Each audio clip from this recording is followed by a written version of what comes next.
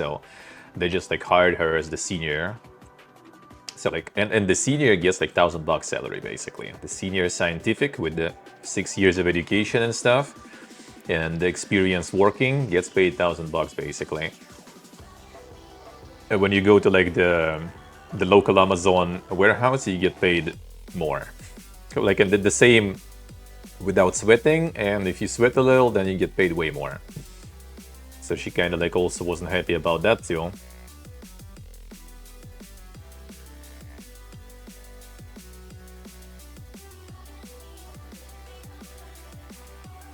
The Huntsman's Pudermans. And the same about Zeus, I see.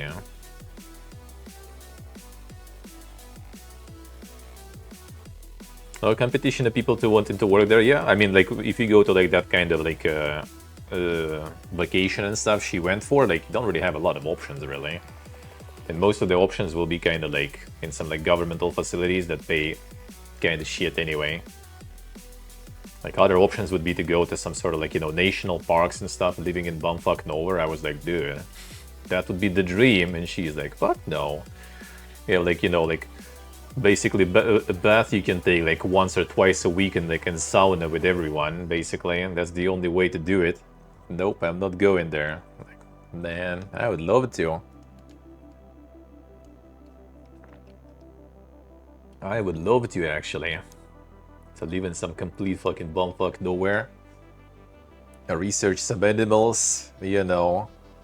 Hang out with fellow fiveheads, read some books. Feels good. Sauna is also nice. I mean, 2 times per week is maybe not that nice, but you know, at least you have it. That's still good. That's still good. Wood. Alright, so let's get the damn game news going. This week already kind of started to pump some stuff. We already sort of back to normal with the news. The holidays and stuff over. It starts rolling in. It's time for us to check it. It's time for us to check it. I know I decided to like switch my...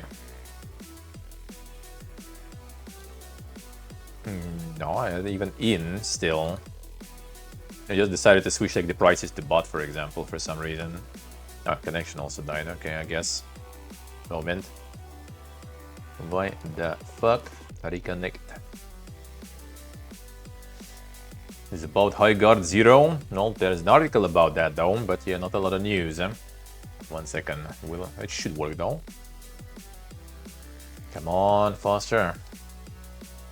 This 5G router is like something, man. It like literally with like phones, it works like super smooth and stuff.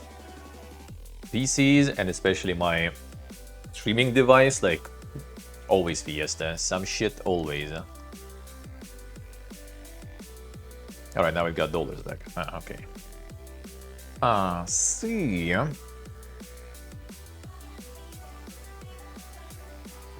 buck botless. Firework money got multiplayer.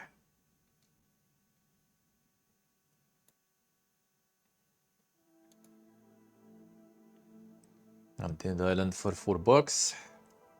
Oh, watch still alive? Yeah, it is. They disconnect again, bro. You always like only connect in the second attempt. Not always, sometimes even more. Can you please? Thank you. At least this time it was faster.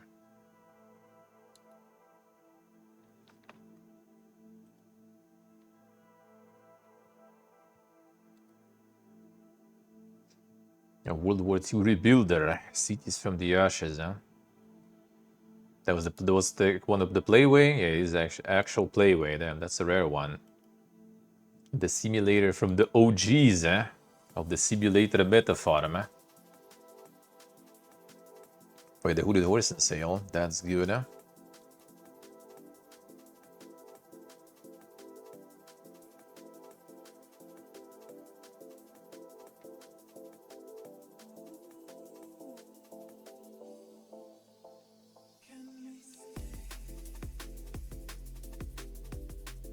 Age of Empires.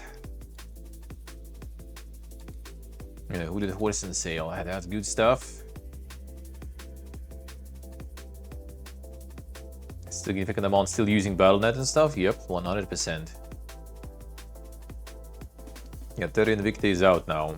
That game is like the ultimate 4X shit. That is so convoluted and a way to think that like I didn't even get to go into release version. Like they sent me that, I'm like, nah, dude.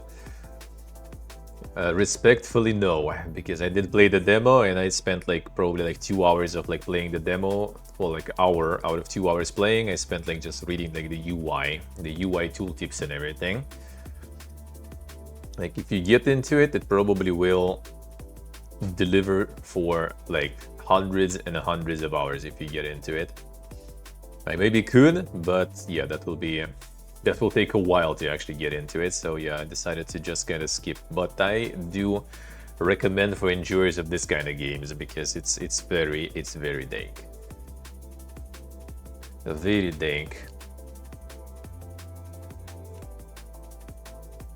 It's easier than Aurora 4X. Damn, that one is even danker. Monka is. Against the Storm, 70% off. Against the Storm is insane. Did play it a bunch.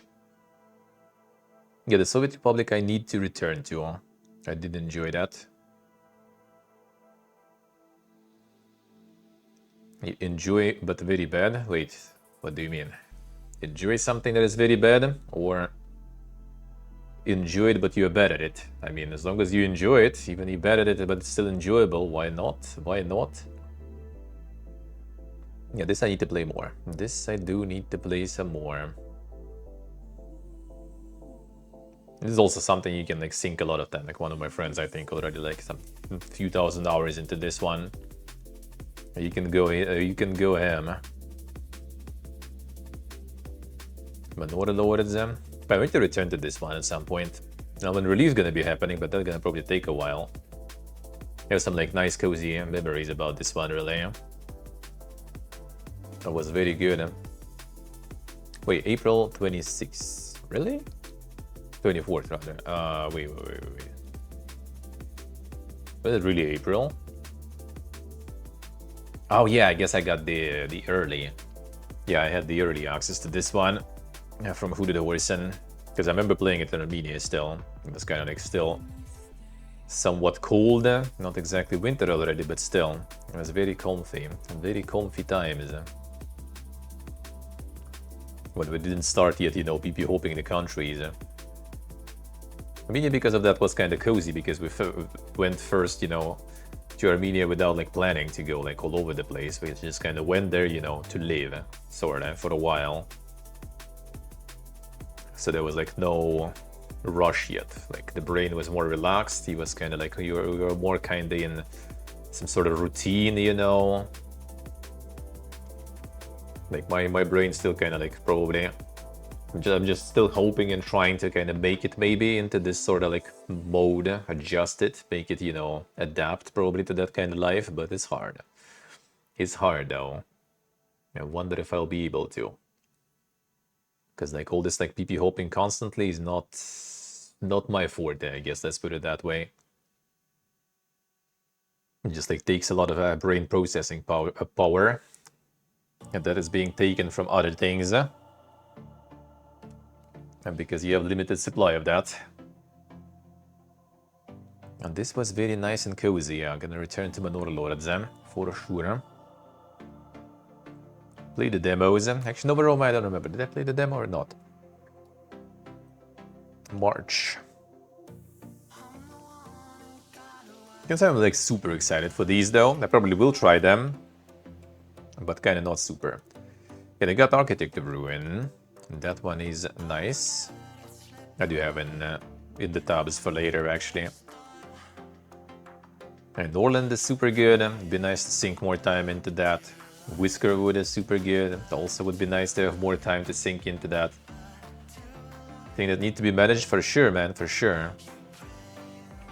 Like I'm still more kind of, you know, routine kind of guy. I do kind of enjoy just like, you know, being in a familiar, you know, environment, just doing familiar things. Like the more like you plan some things and stuff for the future, the more kind of anxiety and stuff you get for all those plans and stuff, the closer they get. So my perfect probably existence, as I said, will be like some like, you know, sort of like bumfuck nowhere, and you just kind of like have everything like sorted out and written down. Like on this day, every week I do that, you know, and this kind of thing. That's why I feel I'm also like pretty okay with consistency with streaming and stuff, because like it's perfect routine for me. Feels good, eh? But everything outside, well, I mean, I guess it's also kind of like too much to expect from yourself when you already kind of like spend, you know, like 7-8 hours to do something on a daily basis, and then you kind of, well, I need to do more shit, and the body and the brain go like, no, bro, you need to, you know, kind of chill too. Enough. So that is another problem, I guess. And the Fantasy Kingdom doing very positive. I did patch it a bunch, so I bet it should be pretty nice. Like the main problem with this one was that there was a lot of grind. A lot of grind. You actually no, okay, works good. He's Coming is great. Nine Kings is like, dude, it's like one of my game of the years, I would say, probably. Nine Kings is super poga. Fogish Piercer.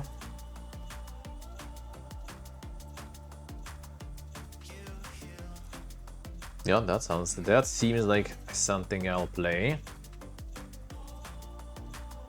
Bosslordza. Which one was that? Given Loda. Okay. Maybe.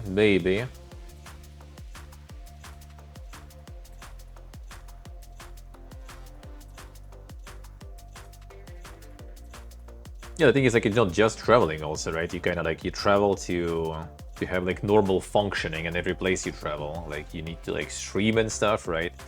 And like IRL streams, I do like them, right? And I'm trying to do them. Partially because I'm just kind of like, you know, it motivates me also to see things and stuff, right? Not just like sitting at home at the PC or something. Because without IRL streams, what would be even the point of traveling for me if I would be just like sitting and streaming video games all day, every day with no day offs and stuff? So the IRLs kind of help with that, but the IRLs are also kind of like the stressful bit there. Adds more to the stress. So initially Armenia was nice because I wasn't even planning all the travels, wasn't planning the IRLs. Was just kind of like just move to another place to keep doing the same thing I was doing. And that felt good. And then, yeah, the more you kind of like put stuff on yourself, and the more you kind of want to be responsible and consistent with what you're doing, the more kind of like processing power it takes. And then start noticing that, you know, there's like, where did all the time go? What did I do? Where did the time disappear? Now streaming it would be probably more immersive. I mean, probably, yeah, but not sure. Not sure. I do like the IRL parts because it kind of like motivates me to immerse, you know, and to explore more stuff. But that feels good, eh? That feels good, eh? On my own, probably wouldn't even be like traveling that much whatsoever. We probably would be just sitting in Armenia all this time. Most likely. Most likely.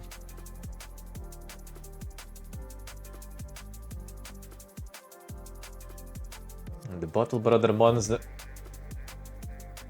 Did they get Bottle Brother Mons too? Or they just kind of like got some other. Oh, it is actually. Partially. Huh. Interesting. That I didn't know.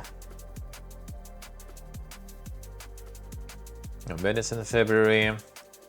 I mean, can't say I'm super excited for Menace. I might try it again on release, but like I did play the demo.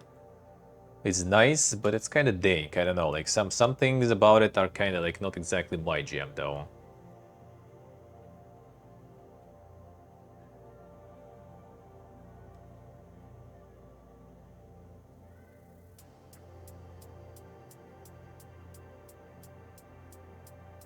Like the only Ireland stuff? Well, that'll be easier. It's easier to focus on one thing. Because the problem is like when you try to like, you know, make it in time to do everything. And you still want to do all the games, and then you want to do RLs, and want to do this, want to do that. And then you also have all those PPG ideas. Let's get the underwater setup, and let's get the drone to fly and everything, and pass all the exams and stuff, which I did. So next week we're gonna fly. And then you kind of like get yourself even more Fiesta going all the time. And then need to plan all the things. Some people don't really need to do that part. Or you just kind of like, for content, go like to some, you know, like to annoy some, to be a nuisance for some people or something, for example. Or you have people who arrange everything for you. That makes it a bit easier. But then for yourself, now we need also to like get stuff booked, get the visas going. You know, for the next trip. Now.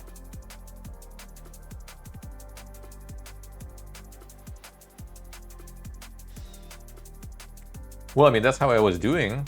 We go to a new place for like 6 months or something. I just like chilling there for like most of it. Just do gaming streams and stuff, right?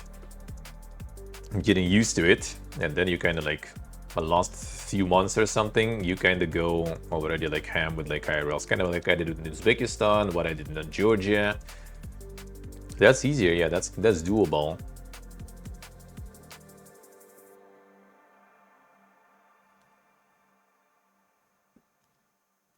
It'll be fine, we'll find what to do. We'll find what to do is kind of okay, I guess, but like kind of just YOLOing without stuff, yeah, that is a little annoying. Tripling exhausting, yeah, exactly. Like it seems kind of so easy. Yeah? Like, what's the problem even? Yeah, I guess some people just kind of like YOLOing everything. I'm just like always looking for some like, you know, cheap options. Gotta find some good positioning for everything. Like right now, we need to also kind of like figure out like some place that will be easy to get to from the airport, and then at the same time, so we can have like easier trip to the next destination. So like the bus is kind of close still, which is tricky because they don't have like the central bus station. Looks like they have like a bunch of different companies that do the bus trips, and all of them pretty much start at their office, and everyone has the offices all over the place. So that's also gonna be tricky.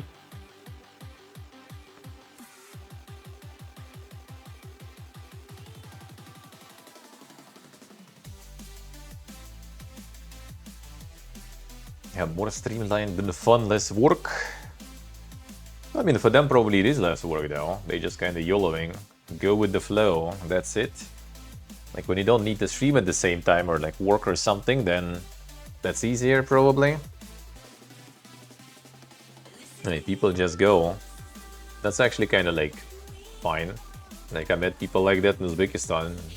Why not? Just go and ham traveling. Why not? That works. But yeah, not always can have that luxury. The faster you jump between places and the more you need to do in every place, the harder it gets.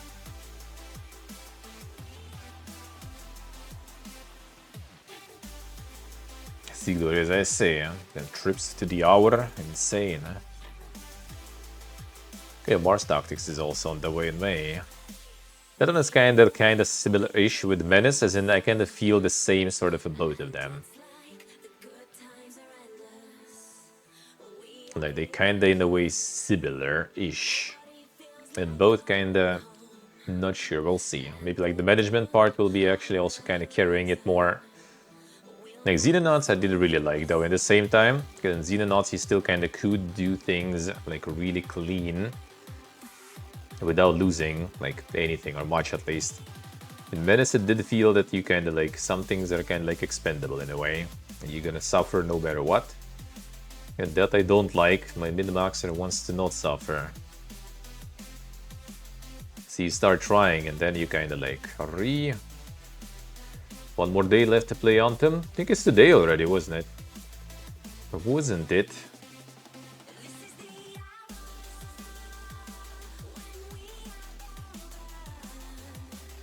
Like vacate when it's vacation, it's easy though, yeah.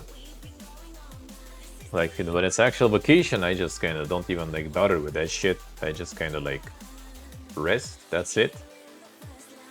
Don't really get that often, you know, especially the past few years. Huh? I guess the whole life like this traveling does seem kind of like, you know, it's like one big vacation. Not really. It's exciting, but totally not a vacation. But the actual vacation last time was probably like in 22 or something. The farthest frontier? No, don't think so. Don't think so. Yeah, Cataclysmo was very nice. God, the Rebel Link is also theirs now. Holy. They got quite a lot of Dink stuff, looks like, published here. Shadow Gambit, that I know though. They got this one too. Part of the machine is also very Dink 4X for all the enjoyers. It is also quite crazy. It is also quite crazy. Why so slow today? Gaben, a connection, someone. Both, maybe. Yeah, this 4X is actually quite something. Did play that a bunch. Not like super much, but...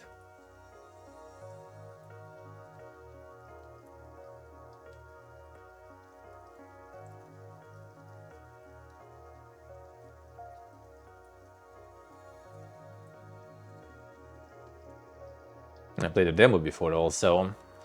It was quite dink, it was quite dink. Early access still. But yeah, this one is also like something you need to kinda commit and dedicate yourself to, and then it's gonna be insane. That's why I kinda like didn't go super deep into that at all. But it seems like something that would be very nice if you commit. So yeah, here's our tools today now. And Wood Horse is insane. Yeah, Endless Legend, man, I need to play more of this one.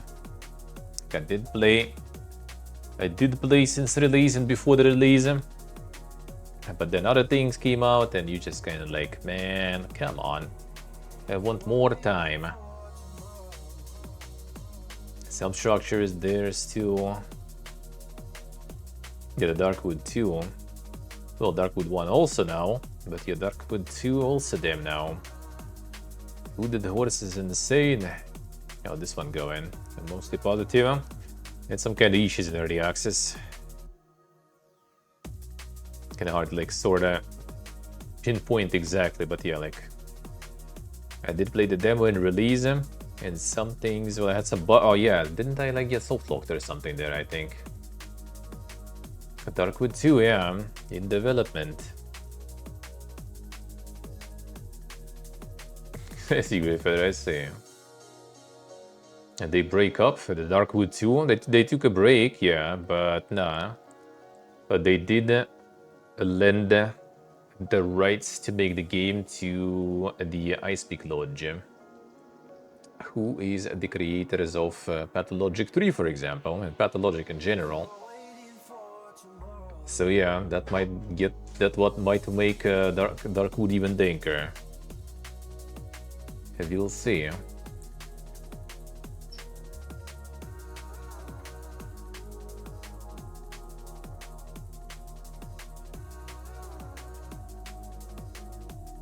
Looks very little. Guess we'll see. I guess we'll see. Ice Peak Lodge is like the dankness overload, always.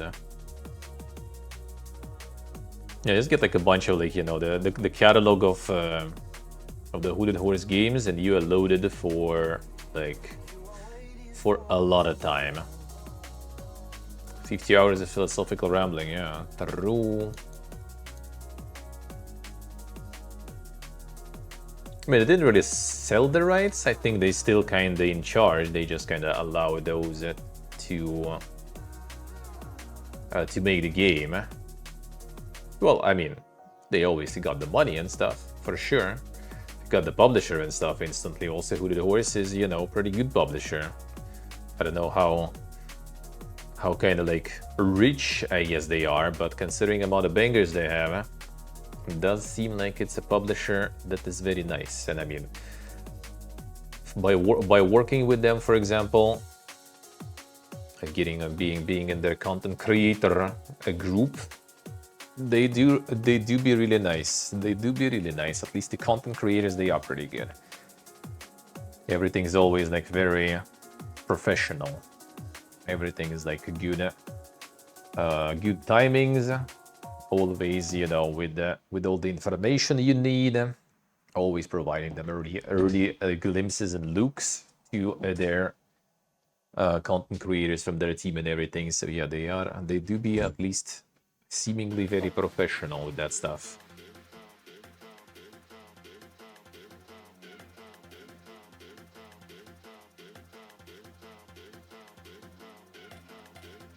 True, stay true. Rise in front. World War One. That's like another multiplayer low poly shooter. World War One now. And with focus on workshop content. I like how you like instantly, you know, from the get-go. Hey, yo guys, you guys make mods. That's it. That's our, you know, our ultimate trading proposition there.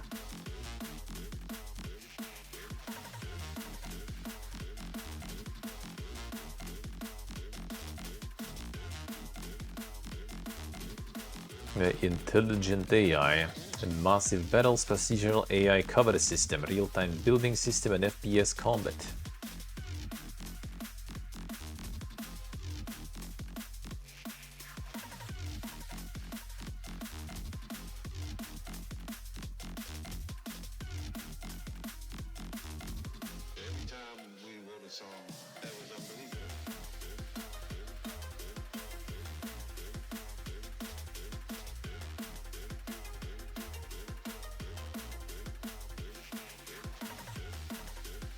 Insane.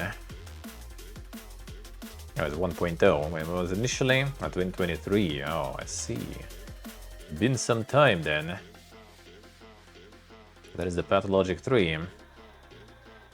Actually farming the reviews.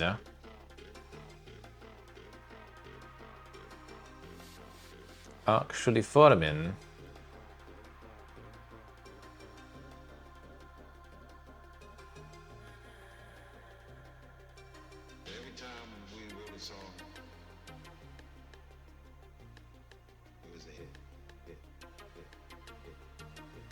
Someone actually molding that they removed all the survival stuff there.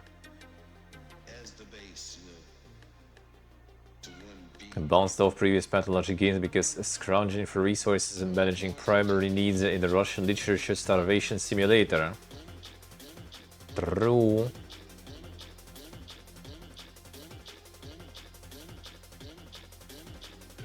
Esiste USA. Was it positive though? Was it positive though? I guess it was.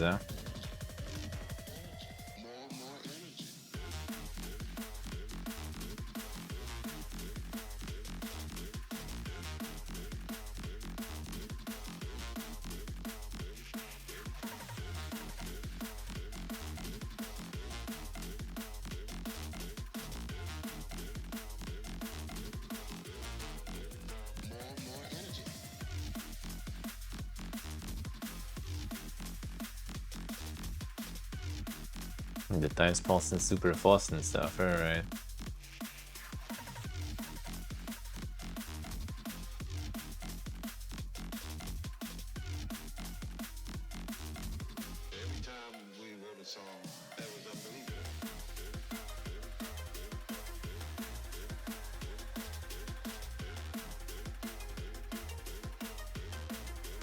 A lot of people like the duality of man. A lot of people happy that they removed all this like survival constantly, you know, running all over the place and stuff, and some people mad that they did that. If anything, I would say I'm happy about it, because that's partially what kind of made it like flush the first one. basically.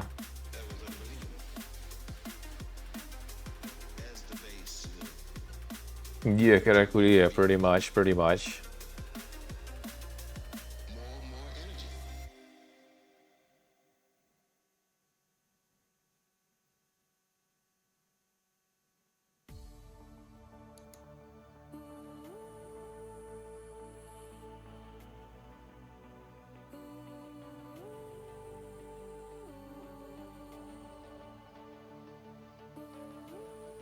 Yeah, I don't know, man. I did kind of like sort of flush the first one, and I didn't want to really. Even though I did enjoy what I did play, but it's still kind of like all the it's like way too much overload of stress and shit there on that one. A little too much of the Russia simulator sorta. Selling out to the wider audience. I mean, I wouldn't really say so though. Like it was still like when I played the demo, it still had a lot of dankness. It's just like they kind of got like different focus, which I did kind of like all this like, you know, actual doctor stuff that you do was actually kind of cool. But what I didn't like was kind of like the combat things. But I think it was because it was demo though, that like everything was quite broken and performance seemed not very good. And now actually, when I check the reviews, apparently performance is actually really fucking good. So maybe they ironed out some kinks and now it's good. Just demo was very raw. But no, it does have enough dankness still. It's just like, it's actually kind of maybe not a bad thing because they kind of made such different, you know, playthroughs, and this is kind of more fitting for kind of like this, like the noble doctor, I guess, let's put it that way. Feels kind of fitting, and that gameplay actually was kind of nice. And that part I did like, that you actually play as a doctor now, you know, with the inspecting. Instead of like doing the survival stuff, you're actually now doing the doctor things. So that actually is kind of good. And I'm pretty sure that wide audience still probably gonna get Omega confused and bounce completely and get filtered. Anyway, most likely. And the first game is actually quite something though, for sure. Kind of wish, I don't know, I wish I kind of still was into, like, when I do play, it feels good. But when I stop playing, like next day I just don't even want to really return, because, you know, there's gonna be like a bunch of run-in. I need to try to, you know, to make everything in time.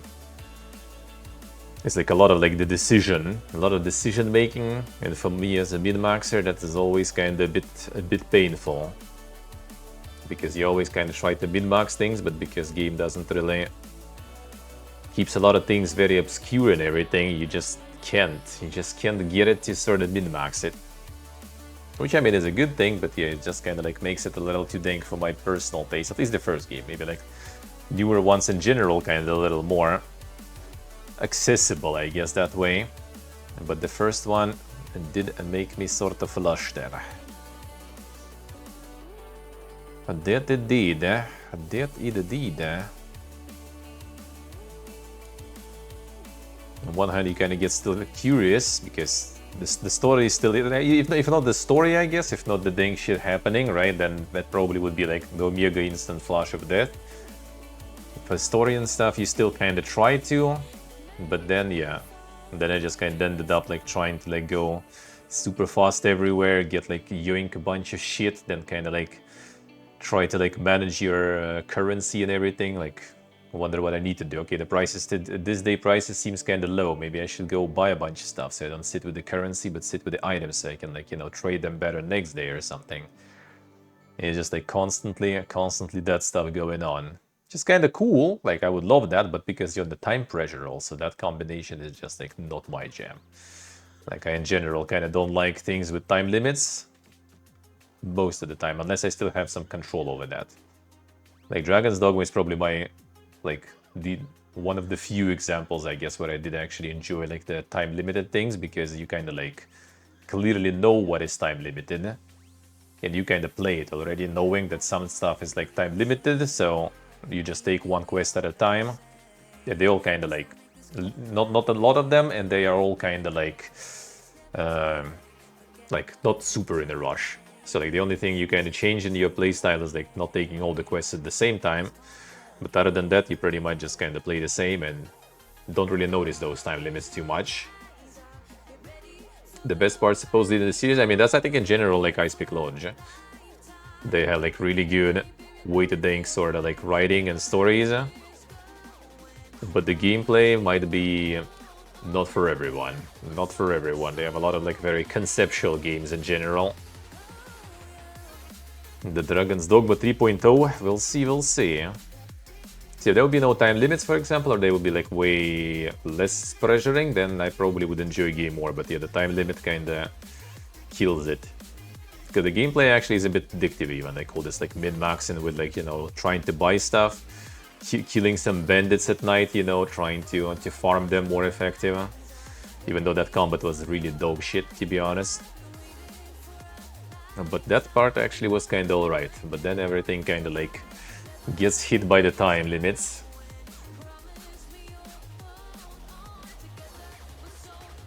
Cozy Caravan.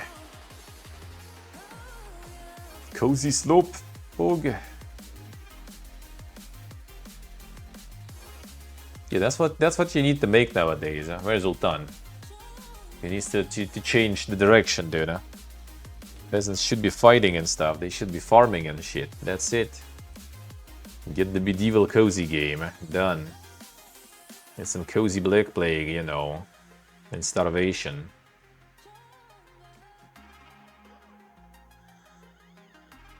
The Outer Wilds playthrough. Yeah, you need to hit that one probably at some point. But not sure when, not sure when. Is it also something with like the time limits and everything? That will be probably also potentially flush-like for me, we'll see. Cozy Slope probably easier to dev too. I mean, you always can almost always have like, you know, like more like low poly sort of graphics and everything there too. And they kind of slide no problems. Does the time limit right? Alright, we'll check, I guess.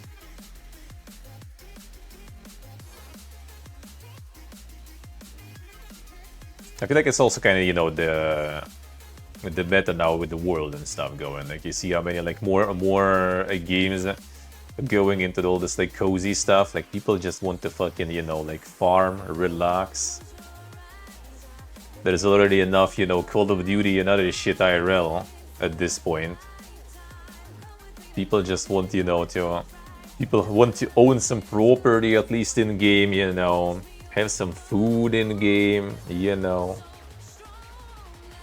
Have some jobs, some relationships in game. The escapism changed, you know. Initially games were kind of escapism from the normie stuff, you know, so you can go like kill some fucking demons and shit and be like some mage or some stuff. Now it's the other way around. I guess demons you can't kill IRL, but I mean, you can kill something and pretend it was demons probably. Looks like nowadays that's pretty realistic already at this point. So now people are doing the escapism by going actually and living normie life in the game, because everything else you already have plenty enough.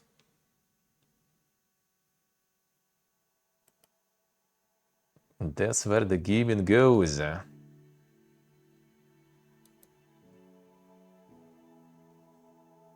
Vital Shell, single-player top-down arena shooter. It's in control of Bex, inspired by classic. Oh, we haven't seen this one. I guess it was an upcoming then. Yes, it was an upcoming. Download Vital Shell demo disc. That's odd. Okay, dude, what is this fucking connection today? Brother of man.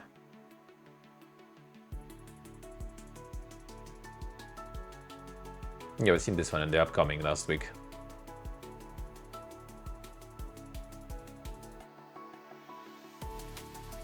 So the disvertization, I might have the trailer of that one. Let me see.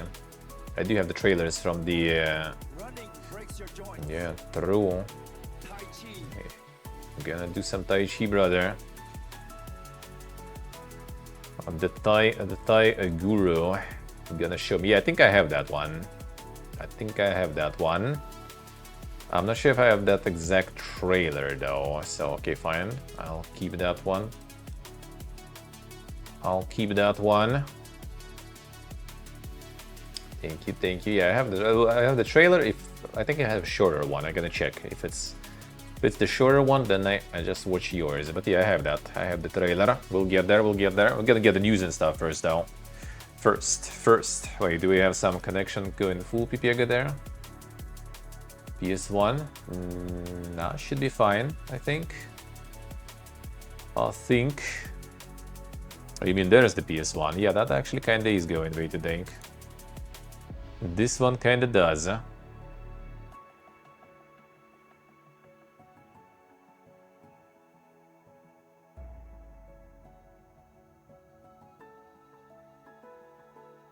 Nice to pick the genre that makes the least amount of money. It's his fetish.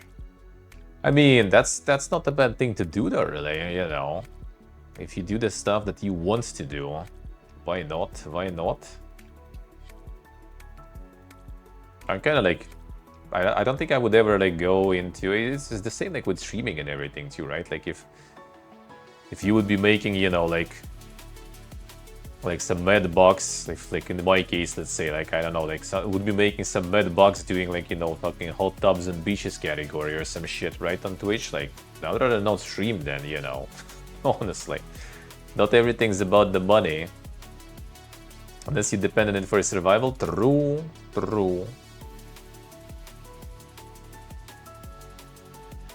Well, I mean, I don't think it's, like, that crazy in his case, like... Altan is Slavic, man. He just likes to complain about shit. Like, he still kind of like does things for a living that can bring some money. The problem is he probably doesn't like doing those things. I assume that he would rather just dev the games and make money from that, right? Rather than, you know, doing some tutor stuff and shit with languages. I bet. And some integrity is pretty nice, yeah. And bad financially. I mean, it depends on the situation, right? If it's either like, you know, you go and do something you don't want to do or just like fucking starve to death, you know, then that's already harder to pick, right? But not a lot of people actually like face that kind of choice. Most people kind of get, you know, like you either like do something you don't like and get paid a lot, or something you find questionable, or you do something else and get paid all right, I guess, you know. You might not like that though, but at least you get paid anyway.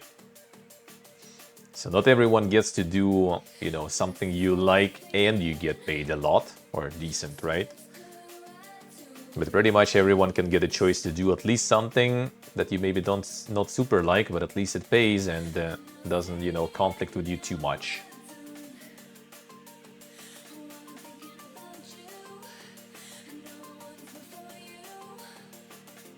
Kinda, Axel, kinda.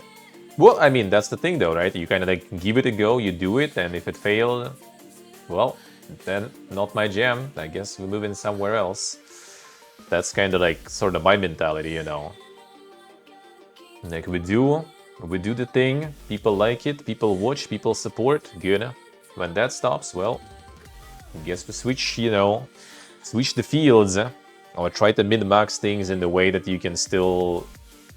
what you get still will be enough for you to keep doing it. That's basically my mentality.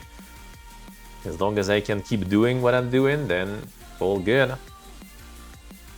All good, man. And like pushing 40, you already don't have the dreams for, you know, like some fucking... I don't think I ever had those really, like some yachts, islands, you know, and living the dank life. The dream is already, you know, have a roof, have some food, and be able to do what you like doing. That's it. Until you're gone. That's the dream. That's the dream. Don't really ask for much. And don't save for the future, is fucked anyway. Well, I mean, save a little bit just in case. Like, keep some safety belt, I guess. But too much is pointless, kinda. Unless you, like, can save fast enough to get something. Like, I just kind of got humbled, you know, by life already. Multiple times, I guess, in a way. Seen it in, like, you know, in all the parents and relatives. And and seen it myself. Doom spending, well, that means you need to have something to spend, you know.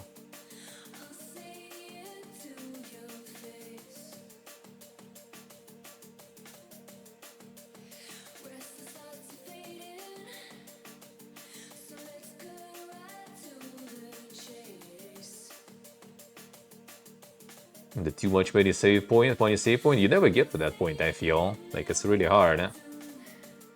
Do you have a pension? The minimal social pension, that's it. I don't believe in pension, dude, honestly. Not in my country, let's put it that way. Like, I've seen how it's done, you know. So yeah, I don't believe in such long-term things. Because they already increased the pension age. I'm not gonna survive until then, brother. Yeah, exactly. Will I even reach that shit? I'm not gonna live that long. Like all my grandfathers died pretty much like around the time you nowadays get to the pension.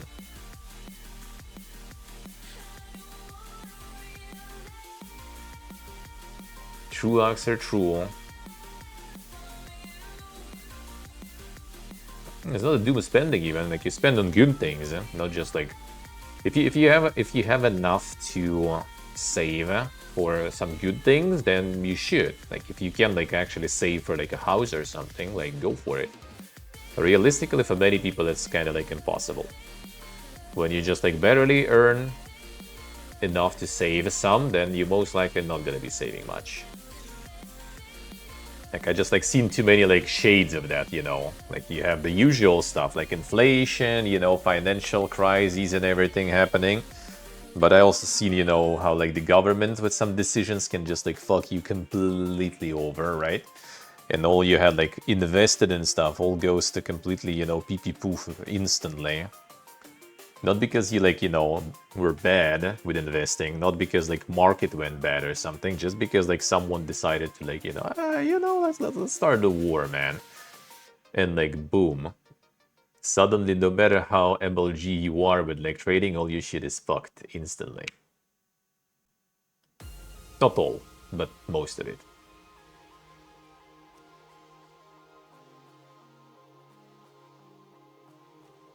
True, Rev, true. And that's the decision. Like I think if you can just grind for like a couple of years and get what you want, go for it. Save for that stuff. That's good. If it's more like, well, I need to grind for like a decade or something, and maybe at the end of that decade I will be able to do that, then chances are high that by the end of the decade, whatever you were saving for costs already twice as much, you know, and what you saved is nothing.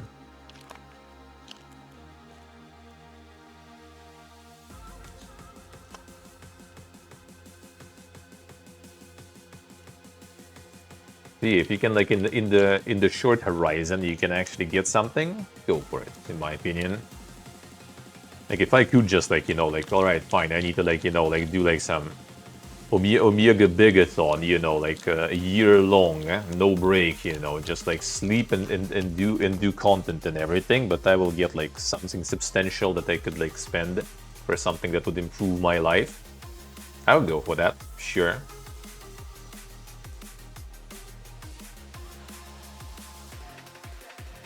If I would need to do it for like, you know, like years and years without any guarantees that I will get anything, not so sure.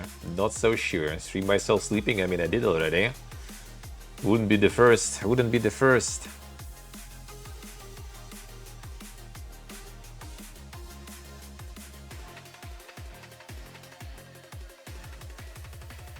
But when you go for like some really long-term saving with really low income and stuff, that just kind of becomes, you know, you're living for the saving, sorta. There was my friend who was already like, last time I seen him, he was like, bro, I'm just like tired of this shit. Like, all my fucking life, like, we all pushing 40, man, already, very close. And all our life, instead of, you know, like having some fucking fun and enjoying life, we're just trying to save for something. But you can't. You just can't keep up with that saving. You save, boom. Let's get some sort of like fucking crisis going and stuff. And like the conversion rate of the currency goes to shit, or like inflation hits the fan. And whatever you were saving is now nothing, dude.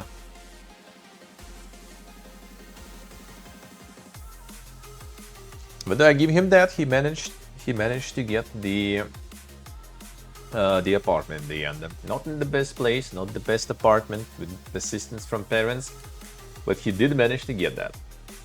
So at least that is good. But that was like a grind with a lot of saving. And he still kind of does that. But now he's kind of already more like, you know, maybe I fucking shouldn't. Maybe it's time to start living that life instead of like, you know, waiting for later when it starts.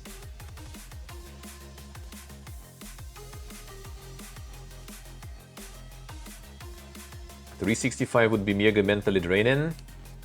Depends what to do, honestly. Depends what to do. I actually kind of like when I go full degen like that, if I know, alright. That's actually kind of better for me because at least when you do such marathons and stuff, right? You kind of like, okay, I am like, you know, fully locked in for like some time, right? For like at least few weeks, I'm gonna be fully locked in for sure. So I already know I don't need to be worried about stuff, you know, about like planning some things, doing some things. I'm like, I'm busy, done. Having that feel for a year, actually doesn't sound too bad. But obviously, you know, things from the outside, some external factors, they don't, you know, wait for you. Oh, bro, you sabotage, right? Sorry, man, sorry, I'm not gonna call you and like summon you to the military department or something. All right, we're gonna wait until you're done. No, they're gonna fucking call you. Those fucks keep updating my information there. I'm checking, there's nothing updated. Like, bro, what the fuck is with your informational systems there? You still didn't add my address there since summer.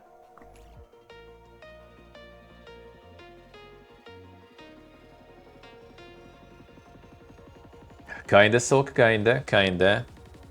But most of the people kinda like can't really do that. Like, he actually like managed to get on like one of the last trains. Oh, you also get that character? Okay, then it's probably just like their informational system after the hack and everything being restored. Nah, not really glorious. Doubt it. I really doubt it. Like, I'm at list priority, you know, like D. Because I'm like absolute no one. With no experience, with no useful vocation for them. There's no records of anything, of any education and stuff of mine and stuff. So yeah, I'm absolutely, completely useless there.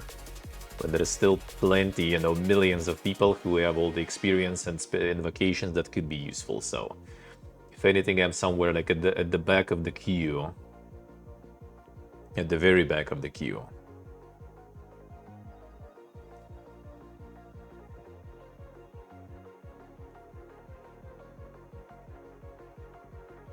So yeah, you're kinda right. So kinda right. But yeah, he managed to get on the last like train. Like he got like for like nowadays like his apartment already probably like double the price, if not even more. So he managed to get still kinda somewhat lucky there. Somewhat lucky there.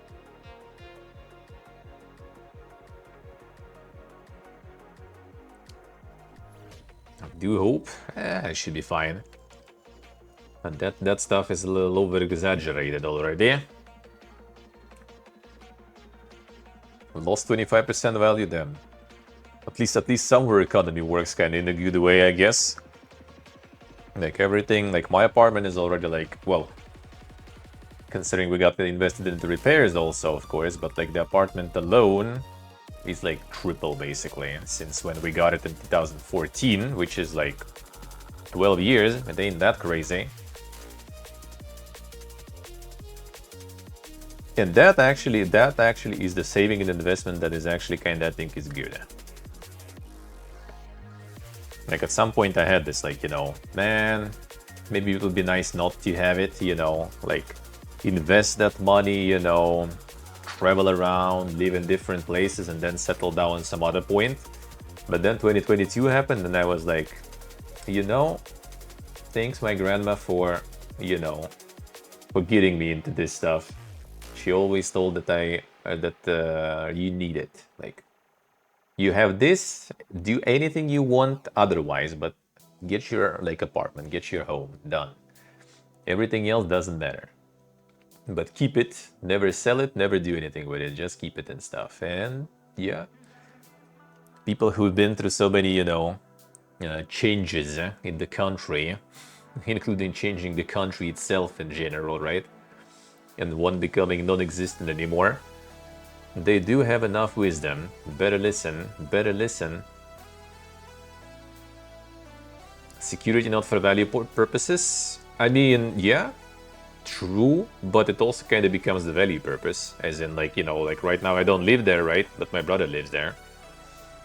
And it's good for him because he gets, you know, like cheap place to live, and I for that I'm kind of calm. My apartment is in good hands, and I also get a little bit extra on top of that. Like, he pays me like twice below like the market, and no problems with that. I still get a little bit extra like flow of stonks, and he's happy because yeah, he wouldn't be able for that amount of money to rent anything anywhere. Everyone happy. And if whenever I return, right, I can like, oh yo bro, I'm returning soon, so sorry man, you'll need to sort something out. In like a month or something, I'll stay somewhere else, but then I will need to go back. And it will be all good.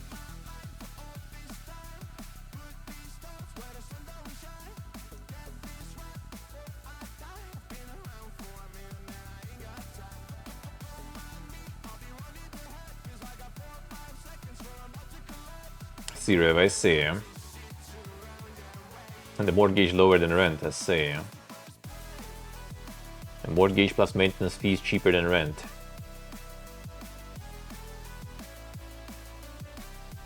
True, Rev, true. That does seem cheap. That does seem cheap. Rent is too cheap, something you haven't heard for like 10 years. That probably like mostly say people who have like, you know, proper functioning countries where the landlord can't just like rake up, you know, insane rent all the time. Because yeah, like in my shit, like it's like 40 kilometers from the center of Moscow, for example, and the rent is already basically that 500 euro there, and that's like a lot. That's a lot. Like it's like 50k, 50 something k, I think, 54 actually. So it's like even. No, wait, that's more than 500. Like in dollars, 54 right now is $700 pretty much almost. $700 rent. It's like 54,000, and my brother, for example, earns like regular sort of person 80,000. So like, you know, you pay that rent, you pay like electricity and other things, and you have like, you know, a couple $100 left to buy food basically, and that's it. And which savings, bro?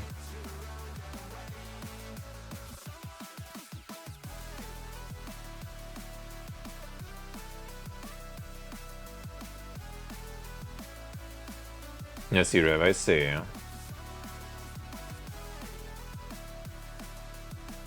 True, tan true. Classic, classic. And the funny part is like even in bumfuck nowhere you're gonna be paying quite a lot nowadays. Like it used to be like super cheap. If you go like outside of big cities, it was super cheap. Nowadays, nope. No. Buying or renting, even in some like completely, you know, nowhere, yep, that's still gonna cost you, brother. Still gotta cost you. Dune Crawl is up. That one is also the copium there, eh? Wasn't it?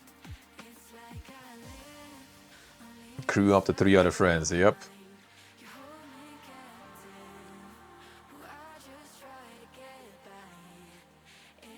Let's see, Rev, I see.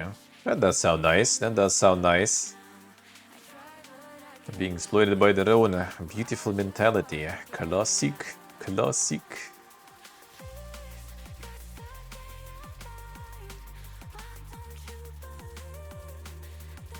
Not even in the queue for me.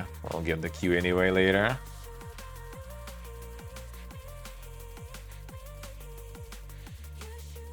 Space Rock Breaker Idler, I see another one. Idler's also farming now, dude. The cozy stuff, Idlers, you know. And there it is, clickers. That's the shit, man. That's the shit. 80% of people are legit awful with money, yep. That was like my friend now, like got his like deposit closed, got his money, right, and thinking what to do with it. And because he's dead, he's kind of like in control of his investments. He's gonna be like putting it again in the deposit. The thing is, like, there is like the shitty like governmental bank. The rates for deposits are twice worse than in some other banks that are like big, like the commercial, but they still big, you know, reliable. But not because he's dead. Things like, nah, this is like, you know, the governmental bank. It's super reliable, super good, bro. It's like, how much is it like nowadays in money? Like 10K bucks, I guess, which is like solid, right? But like, yeah, I need to like resize it at some point because like it's the Steam increased the weight of their shit, so can't see some of those. I need to fix that stuff.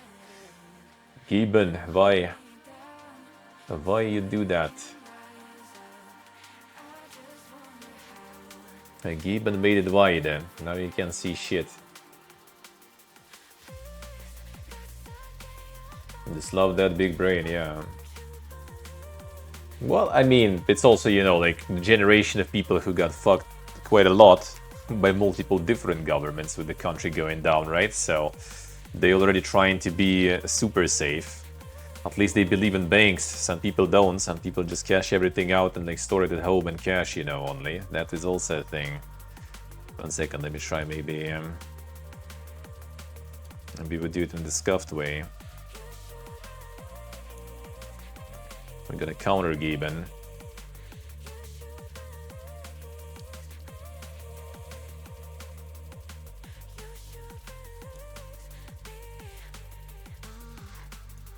This way.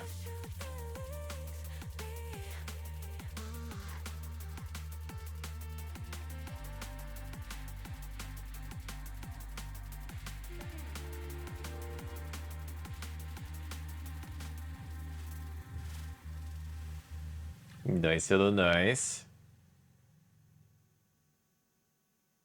Stock up on that gold, Put it in the pillows, in the mattresses. No, what about? Oh, yeah, it's the hider. Dude, can we like work today? What is this shit even? 1 second, let me try to connect to another network then. That'll be a bit better. Why are you so dog?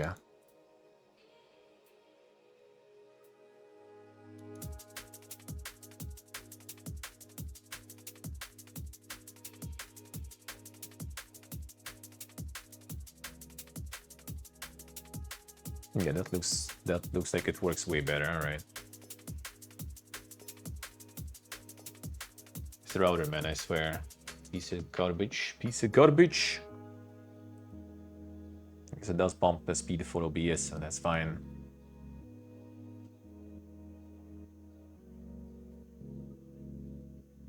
The Windows said secret tech? No, it's just like no, it's not even the OBS. It's just like literally just like the Steam. That's it.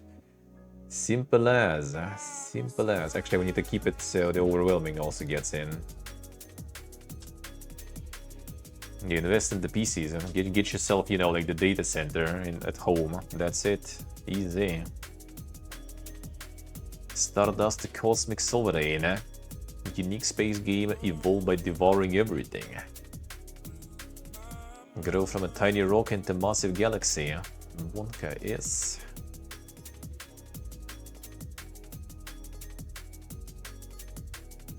It's not exactly complete idler, but it's more kind of like the, what's the name? The incremental game, I guess. Buy the dip on the NFTs, Oga. The game plan. Yeah, the Octopath all of a sudden here. It's out in December, brother. It's been some time. Been some time. I'm mostly positive.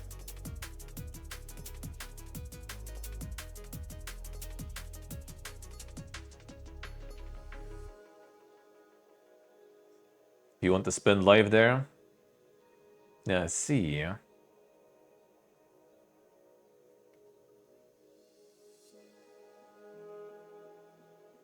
Swifty invested in FT considering he's Uber driving now. The DoorDash. And the wildest worst idea. Well, I think he just kind of invested in the what's the name? Like the a bunch of kind of streamer houses, and then it was some arcade or something that never opened or some shit. You know, his family and shit to feed, so...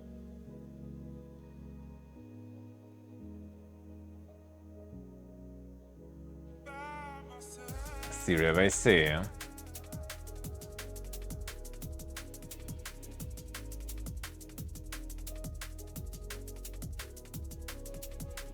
Follow his endeavors over the years, I see. Yeah, he was planning some insane arcade or something, and I think it never even opened or something. Just like a bunch of money down. Hey, Sheepalo, how we doing?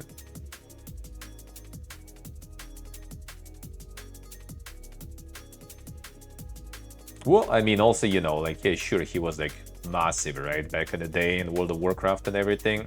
But the problem is being massive on Twitch in, you know, in like year 2010 is a little different compared to being massive on Twitch in the year 2025, right?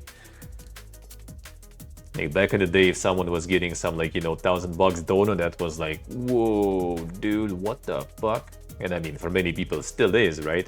But nowadays, for massive streamer, like $1,000 donor is like, oh bro, like ban this fuck. It's probably some weirdo or some shit, you know. Refund the donor. I don't need that shit, man. I got like sponsor for like, you know, 10,000 for showing you this trailer for 20 seconds right now, so I don't need your shit. So it's a little different story, you know. It's a little different story.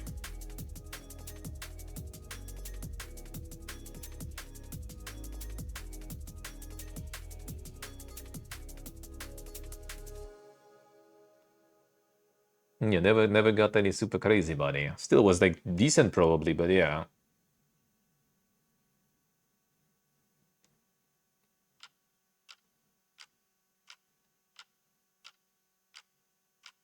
Well, and that's exactly what I said already, because I already experienced that in the year 2022, you know, and then to some lesser extent in the year 2014.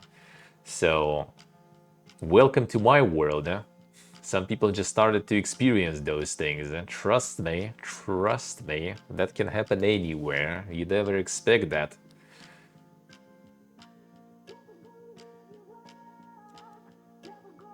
True, Axel, true. Let's see if I see.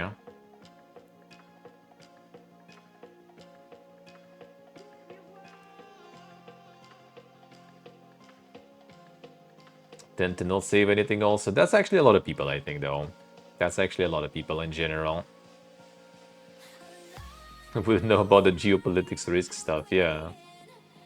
I was actually like with my friend yesterday talking, and he was like, "Well, what do you advise to do with this money? Like instead of like bringing it to the governmental bank." He still did bring it to the governmental bank because his dad was making decision, not him.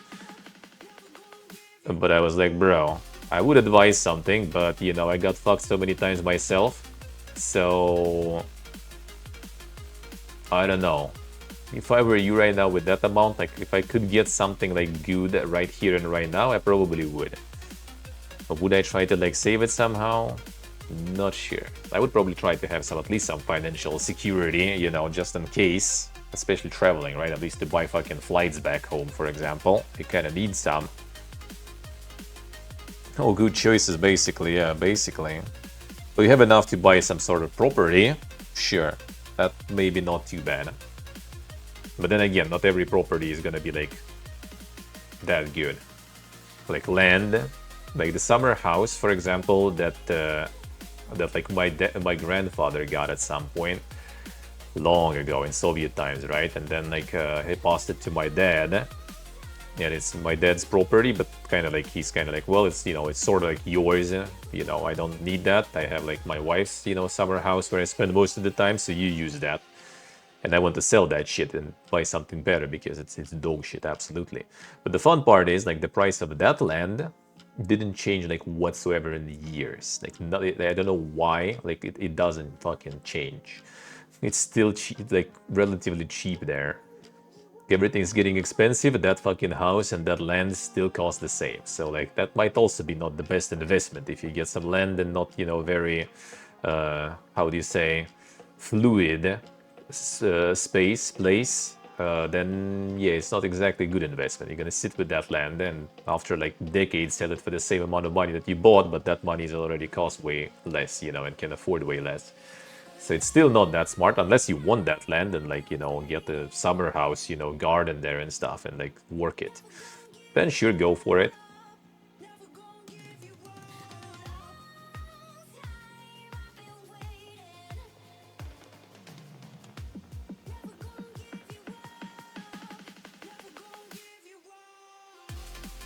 Seize the gold.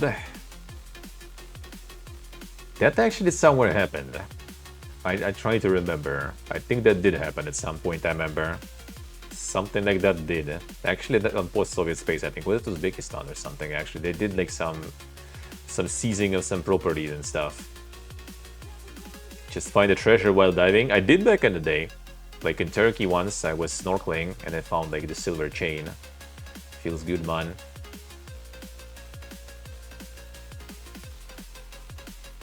It was like so fucking like in the Mediterranean Sea, snorkeling is absolutely fucking boring. So like, are you happy to find something like that?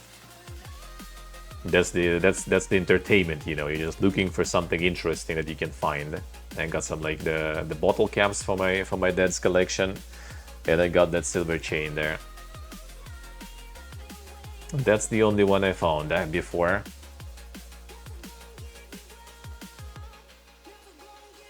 Do not predict the stable years ahead. You never know, man. You never know. Shit can turn completely any moment. So I would, in general, kind of live, you know. As we started today, right? Like if you can get some saved for something very fast that you need, that you want, right? In the range of like a couple of years maybe, then go for it. If it's about like, you know, going for like decades of saving, I don't know. I would probably like either like, you know, like start like spending on something good, preferably, of course. Or like set some smaller goals, you know, like say like, you know, right now for me, for example, right, whenever I anchor somewhere, like whatever I have as my financial security, you know, belt, that belt basically goes to fix my, you know, teeth belt in the end, because there is already like, you know, some issues. Like I need to take some prosthetics because some teeth were removed long ago. I need to do some like, you know, other work there technically eventually. So all that money probably just gonna pee-pee-poo there. But that's a good investment. That's investment in yourself after all. So just gotta feel sad, but that's probably what's gonna happen.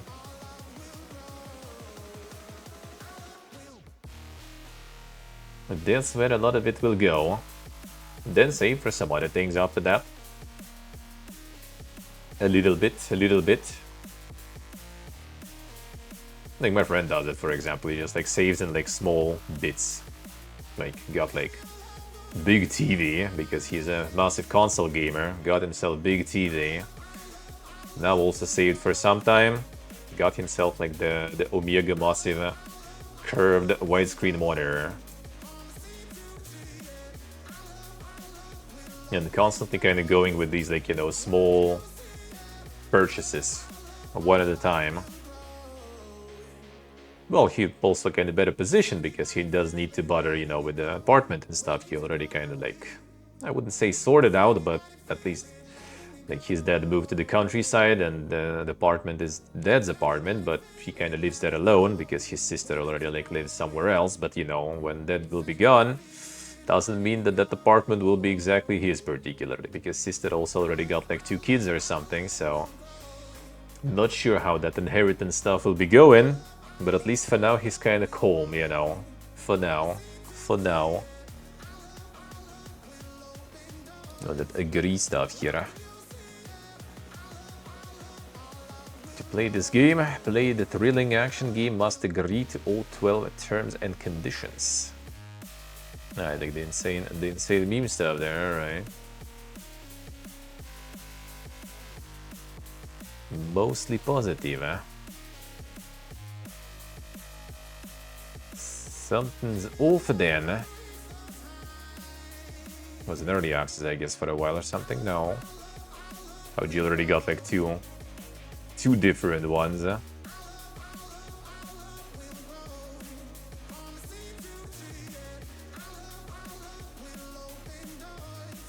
A rage-inducing game, alright. Game is miserable, but I like it. Classic, classic. The past fate most negative. Monka, yes, will that be? Which one was that? Frustrating but doable. Some of them are straight up impossible without godly aim and or reaction speed. Ah, I see. Okay, so there is some filtering there. Past fate, you say? Which one was that?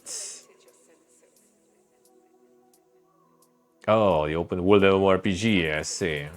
Oof. Player's freedom is the key element. That one. Monka is 33. Early access MMO.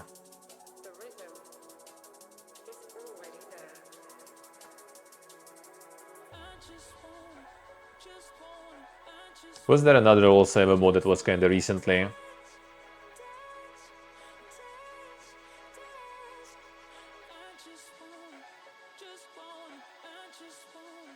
I really put the dude into the send them. Well, they did kind of fuck up the initial momentum with that PvP stuff, I guess, kinda, a little bit. It's not that critical. They fixed that pretty fast still.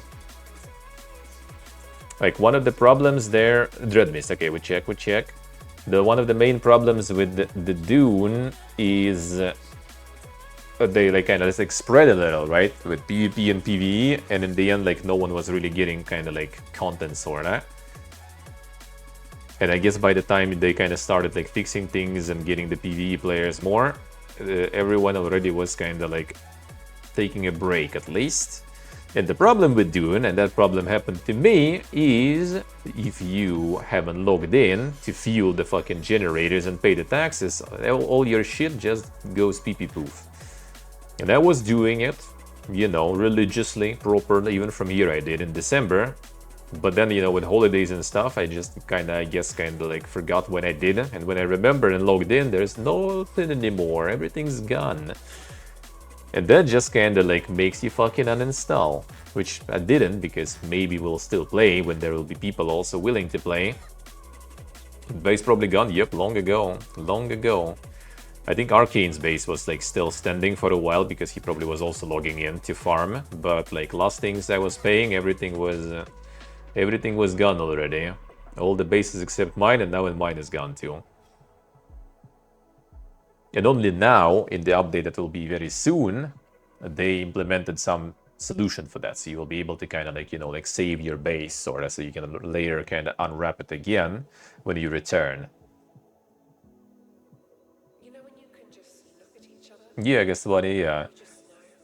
Well, the thing is, like, all the fun grind at the end game is basically kind of like for teams. Forced reset, yeah. If we will have people, I would be down actually to go again. Like, I don't really mind. It's pretty fast to farm anyway, especially if you play together. But playing solo is not that fun. Playing solo kind of gets old fast. You just kind of grind, but you don't know what for. And a lot of end game things are way better to grind, you know, together. And solo is just kind of like being super slow. So I just kind of gave up a little on that. Well, also ping is really dog from here. That's part of the reason why I wasn't playing from here much, because ping was really bad. From Armenia I was playing though, still. 50k wishlist into 130 peak. Okay. Alright, Dreadmist. That one apparently actually did have some numbers, right? That one is free to play though. That actually kind of like instantly... Like with many games nowadays, I think it's like, with MMOs especially, it's just the barrier, you know. You either like kind of like free to play, then you have a chance, or you pay to play, but then you need to be some sort of like, you know, Ashes of Creation or some shit like that to make people actually get your stuff.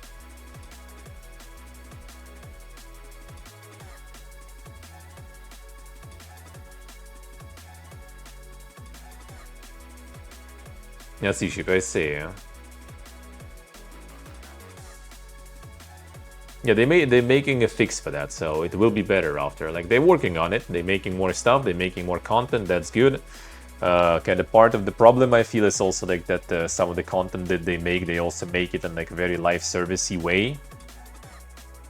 As in, you have raids, you're gonna have raids, right, with bosses and mechanics, but you're also gonna have like all those like endless fucking scaling difficulties. You're gonna have those extra skill trees that are also like, you want to grind all of them, that will take like hundreds of hours.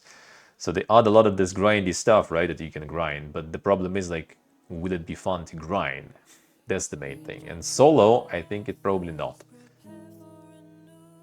Like Fallout 76, for example, kinda like did like nail that, I think, with the gear system and everything.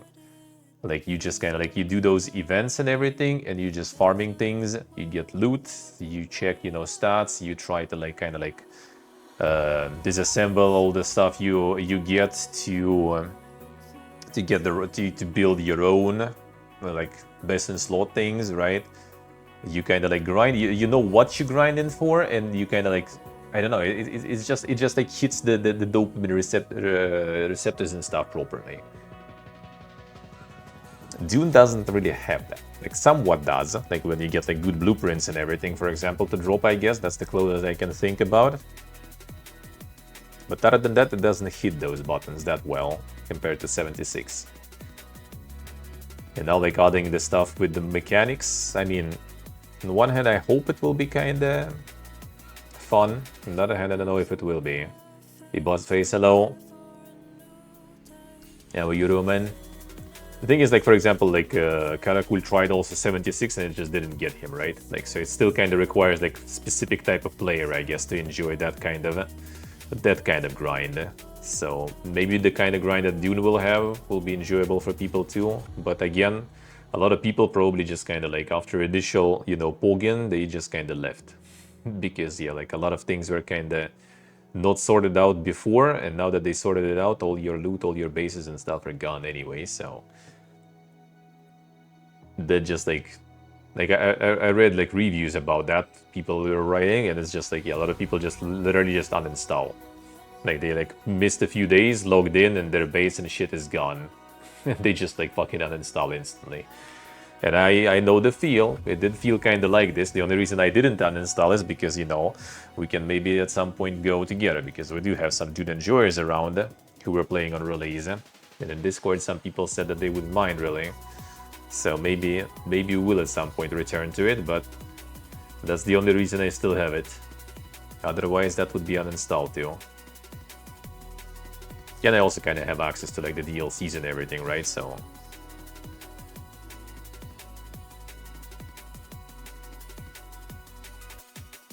let's see what I say. But are those the free assets or the UND assets? Nick with the streak. Thank you, sir. Thank you, thank you. That's a big streak. Oh yeah, AI art and lots of free assets used from other sources, alright. Still impressive for one person. And Diablo beats RuneScape. 45 minutes into it, and I restarted 3 times. Only 200. Hidrimoto shared 665 today, so tomorrow Hidrimoto would have 666, but I guess he can share that one probably.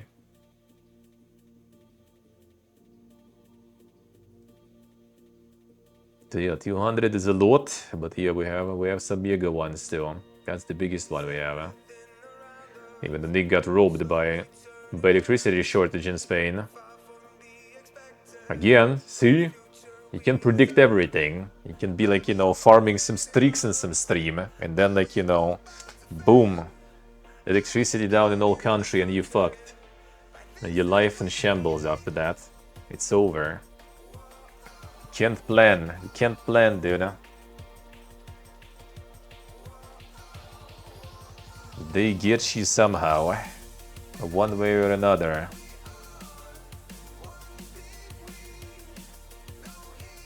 Oh, that notification was from yesterday. Ah, but you can share 666, right? I guess only like 5, 10s, stuff like that.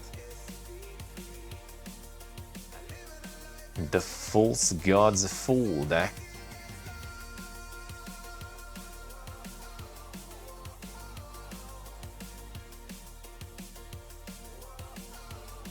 There's some insane AIing on this one.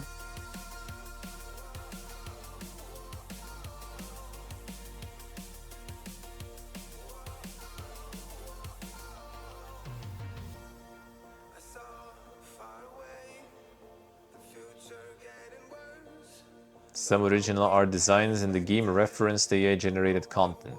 There it is. I see, Nick, I see.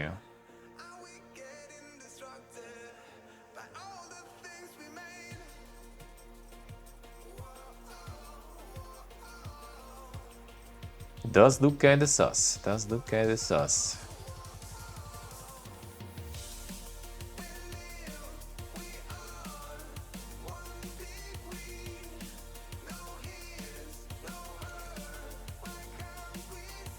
Dream of Corpse Lady. Damn, another deck builder. Yeah, that deck builder is about to just kind of like get overwhelmed completely with some Slopium there. And they got the plot going for this one, I guess.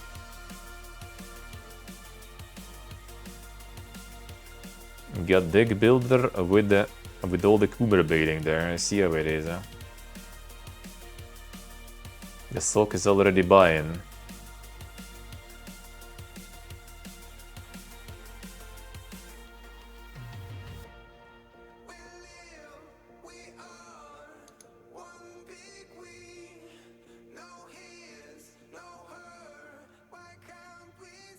They got it all, man. They got it all there. See how it is, huh? Excessively revealing attire female characters featured within the game may not be suitable for audiences across all age demographics. Alright. See how it is, huh?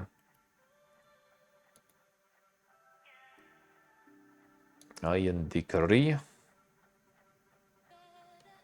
Wield swords and spells to survive endless waves of undead there. For rituals, unlock powerful gear and fight alongside friends. Defend the cursed fortress. Friend slope. Another one.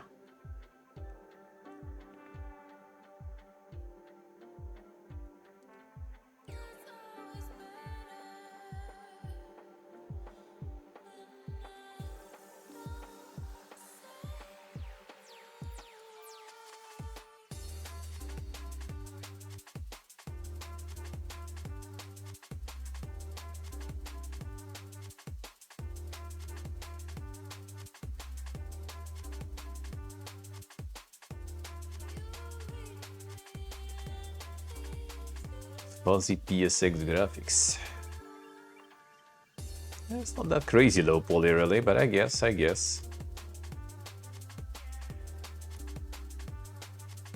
A gamer stop simulator, another one, alright.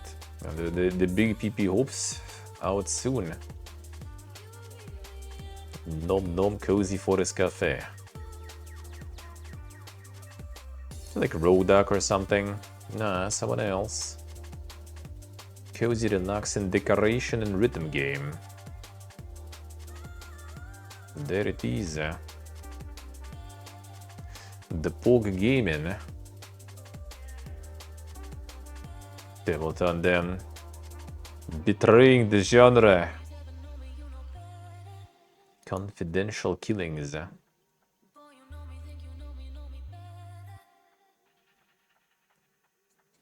The Detectivo stuff.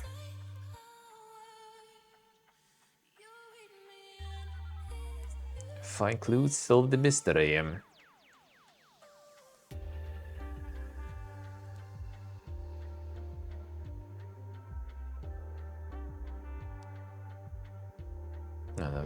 Get the words out there, I see.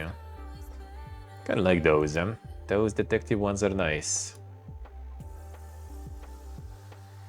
Yeah, the quarantine zone. You got dance gaming in there. With the model and voice acting and everything. I see what I see. I mean, yours is not even bad though. Actually. Checkpoint in Collapsing City. Brigada games, damn son.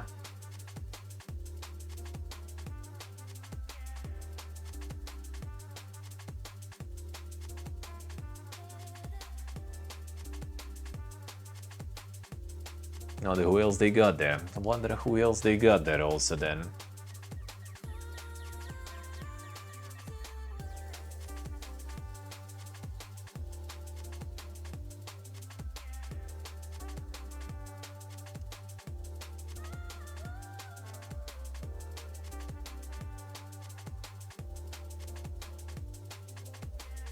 Can manage scarce resources even too.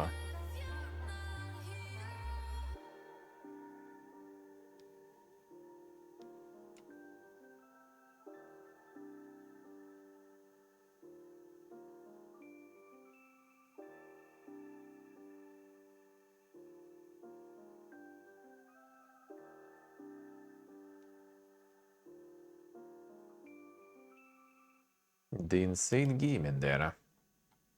So these kinda could be funny though. Isekai Adventure Guild.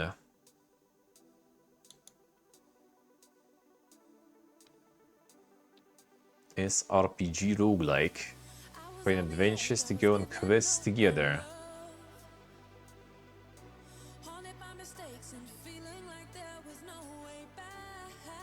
People and monsters from Isekai have appeared. The guild master train adventures and fight alongside them to solve mysteries threatening the world.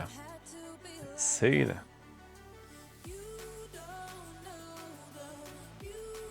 Sees the USA. Randomly.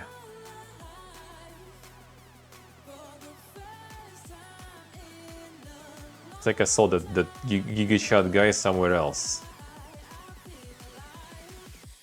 Oh yeah, generate character illustrations and other artwork images. Okay, that's what I've seen probably. It's like endless banners of all those simulator games. The same Giga Shot guy there everywhere. More or less, you know, like with a little like fluctuations, but mostly the same. Hank drowning on dry land. Think Batman, but always drunk and he can time travel. Sink into Hank's comic book world and escape the Unraveler's trap. Not the Batman, but Dinkman there. Ika Geekalo, how we doing? The homebrew hero. Yeah, why you started buffering now? This connection was doing good.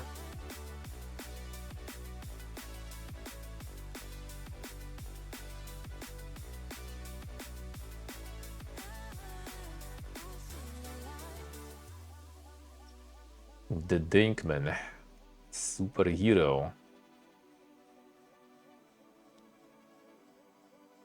The digital art book. Okay, come on, dude. Still be working. Don't give me that shit. Don't give me that shit. It's not the AI art. No, this one claims it's not. And this one claims it's not. I mean, it doesn't really seem like it, I guess. Hard to say nowadays, huh?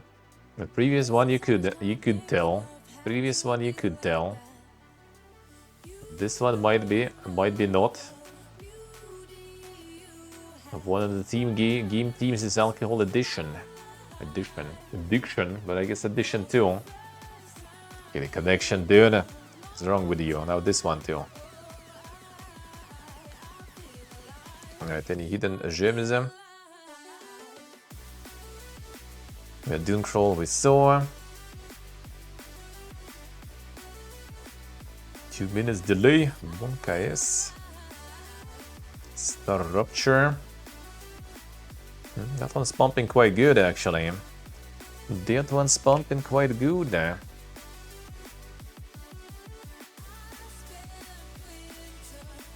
Steve's already grinding there. The French internet getting lessons there. There's a lot of internets like that. Star Rupture's pretty poogies. Really? Hotfix 011. Holy shit. They gonna be for quite a run with that one, I guess. In the early access.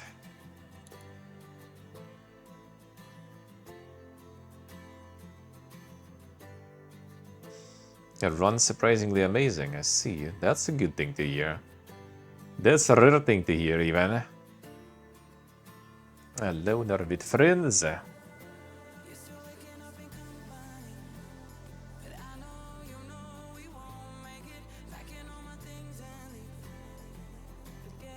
Them cookie them. They have some insane strats for that. Oh. Continue the queue. Ironclad, eh? Co-op horror game when you and a small crew pilot tanks to eradicate the monster infestation.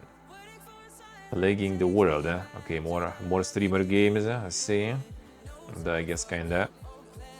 Seems potentially fun though.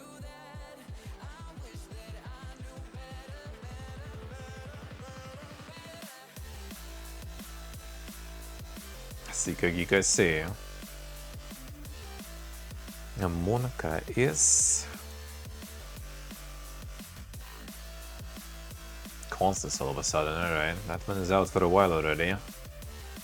Team Death does look pretty nice. Cursed Companions, another one. Okay, online co-op again, sure. Your mom, damn son. Your mom is here, come quickly to play happily with your mom. Alright, I see. Yeah, you can see what kind of games you play in there, alright. The Coomer stuff there, alright. Play with your mom. There it is.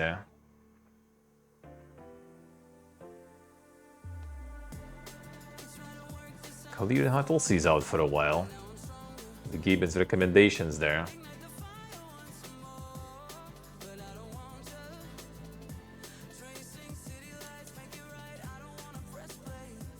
We escaped a twisted game. Another co-op. Alright, I see. Heal to the Rainbow. That also was out a while ago. In this one, wasn't it? Life Dangerous and Gloomy World of Post-Apocalyptic Cyberpunk. Damn, that's the Science Academy in Moscow there. Well, I mean, it's Moscow Sergei there, so I guess makes sense, makes sense. Post-apocalyptic cyberpunk. Well, post-apocalyptic maybe. Cyberpunk, you know. I guess we kind of get, you know, the worst parts from cyberpunk only. No fun parts. Sand. Superfluous game. Another Sand game also.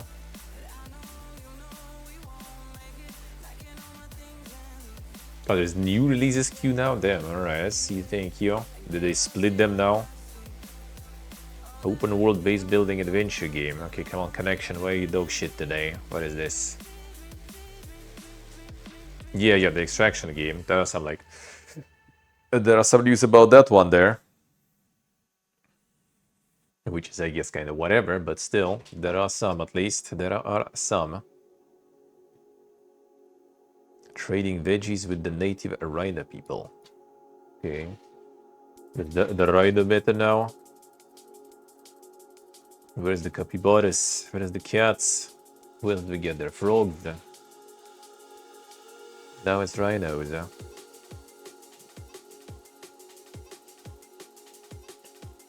Cricket 26. Some Pteranauts. From 1 to 6 player. Okay, now it's like clicking outside of the screen though. Okay, multiplayer horror, another one. Proximity voice chat, I see. One of those.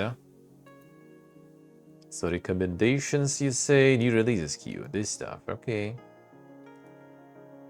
Bard Idol from Illegal Turtle. That's also end of November, so I think it just counts everything as the new releases there. And October too, yeah. It seems like Gibbon just broke a little there. Like after some sales and during the sales, I guess there is this period where all the algorithms kind of go complete bonkers there. And losing the plot a little. So it just like starts like, getting some popular new releases, like some stuff from a couple months ago. Nuclear Day, yeah, there's also another one from October. Story-based role-playing. Giving you 2024 games, I see. I guess the algo in general kind of like not feeling too well. Popcraft, 30th of September.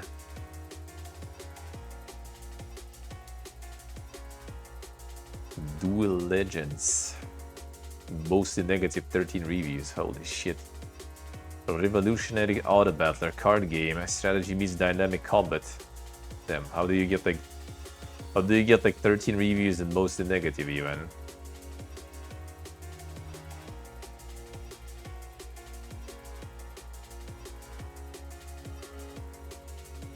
Actual garbage game, alright.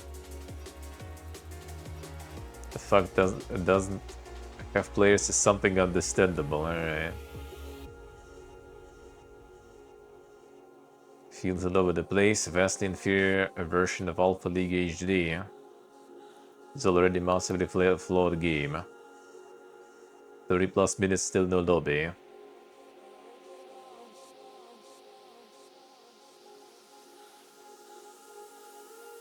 Insane.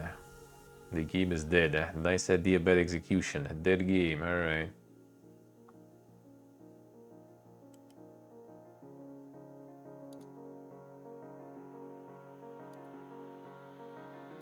Didn't finish. I lost lives. August, yeah, my algo is kind of fucked right now, looks like. Anti-narcomania, damn son. Insane. Free to play also.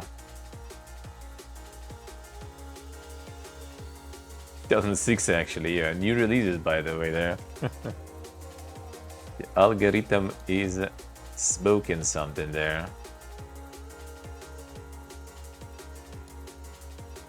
The Monster War.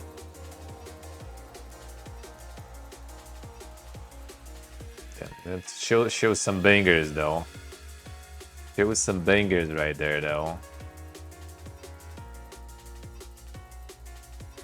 More Russian asset flip quality stuff, I see.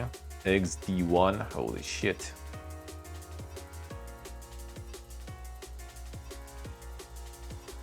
Save the Tulpa Dubai. XD1 roguelike game where you have to save the Tulpa Dubai. Big adventures and stories. Chapter 1 and 2 for free. Pog.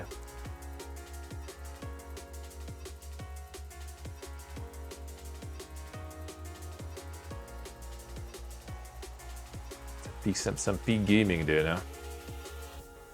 The Russian meme game as well, Russian language peak games, huh? Potentially. Looking at the names, it could be like Kazakhstan and just the Central Asia in general. Potentially.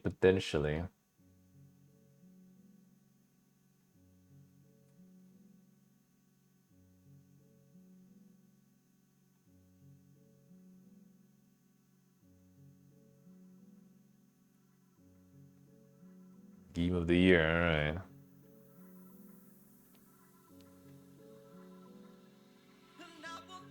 Peak gaming. Hey Warfare, hello.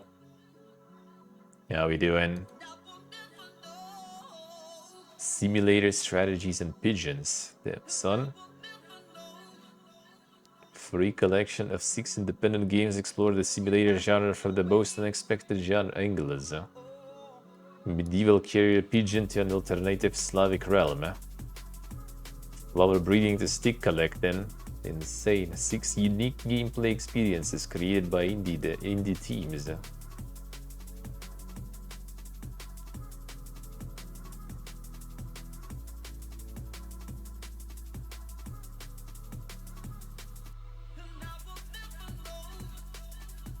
The peak gaming dude.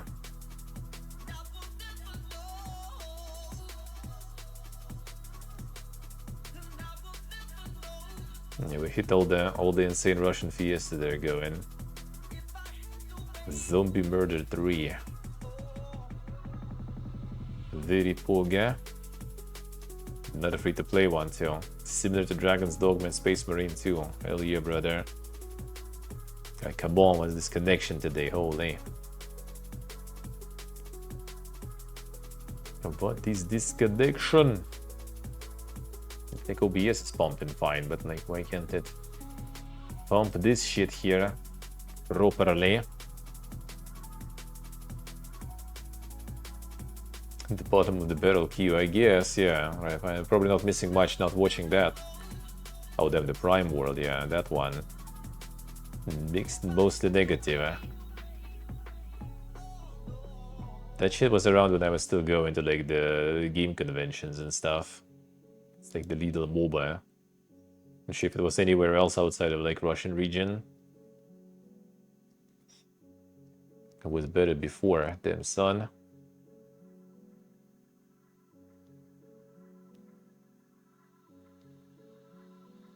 Throwing noobs to the experience, guys, I see. Dead server.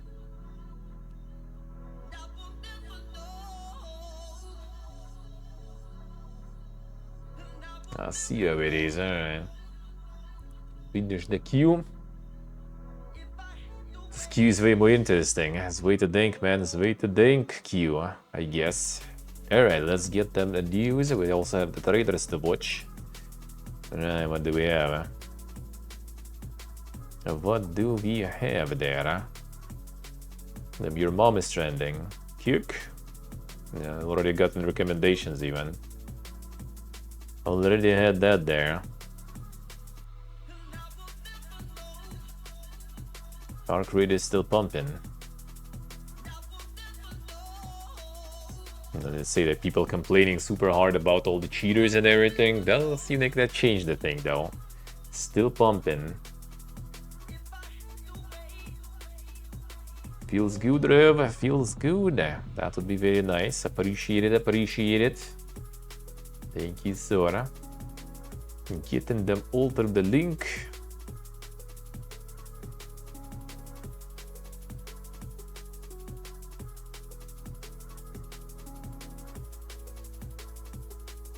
And the War Thunder here. Holy. All of a sudden.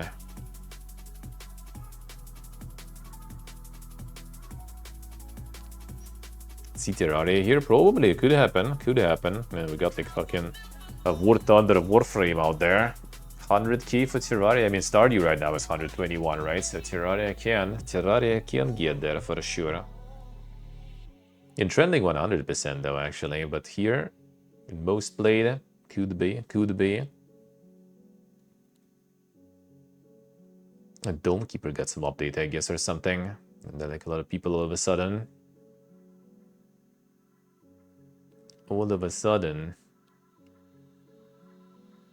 Star Rupture is actually pumping too. 36,000 there. Alright, let's get them a news then.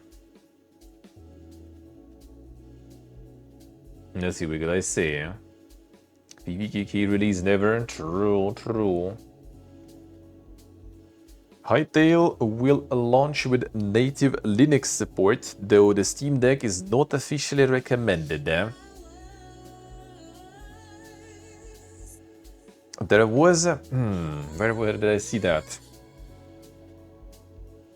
Where did I see that? Is it somewhere in the news, or I saw it somewhere like on Twitter or something someone posted, Man, I forgot. There was like some game basically saying that like 50% of their like player base already on Linux. So, and not all of this, and not all of them actually even on Steam Deck. So, the Linux is getting there, man. Just give it some time. The Zitter post. Well, I mean, some people still call it Twitter. Some people just don't want to call it X, I guess. So there goes the combination there.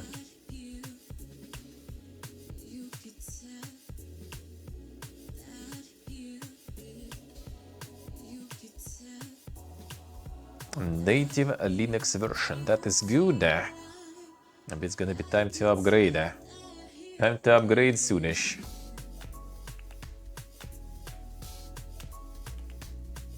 Experimental endeavor potentially susceptible to bugs specific to different distributions, subversions of the open source OS, and the Steam Deck, which runs the Linux-based SteamOS, is in trickier position still. Carstens explained that limited testing on the docked deck with the handheld aided by a mouse and keyboard suggests it can run local single-player fine, though it's not officially recommended. Might be wiggle, might be.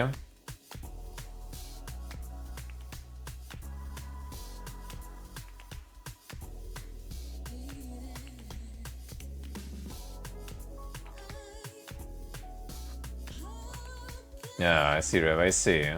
So no kind of crossplay. Using a sitter officially, yeah. I mean, you know, why not? Why not? The beam name.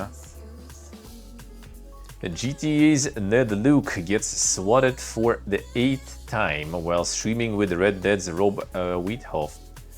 There's so many douchebags out there, Rob. Says he's taking at least one hoax caller to court. Follow. 8th time, dude. Michael DeSanta got swatted for the 8th time over Christmas.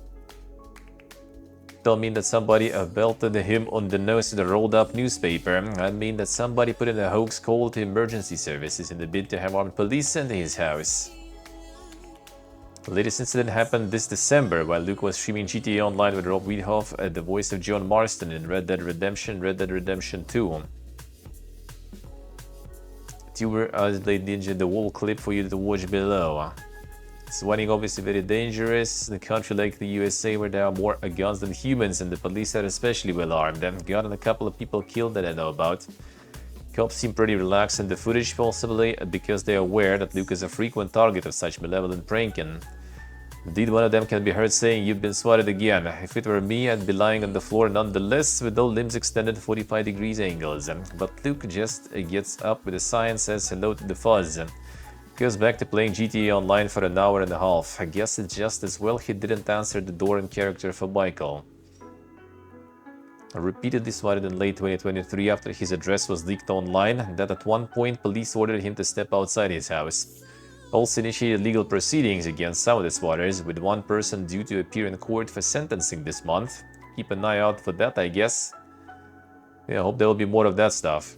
Hope there will be more of that stuff, the actual sentencing and everything. Any more months to stay there? 2 more weeks? Then it's Vietnam time. I hope more people will get fucked over the overdoing all this swatting. Hopefully. We need to punish people more for that kind of shit. Some real sentences and everything. That would be very nice. I remember at some point there are like a lot of pranks or the calls and everything back in the day. They did kind of cut completely very fast back home. I know they were happening all the time, but then they started getting people for that and getting them sentenced and paying massive fees over that, like the fake bomb callings and everything. I was a kid that was just kind of like the regular, I guess, thing happening, but then they managed to fuck them over hard and people kind of stopped.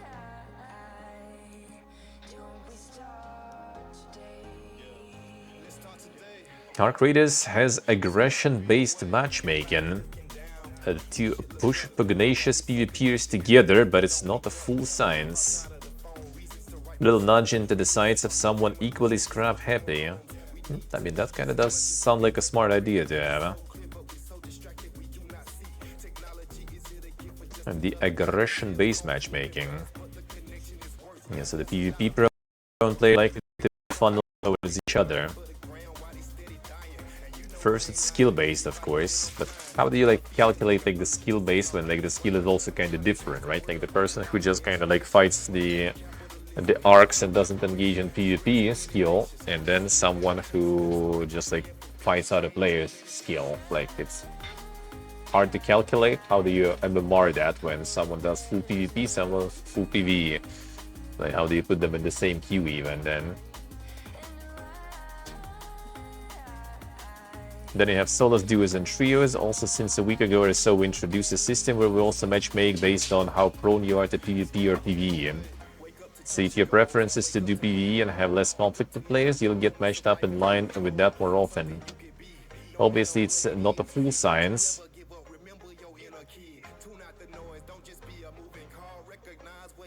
It does sound kind of smart to do.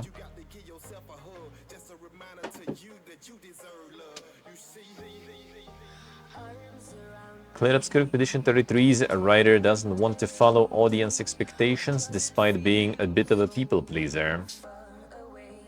Seen too many TV shows and books this way trying to please a lot of people.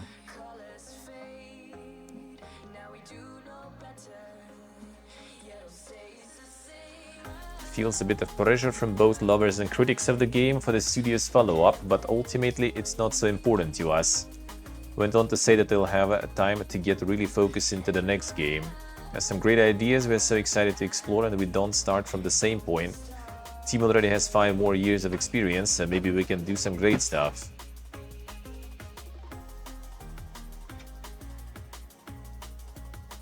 A bit of a people pleaser, but that in mind, she says, always in back of my mind that we have a lot of fans now and they have certain expectations and certain feelings towards the game. Svedbergian does admit thinking about these expectations from time to time, but when it comes to creative decisions, they always make sure to be guided by their own personal taste as opposed to what people want from them.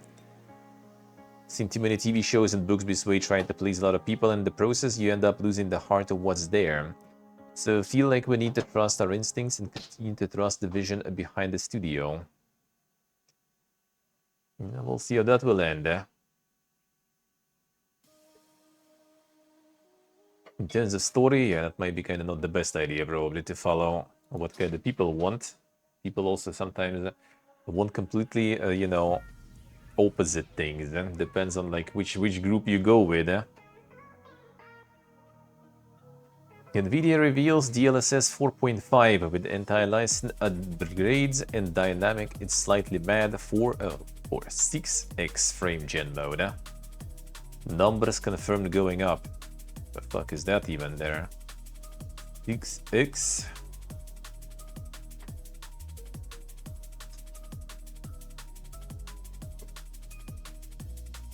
That amazing picture that kind of like, not so sure actually which one looks better or worse really.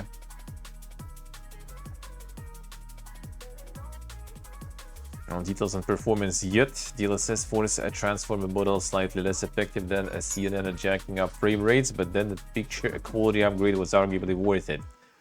The won't catch me sobbing into my keyboard so long as DLSS 4.5 keeps the pace. Compatibility doesn't sound like it'll be much of a problem either, as over 400 games will be compatible with DLSS 4.5 via the NVIDIA app DLSS override tool. I see, Rev, I see.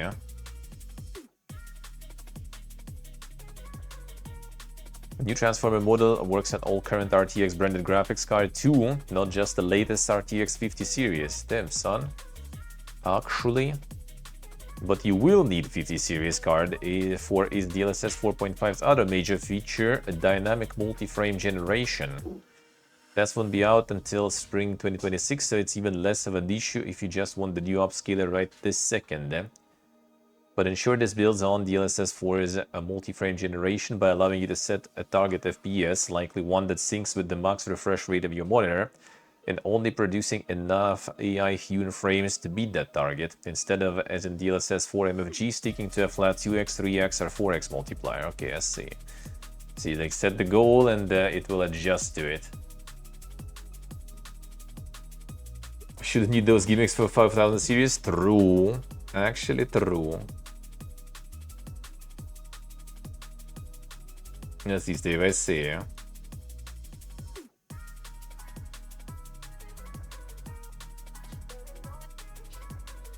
I see. From NVIDIA with love, 007 First Light's PC requirements are here. Alright, what did they get there? Minimum PC hardware requirements. Alright, what's the minimum there? 1080p at 30 FPS. Alright.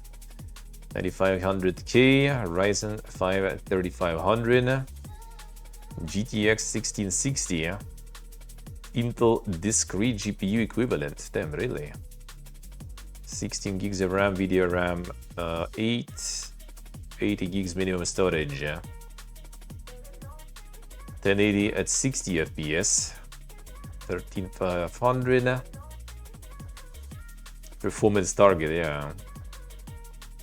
RX 6700 XD, Intel discrete GPU equivalent. So don't even bother like with names for that stuff, just, you know, equivalent basically, that's it. 32 gigs of RAM already and 12 gigs of VRAM. That, mind you, 1080p, 60 FPS. That ain't 4K or 1400 or something. That is 1080 at 60, which is like baseline, I would say nowadays should be. You need 12 gigs of VRAM already. That's speaking of like the game box, right, and all that stuff. Like 8 gigs of VRAM is already like, well, forget about 60 FPS in this game. Good thing I don't care about this game, so whatever. Let's see, Rev, I see.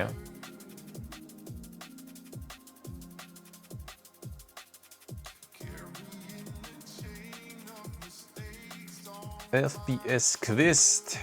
FPS where FPS is your health. If you play poorly, performance drops. Tweak settings on the fly, lower graphics, break the rules, create glitches to survive. Dang shit.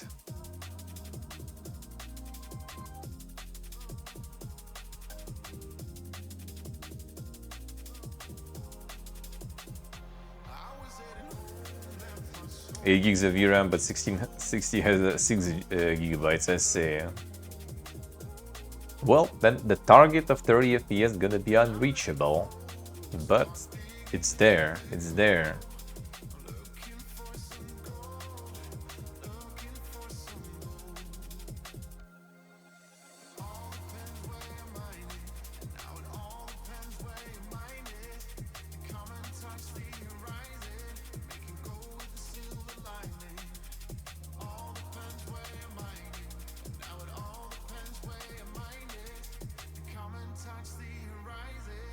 And the dang concept of this one.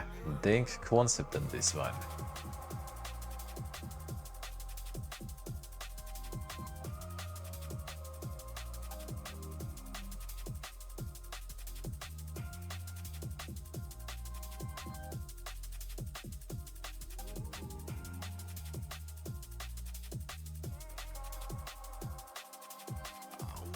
SteamOS seduces another handheld as new Lenovo Legion Go 2 readies for June.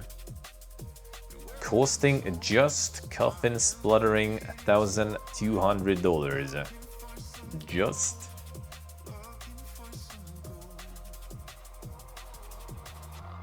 So Lenovo making also SteamOS now. So lower end Legion Go S was already on SteamOS, I guess. Now the higher tier also go in there.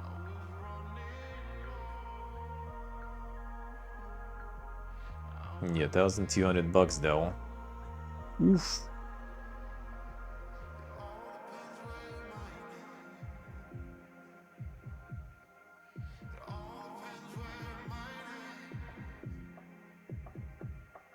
Then they try to get like 1400s resolution on this. Oof. Oof.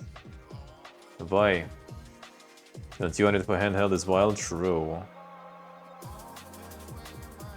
Turns out you have Helldivers 2 to thank for Arc Raiders moving away from free-to-play model.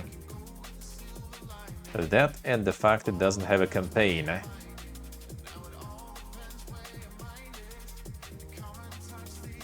Something we discussed as the game went from free-to-play to traditional business model. We basically looked at games like Helldivers and other games and decided, okay, this is where we should sit. Made that decision, whether that was right or wrong, one can argue. I like the fact that the game is relatively affordable and that people can come in and try the game. I mean, true, free-to-play I would be maybe even playing, but 40... But they still get a lot of people on board, so it's just like I'm not that much into it, I guess, to get it. You know, there it is. Ubisoft closed the studio behind Assassin's Creed Rebellion days after developers vote to unionize. Well, there goes the layoffs, even though I guess it's kind of like dank layoffs. Insist there is no connection. Damn. What a surprise. Ubisoft Halifax staff announced the founding of Ubisoft's first labor union in North America earlier this week, having begun the process in June 2025. Almost 74% of the studio staff voted in favor, spanning the programming, production, design, art, and R&D departments. The vote was actually due to take place last June, but Ubisoft mounted challenges that were ultimately dropped ahead of a vote counting in December. In announcement materials, the freshly unionized Halifax staff appeared positive about their relationship with the company. Believe that creativity flourishes when workers feel secure, supported, and empowered, they wrote. We are unionizing not in opposition to Ubisoft, but in partnership, with the goal of ensuring our studio remains a beacon of equity, excellence, and innovation. Now, Ubisoft binned them off, though they've just stressed to GI that this has nothing to do with unionization. Over the past 24 months, Ubisoft undertaken company-wide actions to streamline operations, improve efficiency, and reduce costs. As part of this, Ubisoft made the difficult decision to close its Halifax studio. 71 positions will be affected. We are committed to supporting all impacted team members during this transition with resources, including comprehensive severance packages and additional career assistance. Yuck.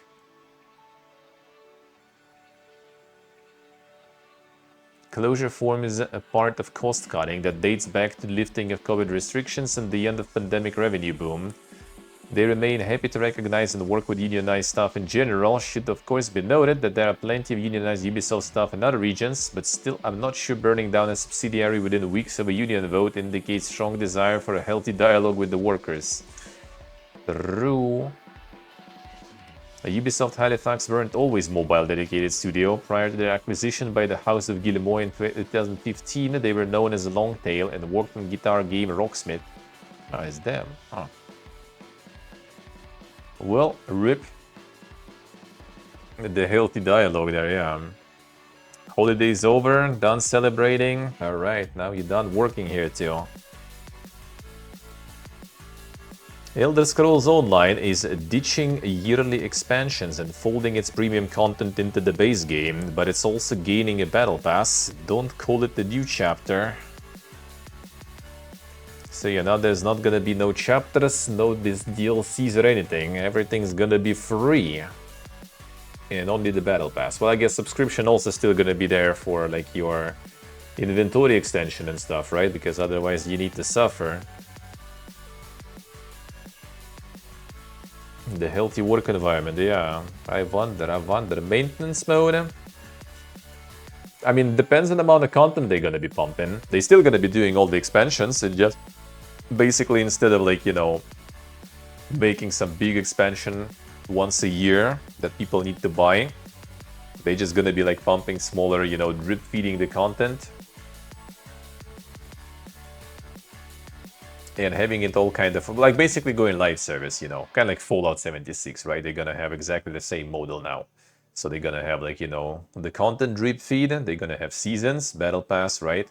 They're gonna have subscriptions still going that you most likely will kind of need if you want to, you know, to play relaxed, I guess.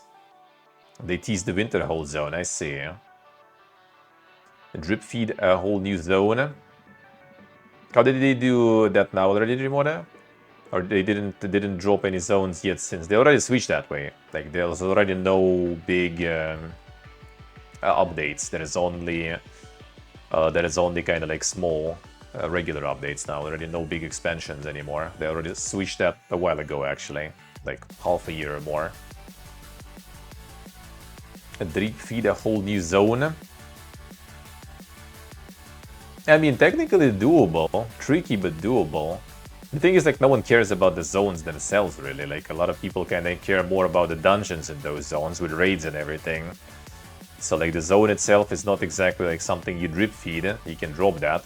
What you're gonna drip feed is like adding like the dungeons instead of like, you know, like a bunch of them in one go. You're just gonna be adding one at a time. And technically, like, you know, looking at the amount of content they add in 76, like, that works. You really can set the drip very low, and it'll be fine.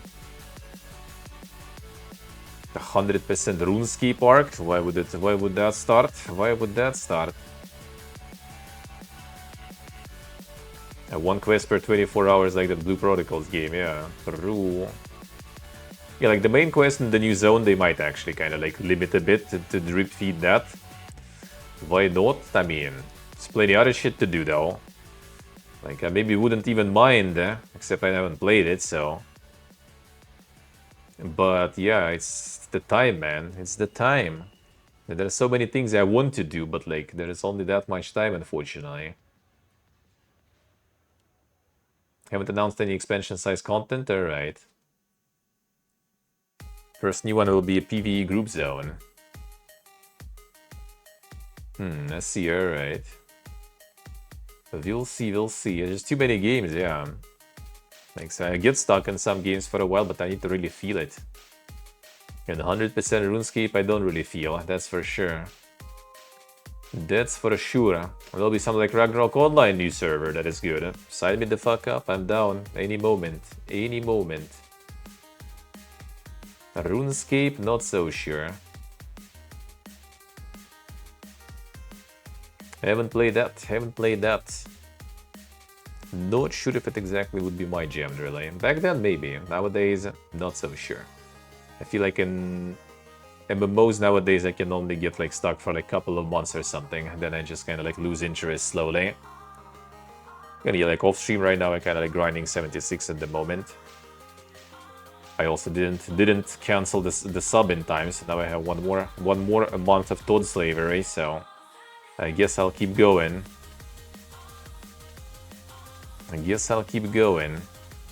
Couple of months is already too much. True. Well, it depends on the game. Like, if it's something like 76, I can do for a couple of months.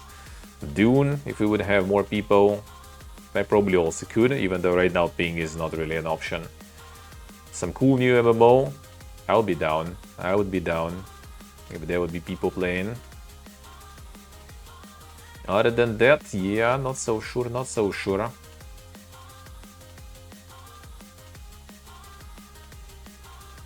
Other than that, not so sure. Okay, the old ongoing games is tricky for me.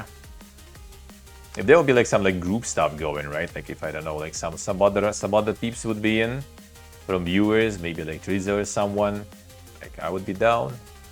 Same with like any MMO really. If there would be like people to play with, like some World of Warcraft shit that I never really played, and that I still could go. Other than that, without like much hype, it's either should be something new that I'm interested in playing, and some other people probably too. Or if it's old, then it should be something that I kind of played myself probably or something, and that's mostly just Ragnarok. Like New World could be, but sadly New World is dead now, so that ain't gonna happen. Well, not that yet, but basically already kind of there. Other than that, not sure which other MMOs I would feel kind of like going from the old ones. Like I had my like moments with ESO for some time when I was grinding it regularly. But then I just kind of also like got bored, I guess. So also if you like not streaming and playing like off stream something, then usually just as soon as you get like some period of time when you know we can't really afford to spend few hours off stream on something like that, then you just kind of like sort of quit it in the end. So either like streaming it or you quitting it.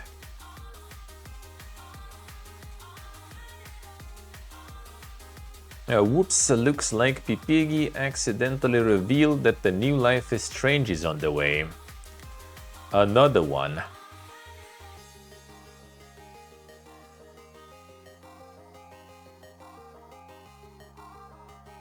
New entry in the series subtitled Reunion.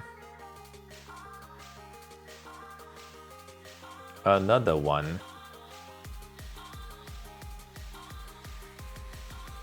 Entire outline of the game even there. Damn, son. Would we need another one? I mean, they still kind of probably try to, like, you know, to catch, you know, the lightning. For many games already. The recent one actually kind of flopped, I think, right? So now they want to kind of go, I guess, full backwards, eh?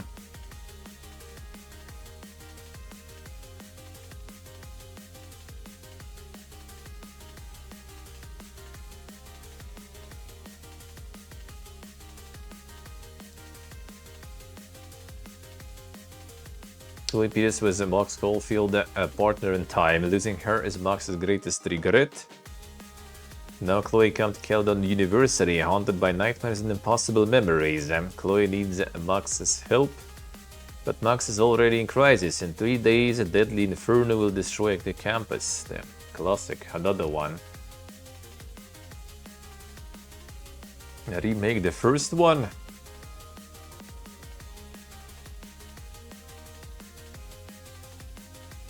A more piggy-oriented reference. Okay, like a bunch of spoilers even there for those who will play, I guess.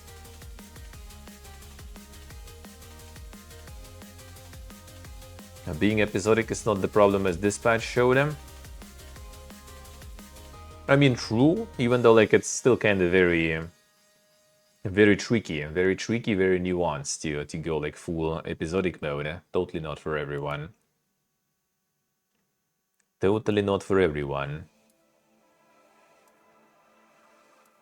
Fortnite's latest collab with an adult animated series that's somehow still going is not other than a South Park. Another one. On the Fortnite South Park enjoyers with the stick of truth even. Damn, son. Let's see what I say. GTA 6 may not yet be content complete, and another release delay is possible, claims Jason Schreier. Update: Schreier calls this article complete misunderstanding. Damn, the debate.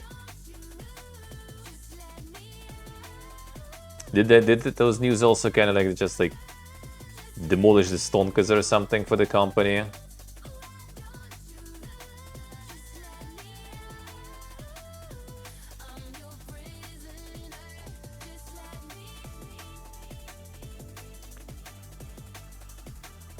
So what was the update? I called this article complete misunderstanding of what I said, which is that I wouldn't be shocked if GTA 6 does come out this fall, following the same delay pattern as Red Dead Redemption 2. Is a fair criticism of the introductory paragraph below and the 5th paragraph, in which I misread the line about not being super shocked as referring to the possibility of another delay. Alright, so someone did misread them, and it's over.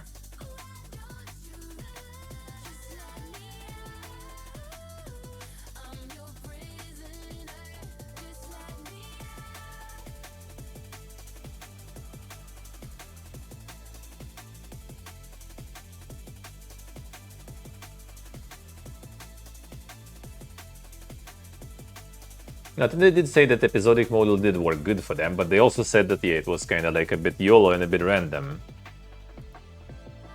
But it did work for them, I think they said. Rockstar continued to claim firings were about preventing GTA 6 leaks as the union pushed to get devs interim relief. If granted, relief would see the fired devs put back on Rockstar's payroll until the date set for a full trial.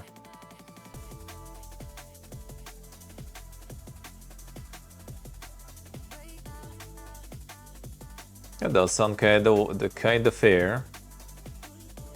Getting the salaries until the actual court.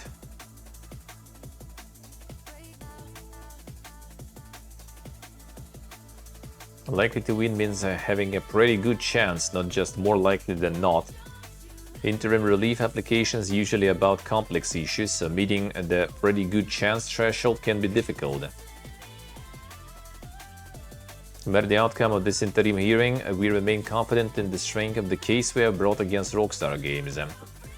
We reiterate our firm belief that Rockstar broke the law when it summarily dismissed 31 of our members, and we look forward now to the day we face them in court for a full and substantive tribunal hearing. Rockstar, meanwhile, once again denied the union's busting accusations, asserting that this has all been about preventing GTA 6 leaks. Company specified to IGN that it believes that info about GTA 6 features, comments about how its development is progressing, and timelines to its launch were at risk of going public and potentially affecting Take-Two's share price. We regret that these dismissals were necessary. Confidentiality is fundamental to everything Rockstar Games does. A global interest in our games is unparalleled, and even the smallest leak of any information relating to our products and practices can cause major commercial and creative damage, as we have seen in the past, and damage the experience of our loyal players and dedicated team. It was never about union membership. We have always taken zero-tolerance approach to unauthorized releases of information, and we always will. Studio also denied firing any staff who posted union supportive messages, but who did not breach confidentiality policies, and said they don't keep a blacklist of union members. Damn, son. But yeah, they already got the attention from UK politicians, including Prime Minister Keir Starmer. The dankness is coming. The dankness is coming.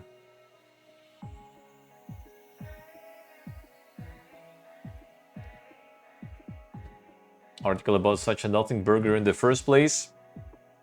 Well, I mean, those rumors kind of can do things nowadays. I think Take-Two got some, like, Stonka's issues even a little from the news, because, like, Schreier is, you know, kind of, like, quite prominent figure and quite trustworthy. So if someone kind of, like, you know, posting something that he said but he didn't, and some people, you know, on the social media and stuff start spreading that shit, that might actually kind of affect the Stonkas and stuff a whole bunch there.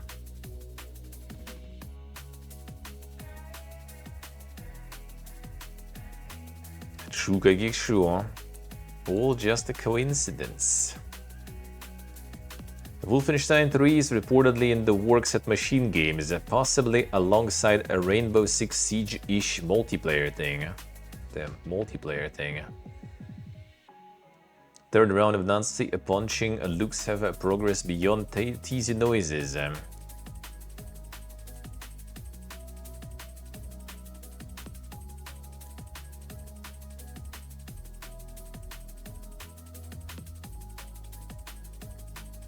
A journey for BJ. Even during those first weeks at it, when we mapped out New Order, we still had the plan for at least BJ what would happen in the second one.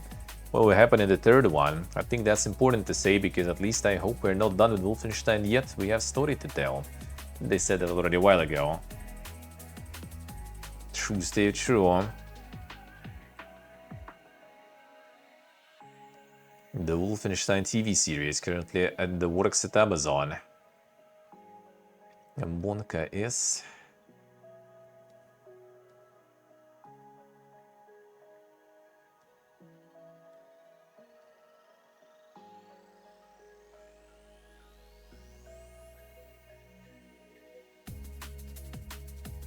previously teased there.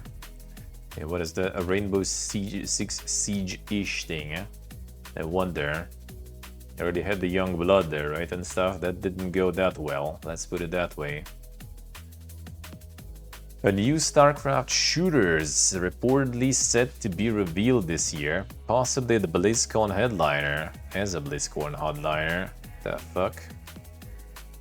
Following the series being reported last year as still in the realm of living Blizzard things. There's gonna be some live service shit there. Just you wait, just you wait. The existence of such a secret shootery thing in the works at Blizzard was first reported by Jason Schreier last year, being one of the revelations to come out of his book on the publisher, titled Play Nice: The Rise, Fall and Future of Blizzard Entertainment. Now a report from Windows Central claims that said StarCraft shooter is most likely going to headline BlizzCon 2026 with Diablo 4. Yeah, that's a headliner right there, dude. A World of Warcraft expansion is expected to take the snowy stage alongside it. That's it in terms of details for this latest report, but Schreier's reporting from last year did reveal that at least as of the time of his book's publication, a longtime Far Cry producer Dan Hay is heading up the project. Asked about the likelihood of this StarCraft shooter making it out into the wild by IGN around the same time, Schreier said the following: "If it's not cancelled, this is Blizzard after all. Their history with StarCraft shooters is not good. That is a project that, as far as I know, is in development, or at least as of the time that I wrote this book was in development. They are working on a StarCraft shooter. StarCraft is not dead at Blizzard." There it is.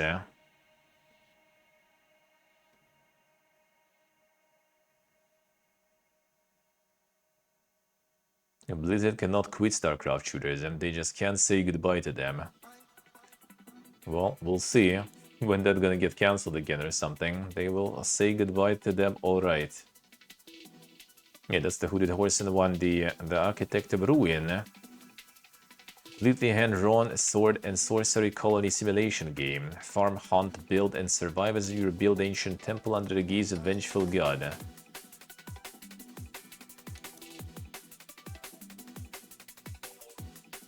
Zog Zog.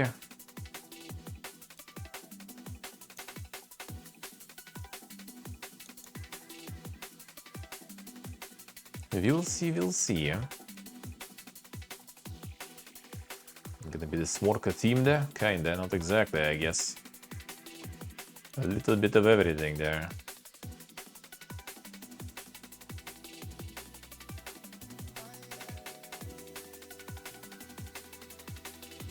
Now they partner with Hooded Horse, for sure, for sure. The Microlandy, yeah, last time they dink stuff that I completely didn't even seen. It was out in December. Become the mayor of a thriving new town and manage construction policies, taxes, incident response, and more through an elaborate socio-economic simulation that draws on real-world data. And all that with just 9 reviews there.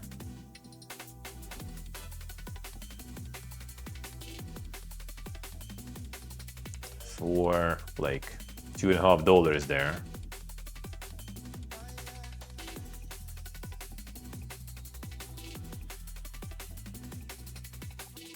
It needs game speed feature. Found the game in random Reddit thread. Game speed, ability taxed, an income bracket, type of building. Minimalist design, brutally honest approach. Almost went bankrupt on my first try.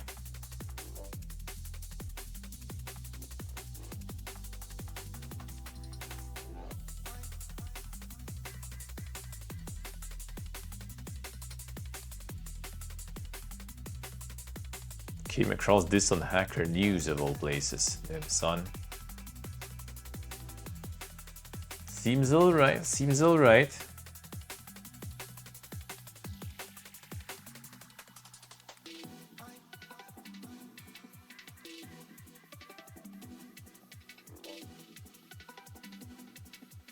Game kind of stops progressing at some point, I see. Yes, you guys see. Well, this one seems also one city though. This seems like one city though, but yeah, you have like a whole bunch of stuff there. Yeah, it looks like they also pump in updates for this one quite regularly. 1.4.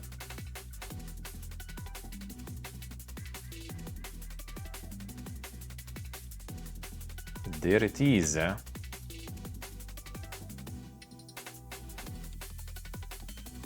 So that seems interesting. See what you guys say. A rumored Witcher 3 DLC could be something really funky if it's set where the latest report suggests. But you get Watch 3 Jackdaws on the phone. A mysterious extra DLC for The Witcher 3 in the works. Well, that we already heard about. But what now? What now? CD Projekt developers previously been interested in exploring Zerikania. For those who have not stuck their heads deep into the big bucket of Witcher lore, that's a region located to the east of the locations throughout the continent, which served as settings for Witcher games to this point. If memory serves correctly, a province has thus far been mentioned as an exotic locale of rainforests, deserts and steppes ruled by a dragon-worshipping matriarchal society, taking cues from the likes of ancient Scythia or Africa. So a big chance a change of pace from the generally medieval European-inspired climes Geralt's typically seen Roman. One of the bits of the Witcher books, which has stuck with me in the long term, is a short story from Sword of Destiny in which Giri meets a knight called Borch Tree Jackdaws, accompanied by a pair of female Zerikanian warriors called Thea and Vea, which has scenes featured in the Witcher Netflix series. Not spoiled here, but there's some dragon hunting shenanigans. Jean Poland's bit of paper makes clear the info is reporting now dates back several years, which the other recent reporting hinting at an extra Witcher 3 DLC being the reason it's being revisited now. If even a short trip to Zerikania does turn out to be on the cards, I'll be up for it. We'll see if they're gonna make something happen, and when. UK Green Party MPs would be compelled to support Stop Killing Games if a proposed policy amendment passes. A group of 1,000+ party members announced plans to put forth the motion. Let's go in, let's go in!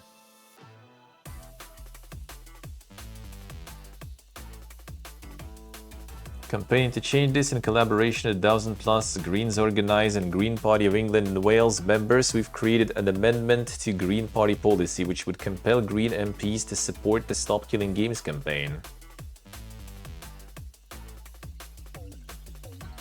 Not a bad. The Green Party of England and Wales aims to be the party for a sustainable society and the party for gamers, and if this passes it will help reduce destruction of digital art, which has considerable environmental impacts during its creation.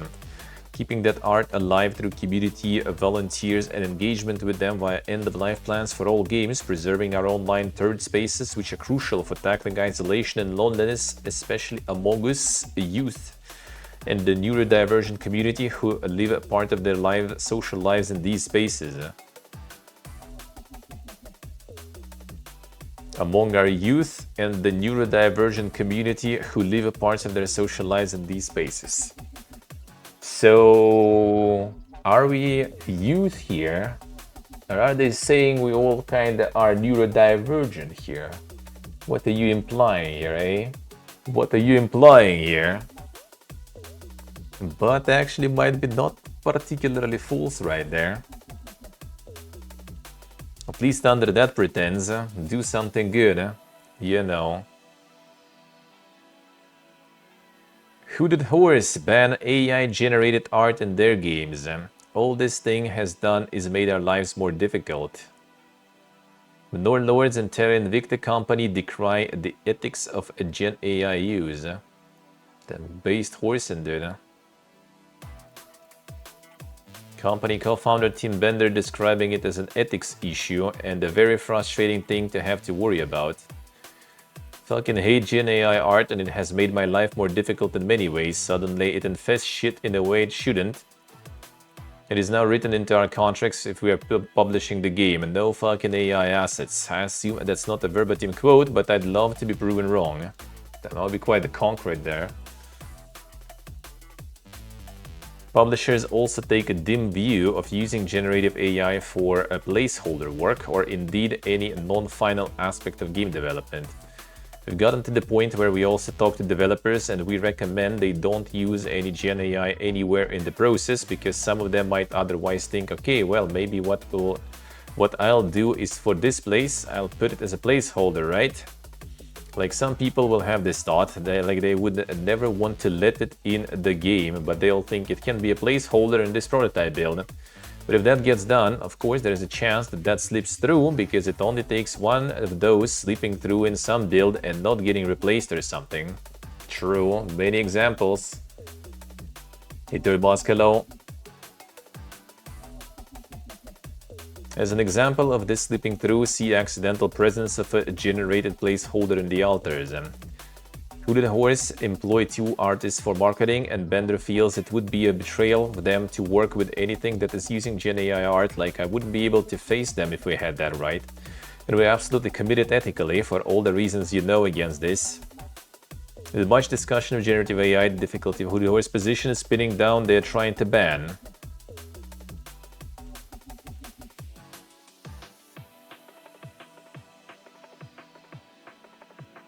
So AI art and Mosque appears there.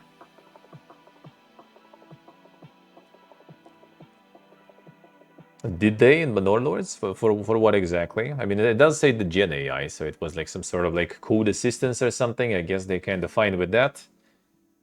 I guess. Bender acknowledged the trickiness of policing generative AI with working with external partners while reiterating the need for a blunt ban.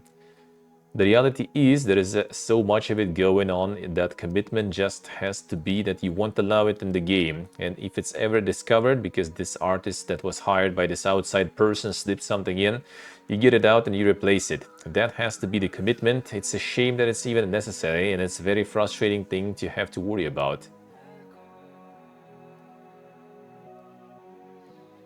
They did the mask, I see. I don't remember actually. That probably would be like quite the drama, or I guess it was like before those dramas became mainstream. Maybe.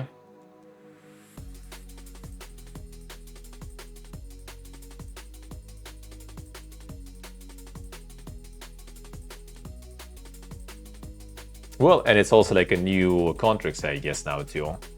So like they're a publisher, right? So technically, if the old contracts like Manor Lords and other games had that, then I guess it's kind of like it wasn't in their contract yet, so kind of harder to deal with. But in new games, technically, it will be really hard to like deal with though. Like imagine someone will actually kind of somewhat by accident like slip some AI stuff, and everyone will go and like shit all over them because you said you're not gonna do that. Look, you're doing that. Shame. Even though they're just publishing, but yeah, that might happen. That might happen.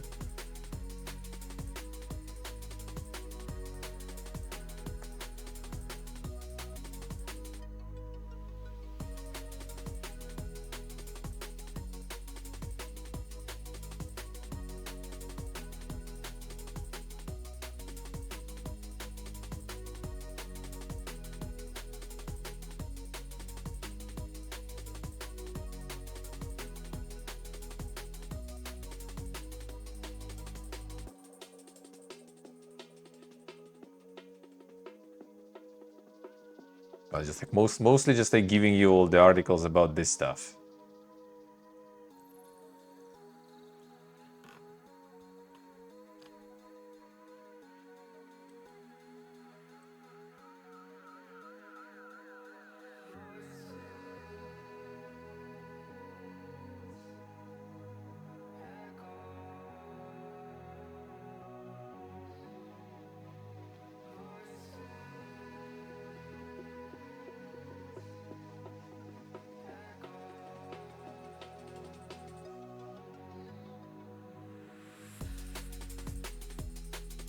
Yeah, shooter mask. Not so sure about it. Also can't really find much.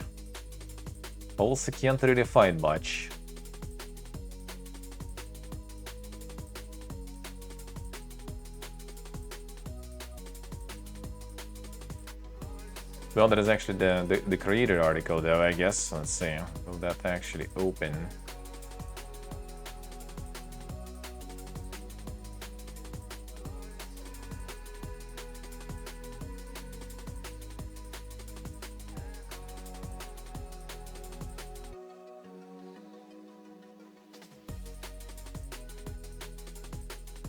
Man, what is this article? Open.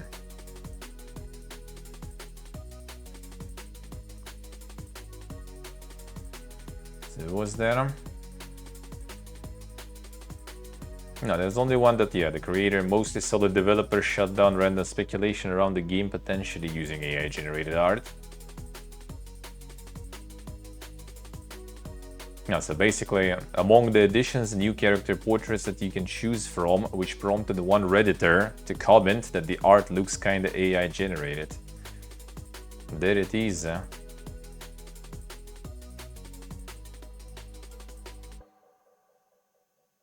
No need to insult character artists by assuming it was the AI gen.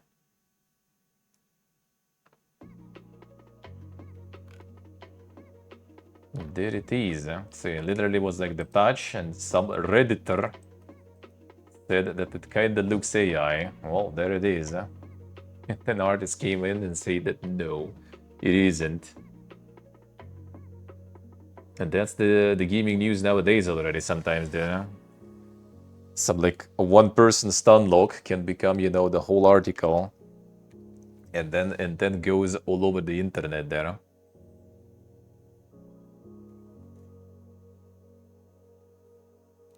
And the artwork literally had video process uploaded online. I mean, that's the problem now, right? Like, everyone is just like, you look at some games and you just kind of like, I mean, it did happen today even, right? Like, you look at something, dude, that looks kind of sus, though. And in some cases, maybe it's true, but in some cases, it's also not, and it's just like, bro.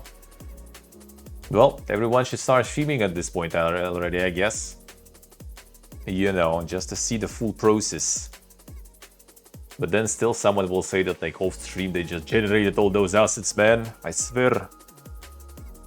Larian will no longer use Gen AI for Divinity concept art, and any Gen AI used for other games will be trained on data we own. Sven Vinke says the studio still hope the controversial tech can aid us to refine ideas faster. You know, there's been a lot of... So they did the AMA there. There's been a lot of discussion about us using AI tools as part of concept art exploration. We already said this doesn't mean the actual concept art is generated by AI, but we understand it created confusion. So to ensure there is no room for doubt, we've decided to refrain from using Gen AI tools during concept art development. That way there can be no discussion about the origin of art. True, Kagik, true. Already making you tired, more to come for sure. Will not generate creative assets that end up in the game without being 100% sure about the origins of the training data and the consent of those who created the data. If we use a Gen AI model to create in-game assets, then it will be trained on data we own.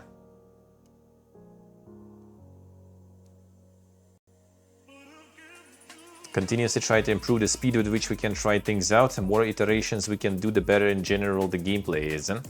We think Gen AI can help with this, and so we're trying things out across departments.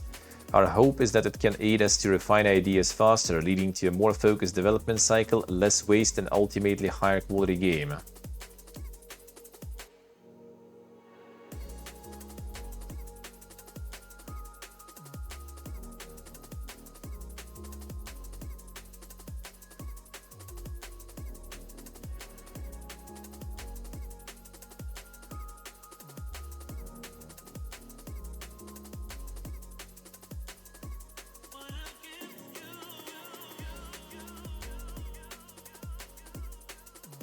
Geek, I see,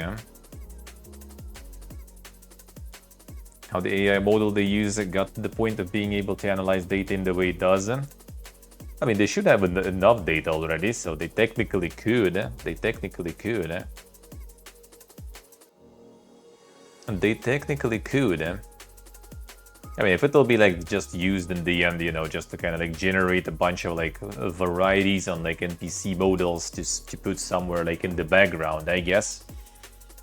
I mean, maybe not that bad, you know, like in general it's get like procedurally generated anyway, right? Most of the time, a lot of things nowadays. Like, bro, there is like in Fallout 76 right now, the new location, right? It's like the whole area that they created, new one and stuff, right? They didn't even bother checking some of the places. There's literally just like trees in the air, kind of like in Starfield. But in Starfield, it was like, you know, clear that it's procedurally generated. Here, it's not so clear, but you see that it is, because like no one even checked that shit. There's literally just trees flying in the air. Not super high, but still, it's like, dude, did you not even like check it? You had the test server, you know, you could like ground those trees a little bit manually or something. So like, if it's just like a little more improved, the procedural generation that is trained on their own models and stuff, then I mean, whatever. They still gonna like procedurally generate things, right? It's just about the quality. It's all about the quality. Like, would it be just like, yeah, flying trees and dog shit like textures and stuff, or would it be at least something a little better than that?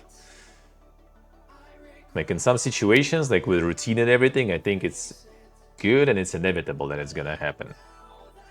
For concept art and stuff, yeah, like it would be actually kind of ridiculous if they would say that we're gonna use, you know, our own trained on our data AI to create concept art. Like, what kind of what kind of like, you know, like concept it will create if it learned on what you already made before? Is it just gonna like regurgitate whatever you already created? So like, what's even the point of that then?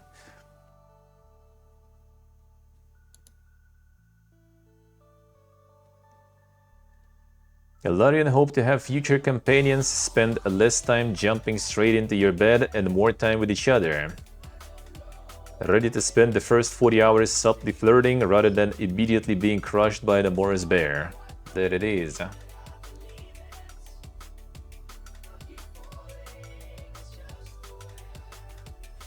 True, Turbos, true. But I do believe over all the years they are in that shit, they probably should have decent amount of data to train it. I mean, it depends, yeah, what kind of model they will use as the foundation, because, like, I think creating the completely, you know, like, from the ground up, your own model and train it on your own thing, it's probably not that simple, you know? And you're not really saving that much on that, maybe? In the longer run, I guess, but I mean, it's a big company with, like, a shitload of studios and with a shitload of games already made, so, like, technically, over the years, I assume they got enough material.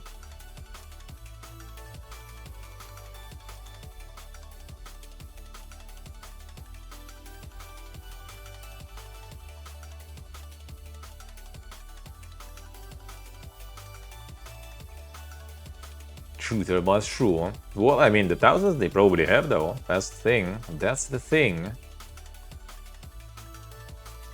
Like, they already, like, in the market after all for a long time. And I bet, like, all those, like, arts, you know, that are kind of, like, didn't make it in the games and stuff. They're probably a shitload of that stuff. So, technically, it is possible. Possible. So, we'll see, I guess. We'll see.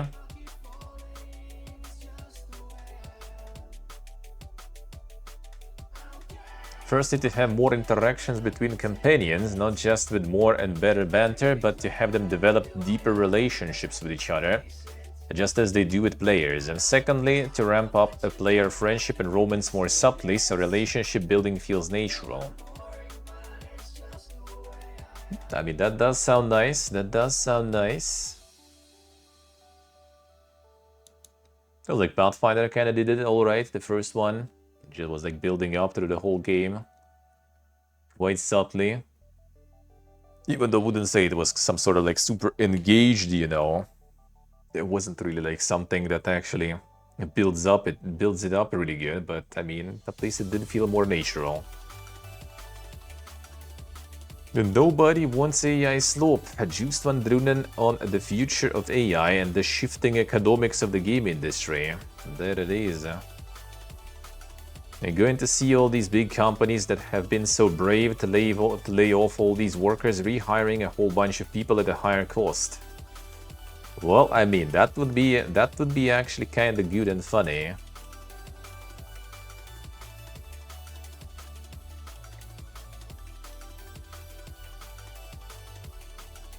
The esports and stuff, alright, sure.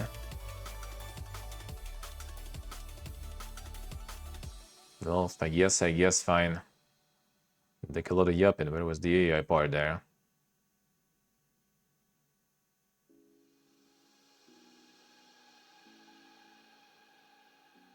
Like they highlighted, you know, like the AI stuff, but like in the end, the article is like a bunch of other stuff completely.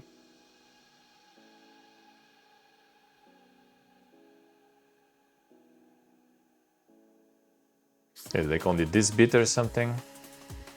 Big companies at the moment more preoccupied with laying people off rather than taking people on.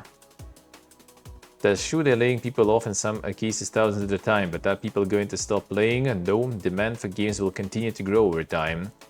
Just because the music industry has a bad year doesn't mean people stop singing and dancing, so play will continue to drive demand over time. In a few years, we're going to see all these big companies that have been so brave to lay off these workers rehiring a whole bunch of people at higher cost because suddenly they will realize they now have a labor shortage. Suddenly, if you accept the idea that the games industry is going to go into some fundamental and continuous decline, that you won't need a new generation of people that to come make games for you.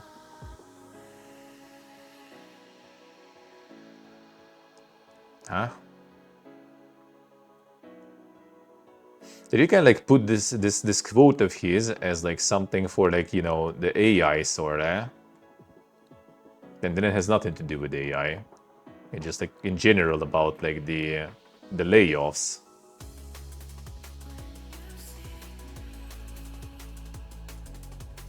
People starting to spend less on games, particularly with the increasing rise of free-to-play titles. Abundance of content become both an opportunity and a challenge, right? You could draw a parallel here with the 1950s in Hollywood, where you had these big productions and movie stars and it was a spectacle business. And then in the 1960s, television popularized this low-brow, low-cost form of entertainment. In my mind, the games industry is currently going through a contracted but similar transition. We've been building these castles in the sky, these amazing productions. The GTAs and Call of Duties are these fantastic achievements culturally, technologically, and economically. And they have their own revenue model. And then over time, here comes Candy Crush, here comes some kind of swipe 3 thing, and it feels very lowbrow relative to what we've been doing. And the revenue model is different. A daytime TV show monetizes very differently than a big blockbuster production at the box office. So in that sense, it is evolving the landscape and with it challenging the existing revenue model. So is that bad? It's tough for companies to make the turnaround. Are there a growing number of exceptions to this? Absolutely. Success of Balatro, Silksong, these are all games that shouldn't really exist.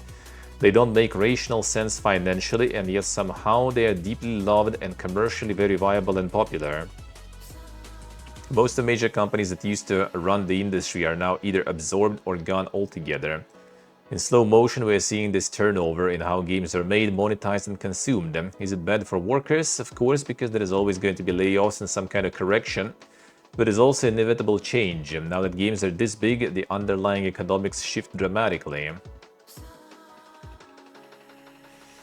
Then there is like a little different problems though in this, that this comparison doesn't really work that well. People starting to spend less on games with increasing a rise of free-to-play titles. I would say it's even, you know, the problem is like you can't compare with movies and the TV shows really, because people like you can't watch the same show for months and years basically, right? Well, some shows go in for months and years, right? But every episode is taking like one time, but well, like giving one time, but it's taking a whole bunch of time to make, right? And the live service games, they run in for years, and though that runtime is supported by way less effort, really. And it provides way more time. So it's like the conversion is a little unfair, you know. Like sure, you can have like a lot of productions pumping the series, like we have kind of, right? Like probably like open Netflix, and if you start watching shit, you can watch it like forever. But there's even more games. Incomparable like size of the market, like the games can like fill even more of your time. Like you go like a few live services, some MMOs, some live services and stuff, and done. Like your day is completely full. That's it.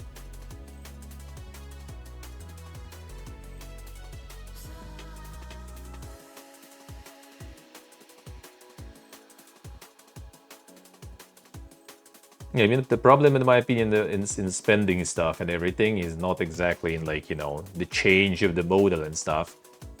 Like if anything, in my opinion, like stuff like Balatro and Silksong, how was it said here? Games shouldn't really exist. They don't make rational sense financially. Why? Like I don't get it. I don't get it. I guess like from the corpus sense, right? That does a lot of analysis and everything. Oh man, they don't have like the realistic graphics. They don't have like movie stars starred in the game. They don't have some like super mega composer from the movies making soundtrack. They have like fucking one track from Fiverr only, and that shit works actually. Like yeah, in that sense, it doesn't make sense. I guess you could say.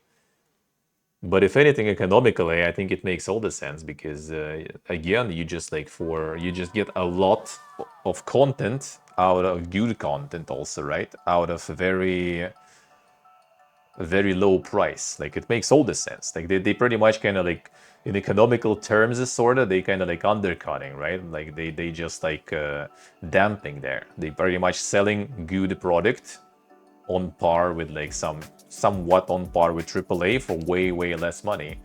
So you get better bang for the buck. Obviously it's successful because why like buying like some 80, why spending 80 euro to get like like 10 hours of content when you can like buy Balatro and play that shit like for hours and hours on your like Steam Deck anywhere on the mobile nowadays too, right? I guess that's it.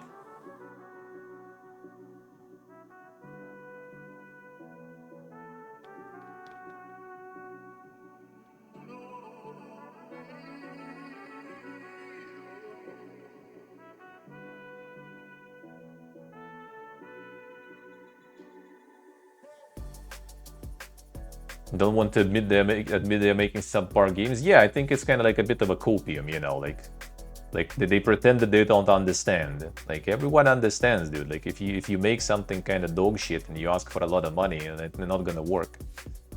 Like it's not about like changing like the revenue models or something. It's about the fact that yeah, people like why would I buy like something expensive when I can just like go on sale buy a bunch of like amazing games? Like dude.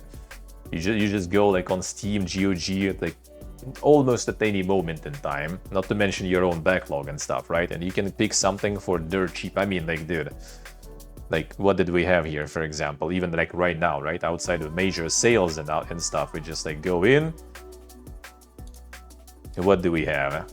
Well, assuming you haven't played that, right? But you always can find something that you haven't played, probably. Like, I'm not even talking about this. Like, you go here. Like you can for like pretty, yeah, you need to have good fucking connection also too though, brother. Can you please load? If you can't load, you can't do that, unfortunately. Yeah, you can just like spend like $5 and get yourself against the storm and dump like fucking 100 hours into this shit, no problems. And it's amazing. Like all these games are amazing actually. And all cost like not, well, I mean obviously regional price, right? Like okay, in other places it's gonna be like 50% more expensive. Fine, like for $10 you can pick something that will last, like that will be good, not just like kind of like nutrition wise, right? You either can go like some like nice meal or just like get like cheap rice and it's gonna last you longer. No, you still get a good fucking game. It's just gonna be cheaper than other good game and it's gonna last you way longer, But okay, the strategy is fine. That's like not for everyone maybe, but you also can go like, yeah, get like fucking $4 like Dead Island 2 was for free on Epic Games. Like if you have Epic Games and you just like checking it from time to time, you're gonna have like a backlog of absolutely free shit that you can return and it will last you a while to play through, Router box, true. It's like the sales and everything. Like I don't understand their like this stuff. I don't understand. That's why people start spending less on games. It's like nothing with free to play, even though free to play also kind of part of it. But like priorities also, what you're gonna buy. Priorities and a lot of options that you can buy now. Like why you like go and buy something on release nowadays when it's also gonna be like a broken mess of a game. No. And the final one was with AI. Oh, okay. It's like it was final one, but that kind of took a while. All right. What was about that? What your students think about AI at New York University, even, I guess, right?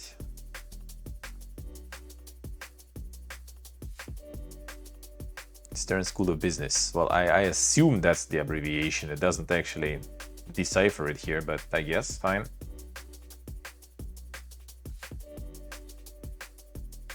Makeup of my classroom is, say, 60% business school students, and then I have about 20% technical or computer science students. Okay, wait a second. What the fuck is the class?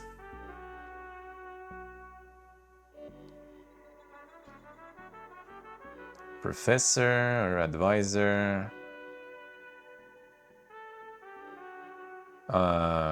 School of Business.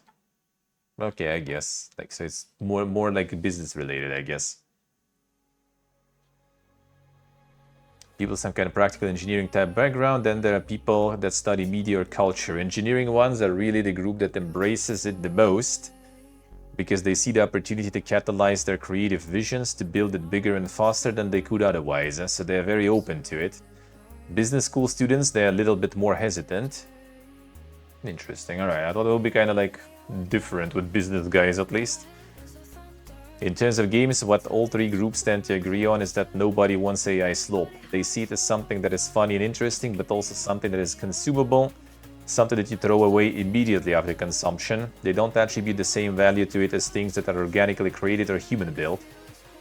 They do see value in terms of reproducing administrative components and using it as a tool set, but not so much as a final product. Okay, I guess makes sense. Yeah, 1 second, gotta get some water. Go to the bathroom also, 1 moment.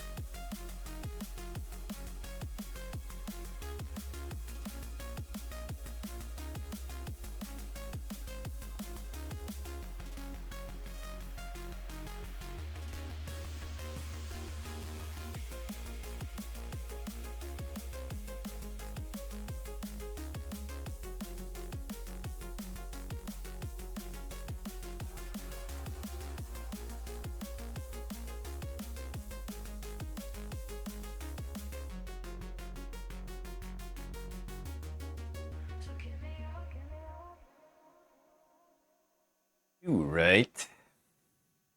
Here we go. I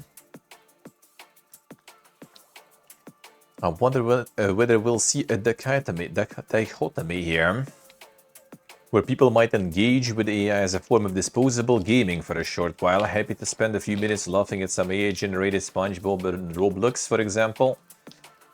But when they want to play a premium high-quality game, that's where users would resist AI. 100% is the same audience that likes to watch Christopher Nolan movies and hates reality TV. Technology will come and go. We could talk about VR, we could talk about the metaverse, talk about crypto. Well, uniquely different in some ways, they have a few things in common, and one of them is that they always promise to be the next big solution. And I just disagree. It's just historically incorrect. That's just not the case. Creates opportunity, sure, but it is rare that these moments are so disruptive that everyone is successful immediately.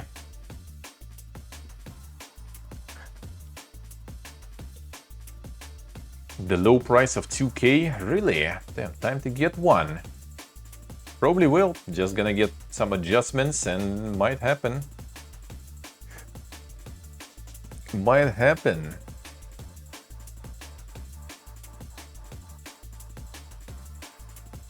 I got it for 3k there, Soak. Well, let's see how much is it here. If you can actually get it even here right now. Just 5090.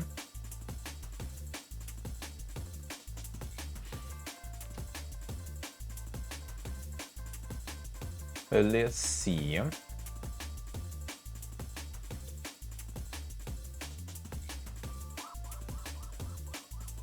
I'd even suggest the eBay ones. 3,579 bucks plus tax.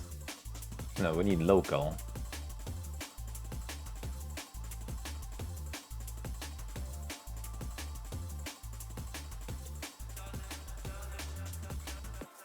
Well, one, for example, is $10,000. I don't know who the fuck sells it for that amount, though. Who's that crazy? Okay, this one, let's say.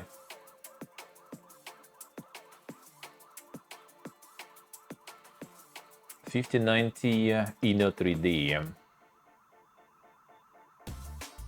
107,000. So yeah, that actually 3,500 bucks basically. MSI is MSI actually already kind of like past 4,000 bucks really.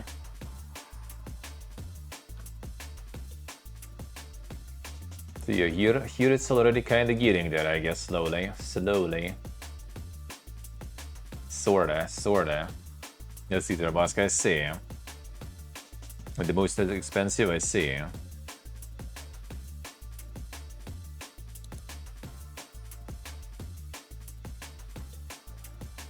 Embark boss insists studio isn't using AI to replace people in Arc Raiders development. Games is a people industry. I don't envision games being done automatically by some artificial intelligence.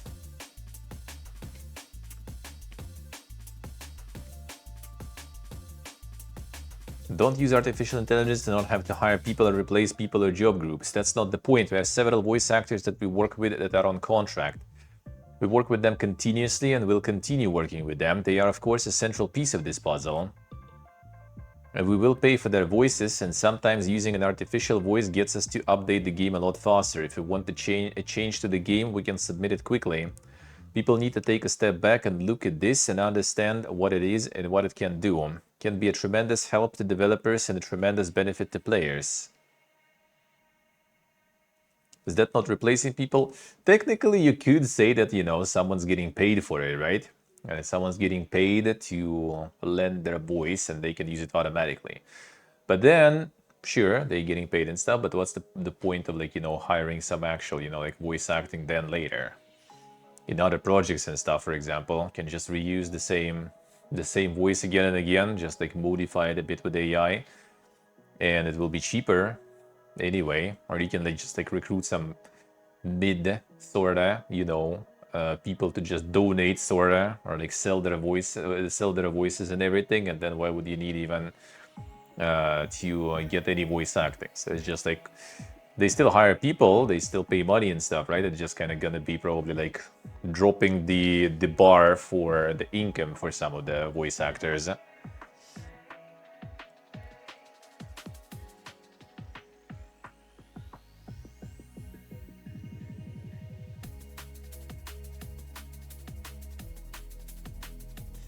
Got the $5 in the bank account, Terbask. Bonka, yes.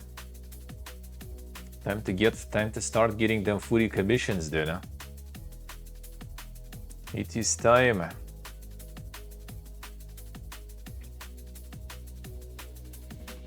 I've been about making tedious, sometimes boring parts of work disappear and be much faster about putting people's time where it really makes sense. Could not have built the games that we built or serviced the games that we've done. Finals, for example, have been updated every single week, once a week since the day we launched it. There have been substantial improvements to the game. We couldn't have done that without some help from artificial intelligence, but obviously, most importantly, through a smart investment in tools and pipelines, technology and incredible people. This is a people industry. It's going to be a people industry. I don't envision games being done automatically by some artificial intelligence. That is not how I look at it.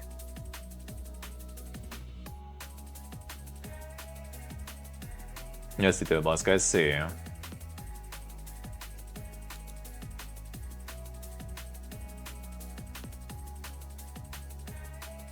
Ubisoft was forced to intentionally take Rainbow Six Siege offline during holiday, a hack. Service status page still warns of unplanned connectivity, authentication, in-game store, and matchmaking issues. That indeed was a thing. Hackers reportedly banned and unbanned thousands of accounts, reinstalled the ban fee, give 2 billion credits and renown to each player, as well as all available premium skins. The development team intentionally shut down the game and its online store while it's investigated. I think it was like after that again hacked or something.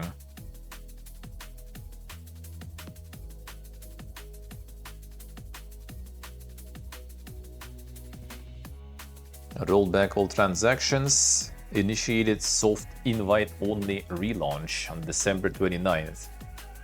I'm having that during the holidays kinda sucked, probably.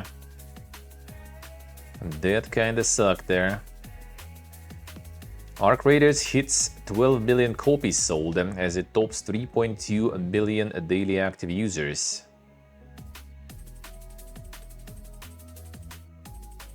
Credits well-timed 20% discount and a holiday boost. 3.2 million daily active users, holy shit. That's a lot of people Arc in there. Oh yeah, this one looks dank. Okay, Gaben, load shit, please. Oh, not Gaben, my fucking garbage internet. Please load this shit, eh? First-person narrative-driven RPG set in modern India, when a hidden world of tantric spellcasters and ancient mythological horrors operate on the margins of society. Rakshasa blends brutal turn-based combat with deep role-playing full of meaningful player choices. This does seem kinda nice.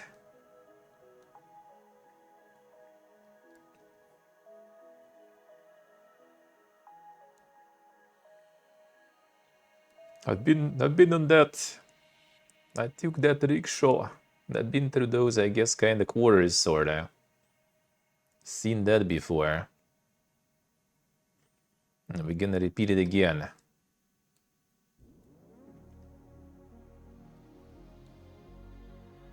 Oh, they got this like the power thing here. Okay, that one I don't really like.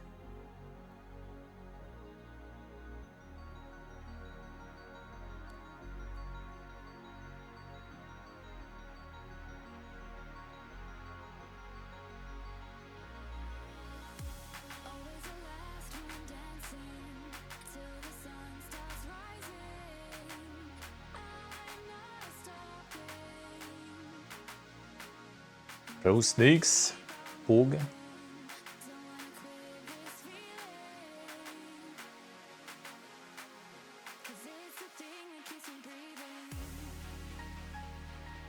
A weighted thing, but might be interesting. The Steam machine info, I mean, there's a bunch of like leaks and stuff now, so I guess soon, hopefully soon.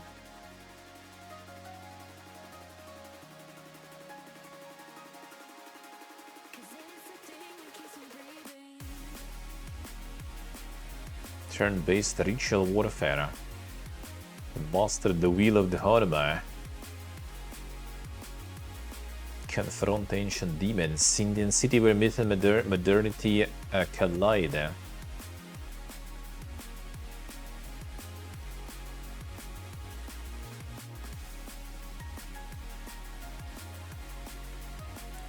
Interesting.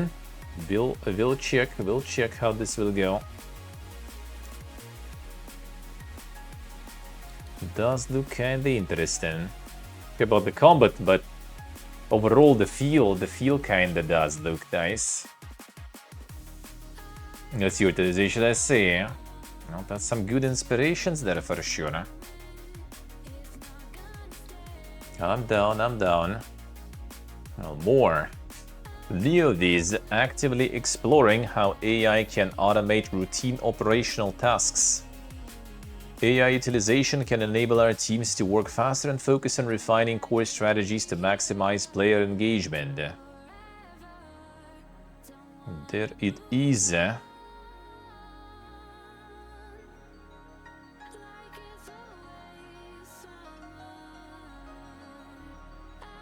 Processing data faster, our teams will arrive at better, more informed strategic decisions on how to best support our developers and engage with our community. Hard to find a game company in Korea that isn't using AI in some way. At the very least, companies are either using ChatGPT or Gemini. Crafton, yeah, well, Crafton we already heard. Crafton is going ham there, holy shit.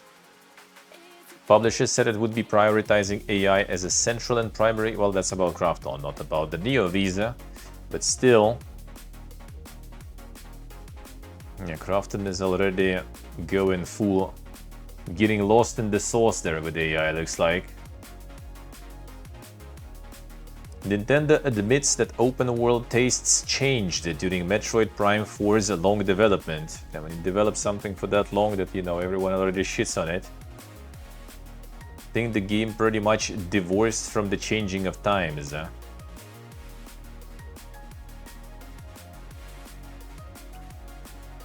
Saw a lot of comments on the internet saying we want to play an open world Metroid.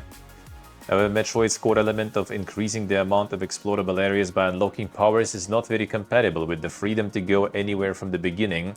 Thus, we thought to design a limited area that could be freely explored and have that be a hub that could connect to other areas. Then we thought that if one could move around on the bike in a satisfying way in that area, it could be a segment that mitigates the tension from exploration and paces the whole game. See, took a very long time to make.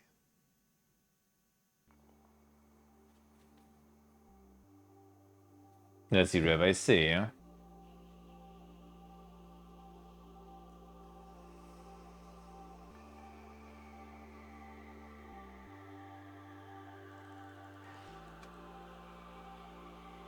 Let's see, Geek. Bonka is... Damn, you're already being replaced there. Getting mogged there, right? By the GPT. Insane. Insane.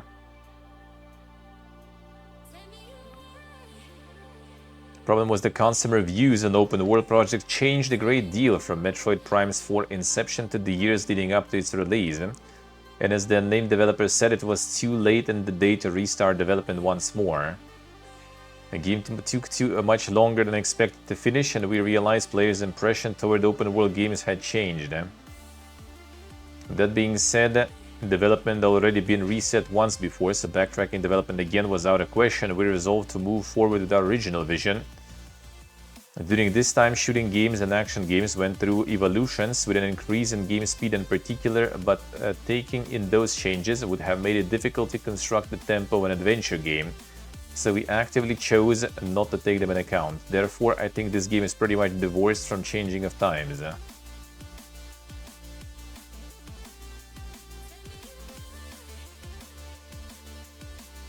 Yeah, it's about to happen. Final Fantasy Tactics: The Evilest Chronicles surpasses 1 million units in 3 months.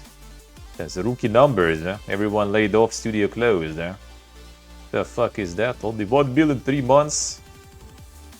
How did Square let it slide, man? And not even anyone fired yet. Actor Troy Baker says creatives shouldn't demonize AI as it cannot create art. I think that it's a good thing, it's a revolution. There he goes again.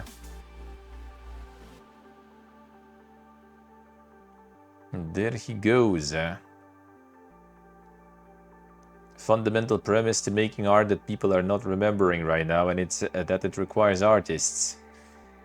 People go, look what AI can do, and it's like, yeah, okay, I see what it's capable of doing, it doesn't matter. I mean, we don't need to diminish it, we don't need to denigrate it, we don't need to demonize it, we need to just go, okay, it's there. But it still doesn't remove the choice for me as a performer, as a producer, to go, but I choose to do this. The last 1,500 years since we first set foot out on the stage, humans have been doing this. So maybe we trust that. Maybe we trust that this will be part of the process. Though he acknowledges that people in the business of content are apprehensive, and there is no doubt that AI can make content way better than humans. You want to see what it looked like to be at the Gettysburg Address? Sora can do that in a matter of minutes, seconds. LLMs can create content, but they cannot create art.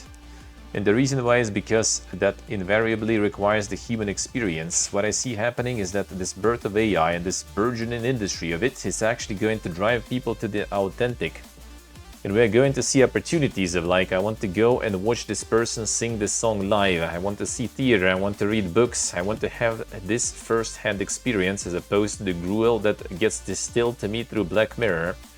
I think that's a good thing. It's a revolution. I mean, I can kind of see the point, but will that actually happen though? Will that actually happen though?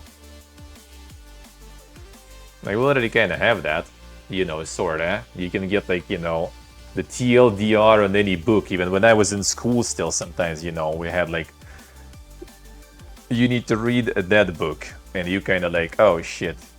My last years in school were already kind of like, you know, dink with the partying and everything. So you kind of like, shit, I have no time to do that. So I'm just gonna like read the TLDR on that book just so I know and can answer some questions.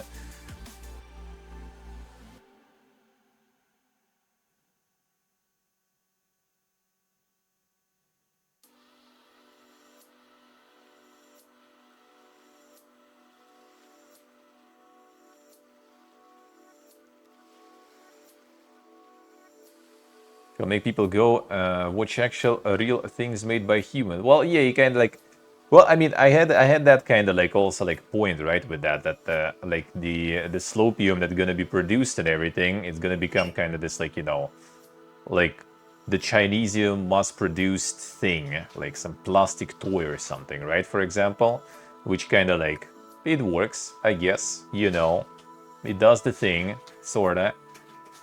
But it doesn't really kill, you know, the craft. So like if someone makes the same kind of thing, but, you know, out of good materials, handmade with their skill and everything, they can still sell it. They can charge more for it, right? And there still will be people who will actually appreciate it. But also at the same time, people who can't afford that product, they still have the replacement of, you know, the little kind of like plastic shit from conveyor. So kind of on one hand, I see that point. Kinda.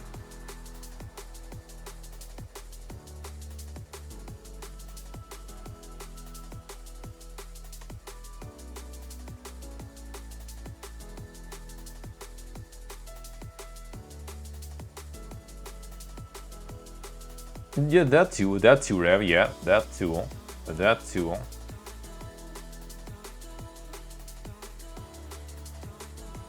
Go and watch this person sing the song live, yeah. The book he reads, a performance, he went to hand heavy AI involvement, yeah. But I mean, that will also kind of, again, in my opinion, right, it's gonna like the main problem will be kind of like the sort of like gray area in a way, right? When it's gonna be some things that will be kind of marketed and sold as they're authentic and everything when they're not. That is gonna be the problem. And the problem of like, you know, when you already see something and you start second guessing, is that real or is that AI and stuff? Because other than that, it's kind of like, yeah, I mean, it's not completely false. It will just like make some people who can afford and who are interested to appreciate like, you know, better forms of content that are actual art and like made by actual people.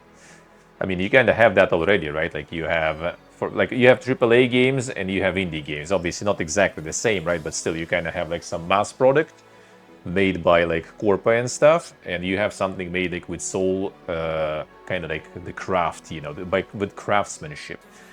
And people appreciate both. Same like with movies, right? You're gonna have some like another like fucking cape shit from Marvel, and you have some sort of like art house stuff that like only very few people probably even seen, but you know, they still kind of have some sort of like small audience. They have some like underground theater where they all like watch all this like way to dink shit and stuff, you know. Like we're just kind of like getting the next level of the shit tier, you know. From like just mass produced, we're getting to like the mass produced in like droves and crazy amounts.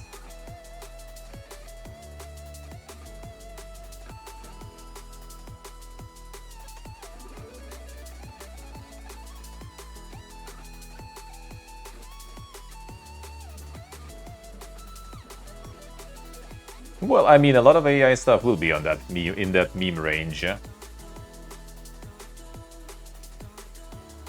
What appreciation actually means overall, yeah. True. Like I don't really think that it's gonna drive people to that though. Majority of people not gonna care though. I think it's kind of like a little like, you know, wishful thinking there. I wish, but it's probably not gonna be like that.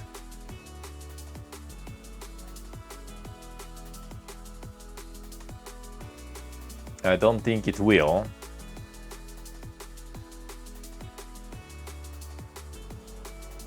Birth of AI in this burgeoning industry. All right, going to drive people to the authentic. All right, yeah. Okay, this we read. Okay, so I finished that one. First-hand experience as opposed to the gruel that gets distilled to me through a black mirror. Majority of people probably not gonna care, as usual.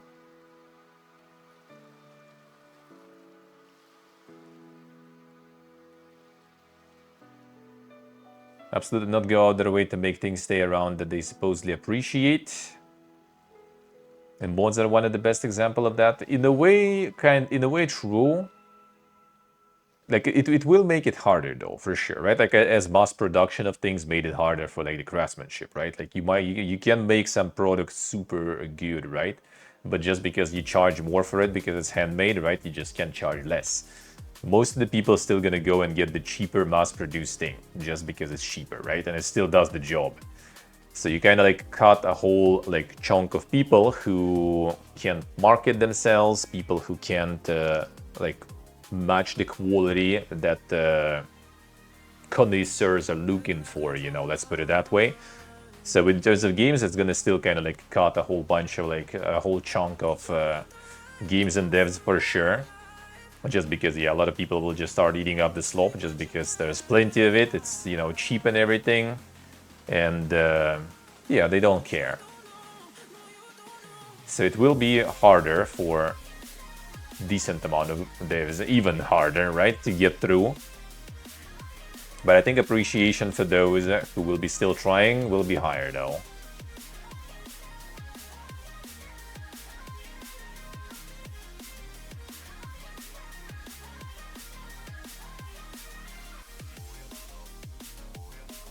Gildan, yeah, basically, that's gonna be exactly that.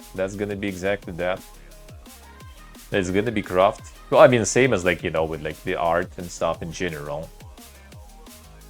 Like people not gonna go to some artist and like commission, you know, like some painting. They most likely just gonna go to some like, you know, like the householding shit store, some IKEA, right, and just buy some printed painting there and just put it on the wall, you know. True, Thermas, true. True. Yeah, just gonna make it like way more. It's just like, you know, the question is how algorithms and everything will adjust to that. Will we get some sort of like, you know, maybe different stores, different platforms, different ways to kind of like find the actual stuff, right? Like how it's gonna integrate in our consumption model and everything.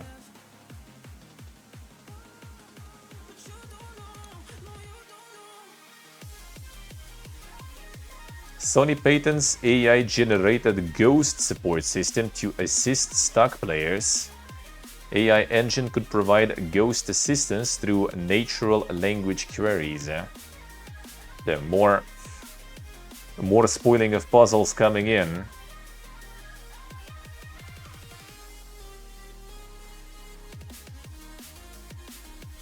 The AI-generated ghost player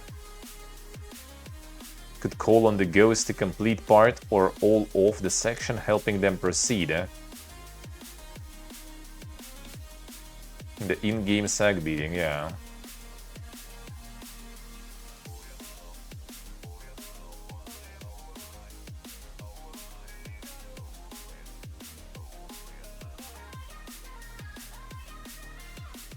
So it's for the people who just can't, you know, like Google stuff, I guess.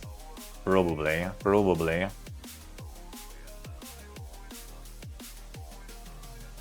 Video already had that. I think like already multiple ones were kind of trying to do something like that.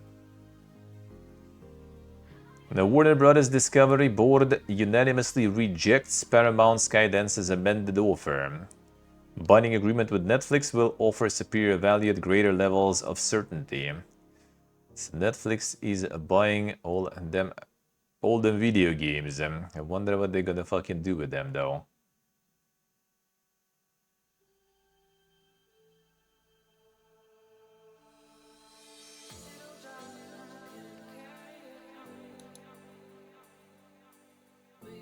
Discord reportedly makes confidential filing for IPO.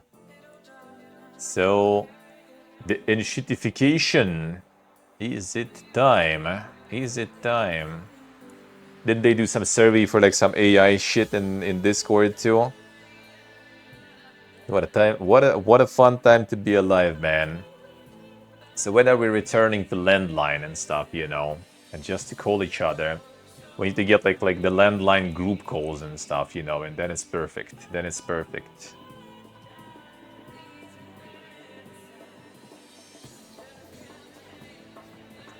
Fallout 4 doubles concurrent players on Steam following Fallout Season 2 premiere. Let's see how the Fallouts are doing there.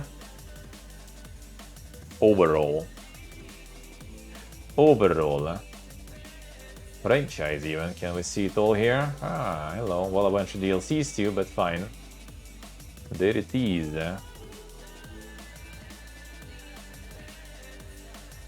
No, Fallout 1 had higher peak actually.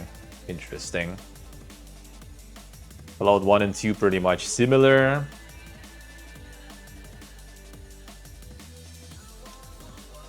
Fallout 3, yeah, Fallout 3 is not exactly a lot of endurers there. Then Fallout Shelter. Fallout 4 still pumping hard. In New Vegas 11,000, 76, 20,000 almost. Not bad. Not bad.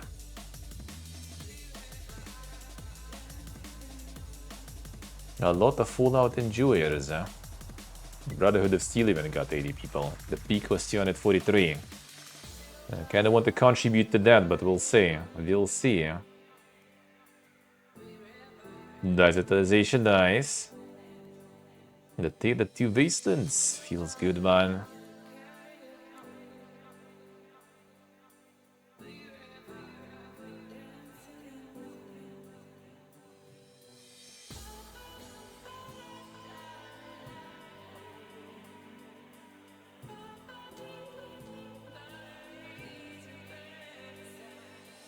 And Discord really went downhill fast once the guy stepped down. Looks like it.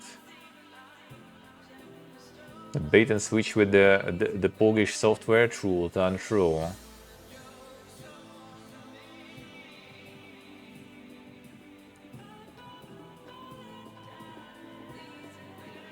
Splitgate Arena Reloaded developer says Steam player stats don't show the full picture. Damn. That's some truck of copium right there. A re-release free-to-play shooter failed to find an audience on Xbox and PlayStation 2. Kick. 500 people playing the shooter on Steam. Steam charts don't measure fun, studio said in its statement. They show one number on one platform at one given moment. They don't show the full picture or what it feels like to actually play. They definitely don't capture the community that is actively helping shape what Arena Reloaded is becoming, including upcoming content like Arena Royale. In the past 6 months, we rebuilt Splitgate from the ground up because we believe in the game, our team and our community. 1047 team remains committed to delivering the best version of Splitgate possible. Regarding console performance, Adonai Analytics has told game industry that the shooter briefly reached 50,000 daily active users across Xbox and PlayStation after release and showed decent retention its first week. However, since then, the game's audience on console platforms dropped significantly, failing to surpass 15,000 daily active users on Monday, January 5th. I mean, that's still a solid number, though, I have to say.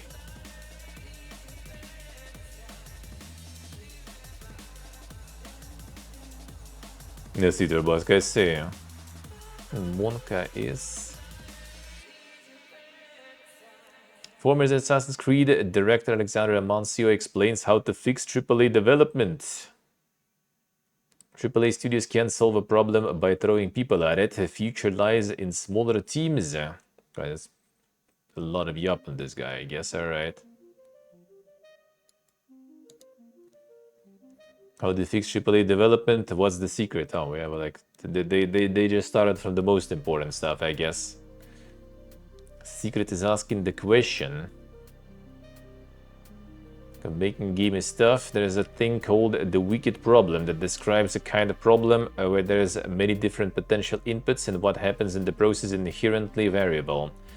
So when you actually solve that problem and have an output, it is mathematically impossible to backtrack and figure out whether the process was the most efficient one and whether you got the best result.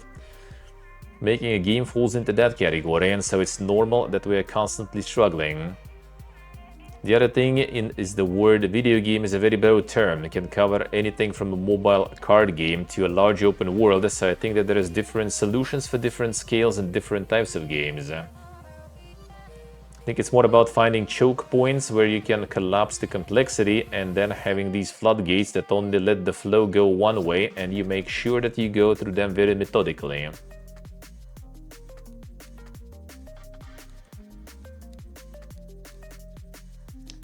Always have to have so many people making each game. Don't think we do, don't think it's tenable. True. Future in smaller teams.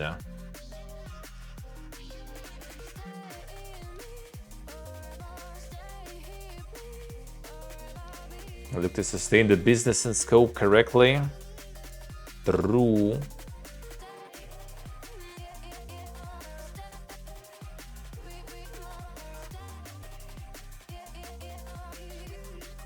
You might have a module of your game that is almost self-contained. Let's say you're working on the naval system on Assassin's Creed Black Flag. That's an amazing feature you can give it to a codev studio because it's self-contained. With good direction, you can give the codev studio autonomy over making it as fun as possible as long as all of the points where it connects with the main game remain stable. That's kinda smart. That's kinda nice.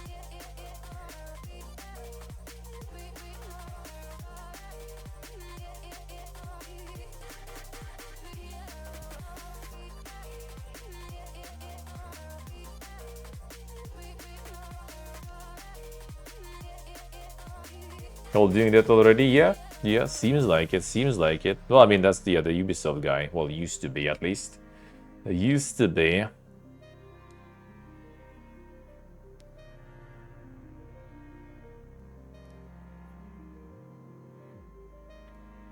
Going back to pre-production, vertical slice works well for a linear game, but what happens when you have a systemic game where you need to have all the systems?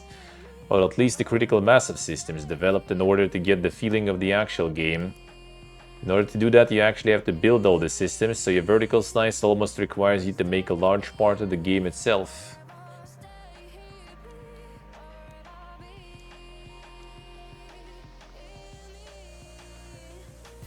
And you change in Assassin's Creed Unity.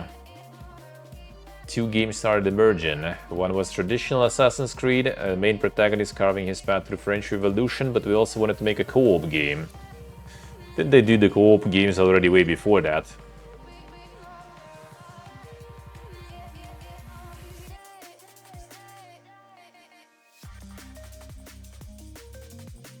Yeah, wasn't it already before? True to untrue, huh? You did that at work Tuesday? I see.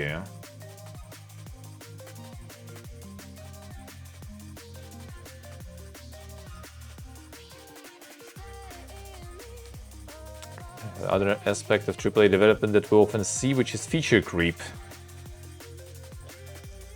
Has to be filtered, and I'm honestly always open to ideas. A big fan of exposing the mechanics to people, decision process that goes into making the game, because once you give those keys to everybody on the team, they filter out 90% of those good ideas that aren't necessarily good for the game.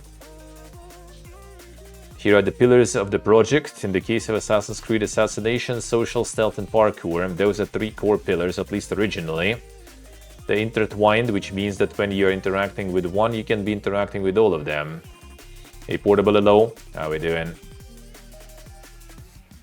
Any feature that is proposed should be overlapping with that core. The more it overlaps, the bigger the chance there is for that idea to make it into the product. The more divergent it is, the less it belongs in the project. When you're working on a project with 1,000 people and everybody has ideas, it's very frustrating when you have a creative director just shut you down without any kind of perceivable logic. So by showing people the logic, first of all, people filter their own ideas out.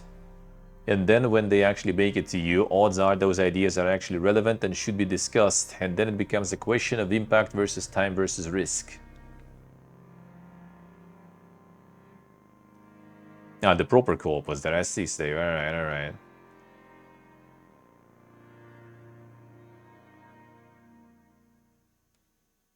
Important to have the constraints. Constraints are the secret behind any good art, and whether they're artificial or they're real constraints, they have to be imposed. Brains are all pretty much structured the same, so given the same inputs, we output similar ideas. I think ideas are important, don't get me wrong, but I think that most people have the same ideas for same problems. It's the constraints that force you not to use that first idea. Sometimes it's financial or it's technical, but that forces you to find something different. And mastery and excellence exist in those directions. I see. You feel microtransactions and grind fit in Assassin's Creed. True. That is already like, that is the roof on top of the pillars, I guess. That some in the management put, probably. The biggest problem in AAA development is time. It takes years and years to make these huge games. Is there any solution to that? There is if you are not pushing for innovation. I mean, speaking from Assassin's Creed developers with innovation, I mean, true to untrue. Company creates the city of New York or London, and that becomes the stage. And there's traffic system, crowd system. We create our own little matrix bubble. And then we decide to create a detective game in that setting, or we decide to create some superhero game within that world. Theoretically, we could do that, but there would be a lot of constraints, and those individual games might be very well crafted in terms of their narrative, in terms of the pacing. Would the audience think that we're just repackaging the same assets and charging money for it? The audience probably will. Probably. And then lies the problem. We always try to push the boundaries of what we do, and that means every time you change something substantially enough, a lot of systems that are dependent on that have to be redone from the ground up. You end up getting into, well, now we have to redo the traffic system. It's going to take 6 months for it to even work.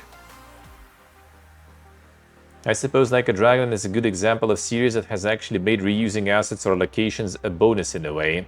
People look forward to revisiting the same place, and it also enabled Ryuga Gotoku Studio to have a phenomenal rate of releases over the years. Oh yeah, and like re-releases and the director's cut now too, yeah?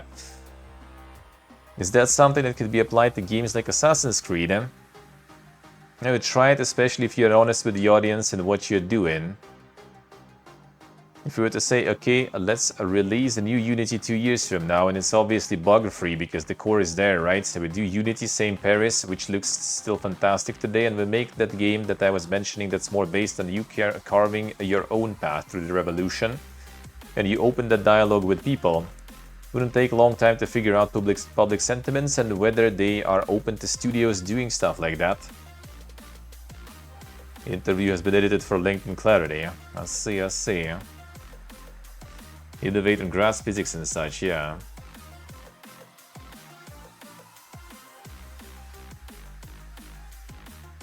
Nowadays famous for doing more of the same, yeah.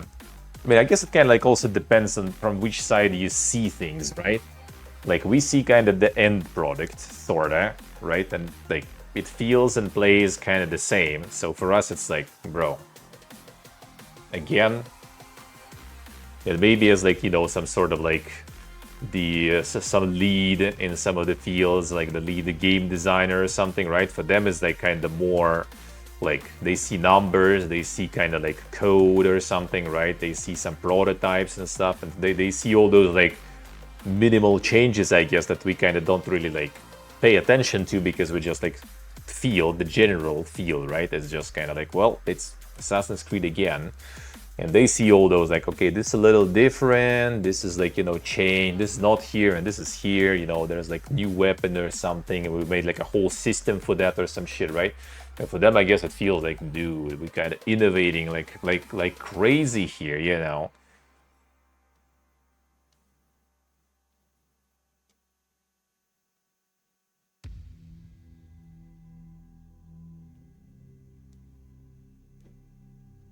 The indie fairy tale there.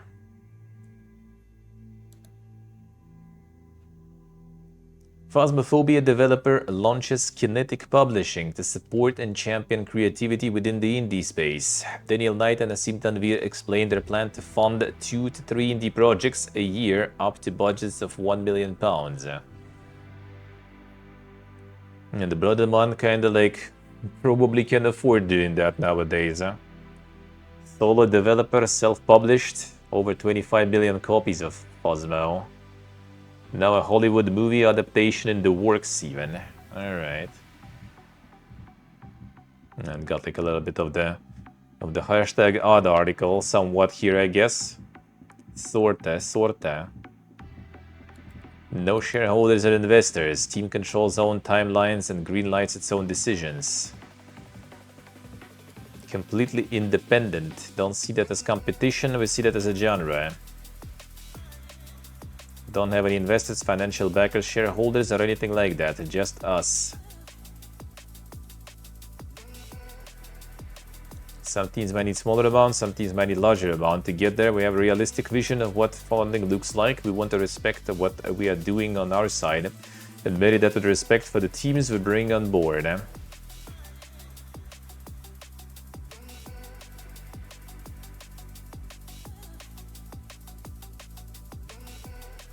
Shooter must shoot, huh? I mean, the combat haven't changed for a while, I guess, even I could say.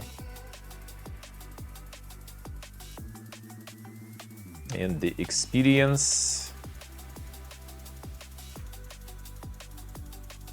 Team responsible for greenlight decisions.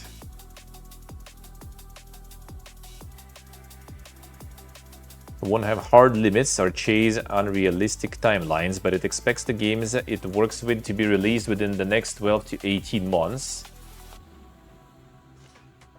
Chase hard limits or unrealistic timelines.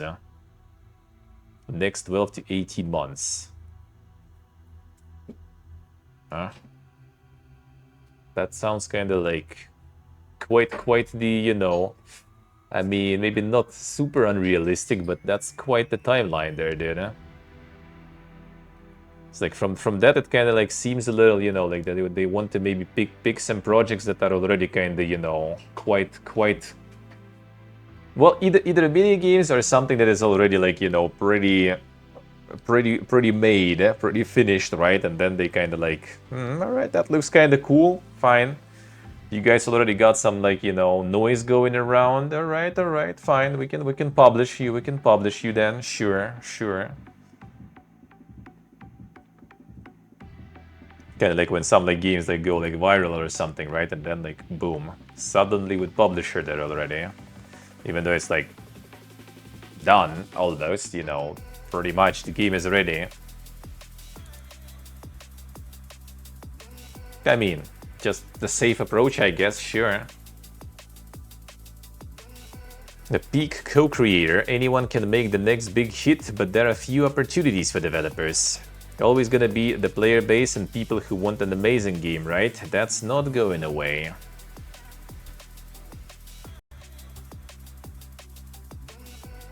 Generated more than $55 million in revenue now already.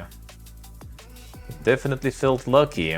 Anyone can make the next big hit game and find success. There's always going to be the player base and people who want an amazing game, right? That's not going away. And what is going away is opportunities and publishing, funding, mid-sized studios and small studios who can sustain that. Peak for me has kind of proved that there are definitely different but maybe better ways to make games. My prescription is don't spend 3 years, don't toil away on the things that don't really matter, like figure out what your game about and focus on that. What if you can make an RPG with that approach, actually? Or something like that, you know? Something that is not kind of like, you know, like the low poly friend slope or something. I wonder. Just like genuinely wonder, you know? Like something more or less serious. Can you even make it in that time frame? Take a risk in releasing something that is not polished but rather is focused on fun. Well, yeah, so that's about the Polish meta most likely, I guess. People can forgive that somewhat if the game is fun, if it lets them have a really unique experience. Yeah, that prescription not gonna work with all the diseases, I guess. GameStop closing hundreds of stores in the United States. News comes as the firm puts CEO Ryan Cohen on track for $35 million payday if he can increase its market cap by 950%. Oh, okay. Can he though? 950% does sound like quite the goal there. That's quite the goal.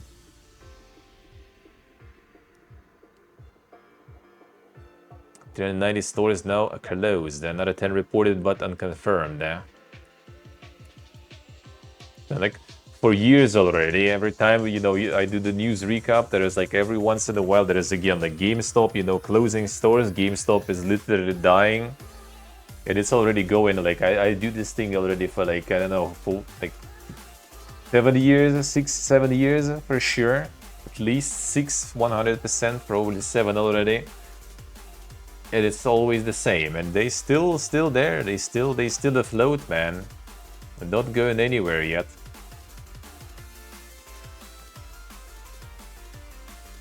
Highguard could be dead on arrival as gamers fear a flop is inbound. Well, there's your Highguard article. There it is.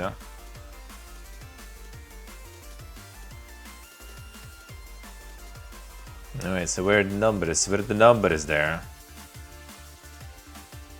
Coming out in just 3 weeks. Radio silence, lack of marketing, and no major marketing beats, no influencer previews or campaigns lined up. Absolutely no social media momentum. On Steam, game boasts just 7,460 followers at the time of writing, which is a pinprick in the user base compared to other similar titles. It echoes Concord, which only had a few thousand before it launched in August 2024. Bro, Concord was already August 2024? What the fuck, dude? That was that long ago? Bro, I felt like Concord was like last year, like 2025 shit. The fuck? Even cursory glance at Highguard and search engine, a trend that platforms reveal nobody is curious about the title. Official channel uploaded the game's inaugural trailer on December 12th, and it has garnered just 90,000 views at the time of writing. It has an overwhelmingly negative like-to-dislike ratio, 89% dislike.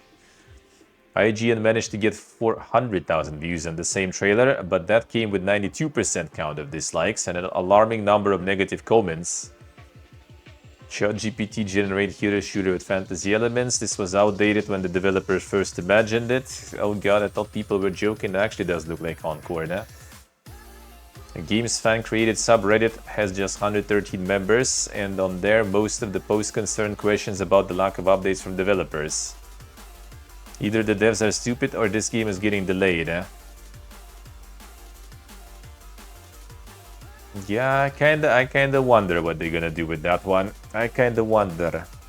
I mean, maybe they're that sure that it's like, super crazy amazing, and on release they just gonna like get like a bunch of like high-profile content creators, in the genre just to play it for a while. And if it's actually like that good, then people will flock in.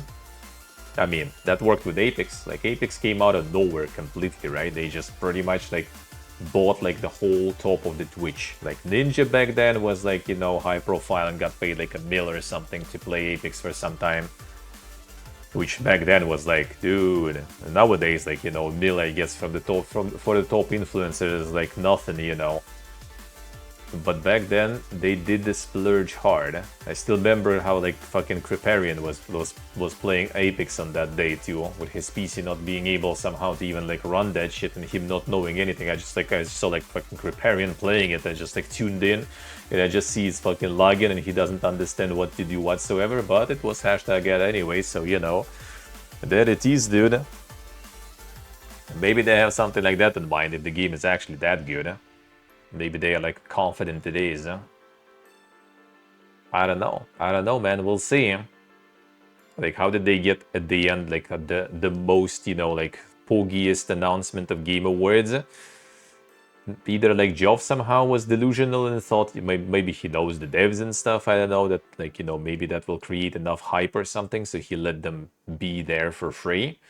Or they maybe kind of like pumped some money. Maybe they have budgets. I don't know, so maybe we'll see something. But yeah, does seem kind of weird. That seem kind of weird that it's like nothing about it completely. It might be delay, might be actually, yeah, just like seeing all the reception and decided that, yeah, maybe we shouldn't do that. I feel like with games like this, it's probably kind of smarter to get some sort of like, you know, like very like early like slice sorta. But again, like with multiplayer shooter, when you're like showing like all the gameplay, that means, you know, the game is already done probably, right? Like just to make something to gauge the interest, like announce it early, see, you know, what people think about it. Do they feel it or not?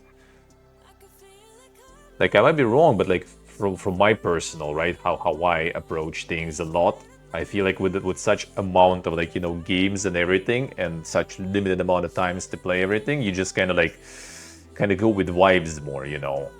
Like, you're not like doing some sort of insane research. You just kind of like, you know, like see the game, get like the trailer, like check it.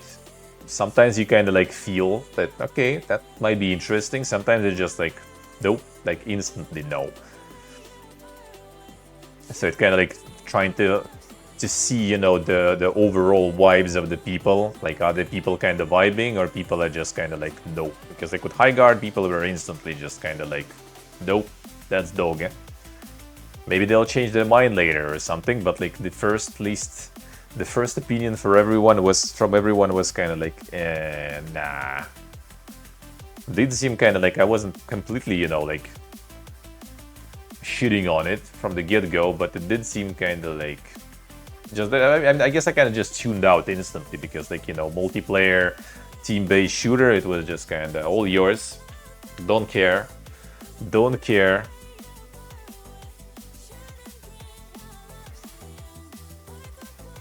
There we go, dude, that was a lot of AI today. HyperX reveals headset that uses AI to read your brain and make you faster. The future is now. Allows us to bring newer technology to gamers at a scale we've never been able to reach before. There it is. Brain-computer interface is intuitive and invisible inside the tools players already use, proving that neuroscience can meaningfully elevate performance and transform the way people play. There it is, dude. Improved reaction time.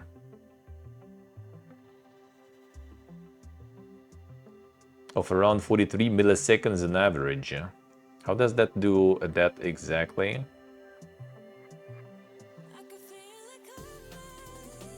Make them as competitive as possible. Okay, like monitors your brainwaves. Okay, let's say. Non-invasive sensors to read brainwaves and encourage gamers to boost their performance. Okay, they read brainwaves, fine. Alright, let's say. How, like the feedback, how it works. Like, okay, it read my brainwaves, like I'm just getting destroyed in the shooter, you know. Like the brainwave is already kind of slow probably, right? Because it's on my reaction and everything to being destroyed. So how does that gonna improve my shit?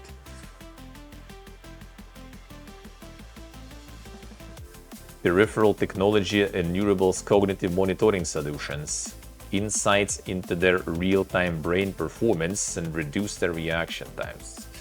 That sounds like kind of like the blue light protection face cream or whatever, you know. That's from that opera. The Razer COVID mask, yeah. Like I don't get how. Like, well, how the feedback goes. Like, does it like say in like your like, you know, in the headset, like, yo, bro, like you see in your peripheral vision something, bro, check that, you know, something's moving there. You're not imagining it, it's there. Or like I don't know, it like shocks you maybe or something. Like the fuck it does. Or it sends the waves back, you know, so you like understand that there's someone or something. I don't know, man. That sounds weird. I don't get how it will work even. RGB will guide your brain, yeah.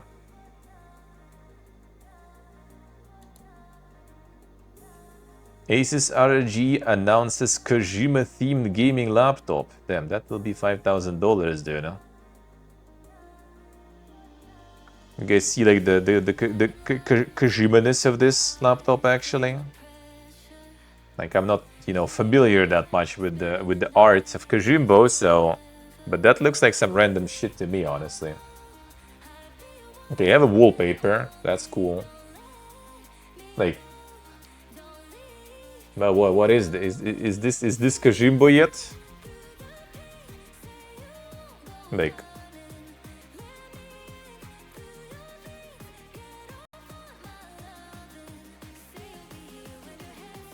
the wallpaper looks like, well, that's the logo of the studio. I think they have like the wallpaper. Okay, fine, but like, is this Kojima? Like, what is Kojimbo about it, except for the wallpaper that you can put on your regular one? Custom UI that you probably also can like install, I would assume anyway. Ludens inspired colorway and new loading animation. Okay.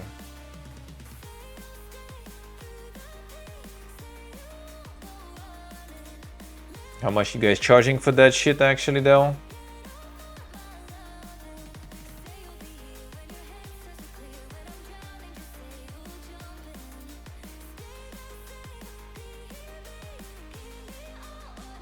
There's also some sort of like little laptop. A Ryzen AI Max Plus 395 processor. A Radeon 8060S graphics. This is some sort of like basically kind of like super scuffed one. Considering the form factor, I actually kind of not surprised that it's kind of like, you know, like semi tablet, I guess.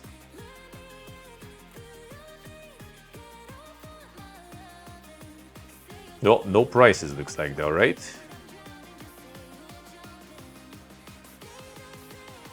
Yeah, I assume not really. That's all like we need to get there. Yeah. No, yeah, I don't think there are prices. Fine. Then not that interesting. No price means free. True.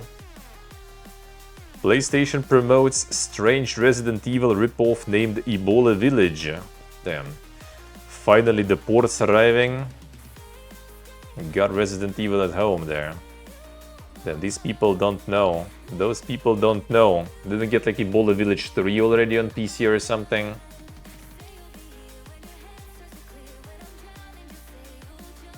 On Steam Games somehow managed to scrape a very positive rating from 319 reviews. Yeah, wasn't that already like 3 or something?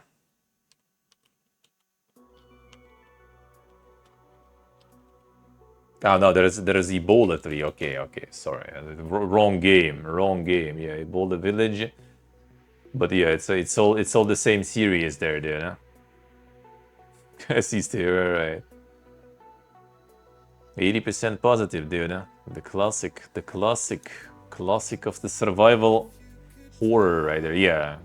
They don't know. We already have like the whole trilogy prior to that. We're not new to Ebola there. you know, mixed, mostly positive, and very positive. Damn. The progress you can see they mastered the craft, the Ebola craft. Nella played already a bunch of those, huh? Only two though. Very selective, huh? Very selective. Only pick the bangers, huh?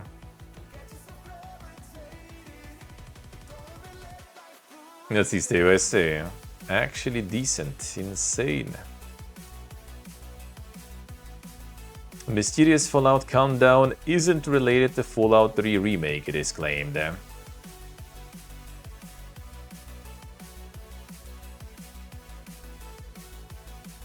Though this is not the case, however, we are eventually getting Fallout 3 Remake and the Vein of Elder Scrolls Oblivion Remaster. Okay, so he said, she said. What it's gonna be, no one knows. Alright. Suggested this is not the case. Fallout New Vegas Remake is coming, it is claimed. Oh, who would have thought, though? Then that, though. Eventually getting Fallout 3 Remake, well, yes, that we just read before. So, who said about fucking New Vegas, though? That's what I don't like about these articles, about the rumors, because you need to do search engine optimization, Maxen, and then there's like just like some tweet of someone, so you need to like pour a shitload of water to put to cover, you know, all that like insane tweet right there.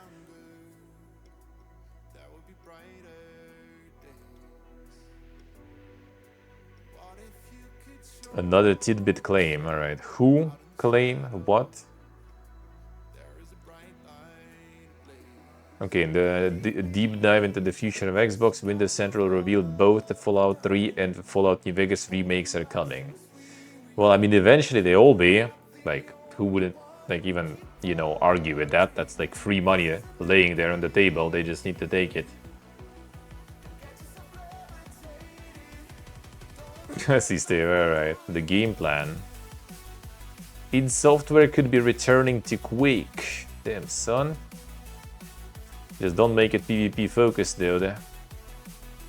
Well, I mean, it should be kind of PvP focused because Quake, but like the last one you already tried.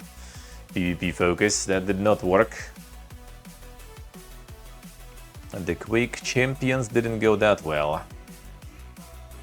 Release in 2022. Dude, really? I thought that was earlier.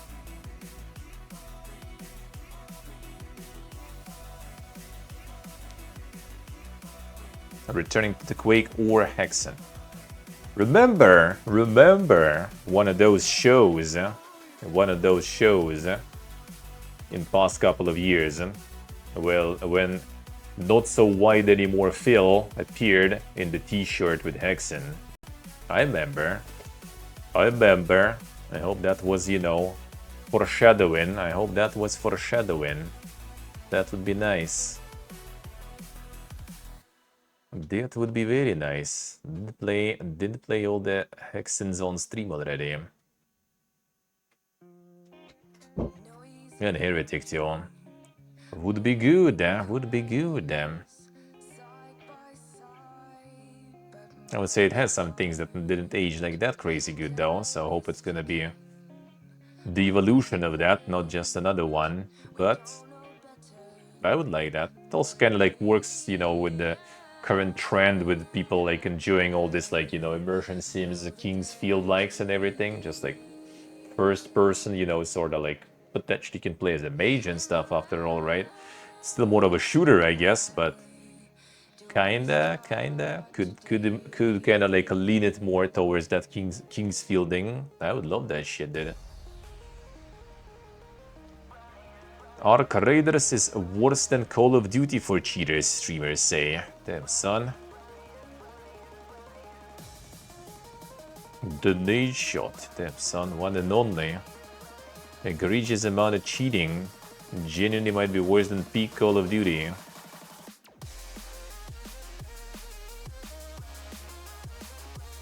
And but what, and I'm getting absolutely pummeled for 8 hours straight every day. Hours and hours of looting, crafting, and investment of time and resources wiped out raid after raid over and over again. Days later, Shroud surfaced in the clip and declared that 50% of each lobby is cheating. What's the point in playing?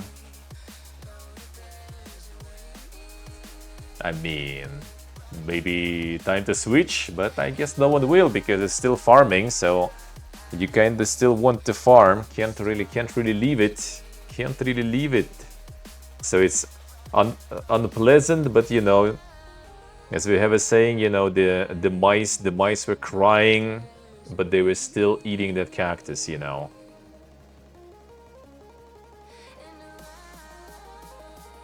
Forgot Shroud existed.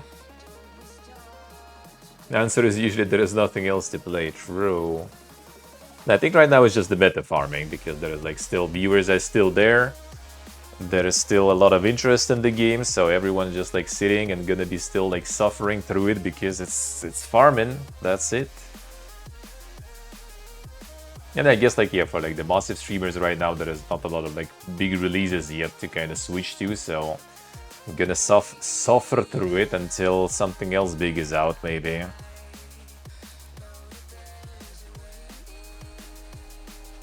Fallout's most iconic feature was almost scrapped before launch.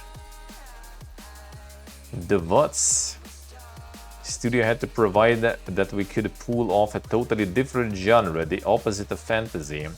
We had to work out how your character's abilities would factor into your ability to shoot. Your skills aren't good, so when you shoot at things you're missing, but does that feel good? There was a long period where it was like, is this even fun? Is this worth doing at all? Is anyone even going to use this? Tesla only just got it working in time to ship the entire game. Well, that's how they probably operate in general. Just like make the game release and working, you know, by the time it's time to actually publish it already. Switch to High Guard. Oh yeah, 3 weeks only left. There it is. The next big one is coming. This even fun, something you ask every day. I mean, dude, whenever you ask yourself that, you're never gonna answer right. Like, it just doesn't work. It just doesn't work. Same with like streaming and with many other things. If you're gonna ask yourself, then you're probably gonna say it's not, but someone likes it still somehow.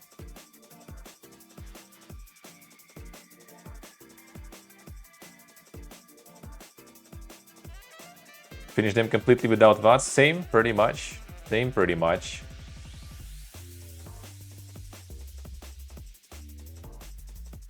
Like, I used it like a lot in like Fallout 2 and stuff, obviously. Like, I loved it there. In 3, I remember like trying it first and then being like, why? I literally can just like blast them without like wasting time on that. It was kind of cool, I guess, to try it a little, right? To get all those like slow-mo kills and stuff. And that's pretty much it. Like, I guess everyone back then wanted to kind of like, you know, the railroad rifle when you just like pierce, you know, like multiple enemies and just like to the wall or something, you know, like head to the wall. That was the only value in VODs, honestly. Play on console makes very clear why VODs exist. That is actually true though. Like, my only experience with Fallout on the console was like because I bought collector's edition of Fallout 4. And the only one left was for PlayStation. Well, no PC version. I had PlayStation, so I got PlayStation version. And like the very first, you know, red roaches, they just, you either like VATS them or you like suffer. So I just like flushed the PlayStation version and got it on PC to play. That's it. Kind of not optimal, more money wasted, but yeah, I couldn't play that way. Fuck that.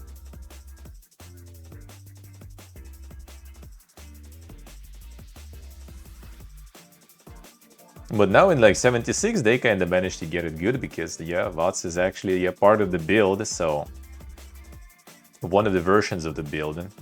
Why not? That works. I mean, then for it also kind of, I think I used it a little more because with the slow-mo, not complete stop. Well, complete stop I liked more though. But without complete stop, it kind of more like organically enters the you know, the flow of the game, so it kind of like makes a little more sense. And they added more features, right? They added like the crit and everything, so it's kind of nice. But in 76 makes it look worse. In 76 was kind of like it makes it feel more RPG sorta. Like, you actually feel like you're playing Fallout that way, because you have stats, and those stats exactly display in the VODs, because like that's something, again, like what I didn't like in 3, right? Like in 3 it actually also worked the best, by the way. Like in 4 it was kind of weird, in 3 it was just kind of like, yeah, you also suffered a lot in 3, I think. I remember all my builds weren't exactly VODs friendly, but yeah, you just kind of couldn't hit shit in VODs. In 76 right now I have a build that can hit things pretty good most of the time. And you kind of build around, and it feels nice because you're all playing sort of. You just kind of like, yeah, go ahead killing things. You can build like even more into the boss if you want to. It like automatically switches target as soon as like one dead, you know, and stuff like that. But I do agree, sometimes you just kind of wish you could just go the regular good old shooter, you know, and just click some heads or something. That is true also. That is true also. I do have that feeling sometimes. Especially when they have so many like cool weapons and everything, you just kind of want sometimes to use them, you know, in a classic way, I guess. Division 3 is shaping up to be a monster, Dev says. What kind of monster? Good monster or bad monster? A big monster or ugly? Or like what exactly is monstrous about it? Has now the secret been announced? It's shaping up to be a monster. Then these walls at Massive were working extremely hard on something that I think will have as big an impact as Division 1. Damn son. Big impact. There is a 4th game coming during Xbox Developer Direct that we're gonna be watching a week after next one, right?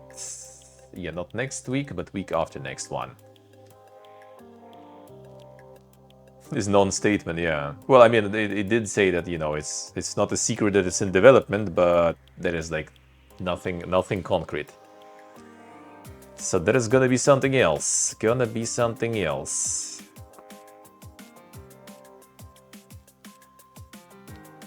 We'll see what they're gonna show.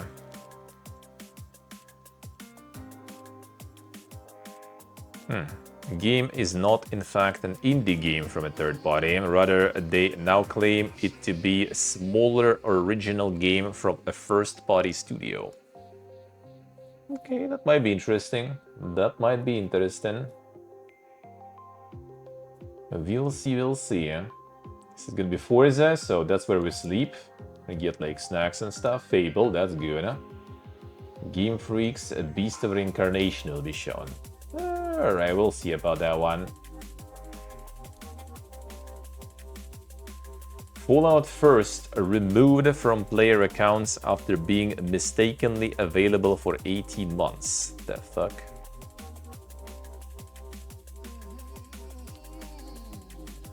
Service wasn't supposed to be available to Xbox users in Japan in the first place. Oh, why though? Host private servers. Okay, sure. Can't take advantage of the bonuses of the... Okay, why though? Not officially offered for Xbox in Japan. There was a period when it was mistakenly available. Okay. It rarely worked properly in Japan for whatever reason. Suddenly in April 2024 it popped up on Japanese Xbox Store and stayed. Users could run their subscriptions without any issues. It was a bountiful time to be a Fallout 76 fan within the territory of Japan. There's a lot of like Japanese people playing 76. I have no idea why. I think like the fact, like the camp building with all that, like, you know, all the skins, all the costumes, all the pets now, and the companions that you can also dress up. I guess that kind of like works good there. I don't know. But then around New Year's Eve, players started explaining that their subscriptions had been stripped from their accounts without any warning. Have Fallout First play for hundreds of hours and then lose Fallout First. It can have pretty a knock on your experience. It sure does. When it comes to storage of junk, ammunition, healing items, and so on. Playing this game without Fallout First is such a nightmare. Japanese are one of the biggest population contributor in Xbox OCE SEA region server. If the region lose them, it will be kinda dead. PlayStation 5 and Steam-based users have no issue running their Fallout First subscriptions. And I think like it might be biggest population contributor, not because there's a lot of like players playing on Xbox from Japan, but because there's like not a lot of people playing on Xbox in that region in general. Probably. It's close to no following there, so that's surprising. Yeah, 76 is pumping there, dude. I don't know. I guess like the customizations and everything you can have in the game and stuff like that just kind of like work really well. Because I remember at some point also just like got some like hashtag or something. I was looking for something Fallout 76 and I just like realized there's like a shitload on Twitter, like, you know, posts and everything with people posting like their screenshots and everything with like hashtags in Japanese and stuff. I'm like, dude, what the fuck? There's a lot of people there. I mean, that's why they also kind of like on the Tokyo Game Show, basically like with all this like insane yapping about like new releases and everything. They also brought like Fallout 76 with announcements like of new content and stuff. Alright, let's get some trailers going then from the showcase that apparently like was a good thing that I missed because it was like what 4 or 5 hours of fucking yapping and everything. So I'm very happy that I did. I'm very happy that I did.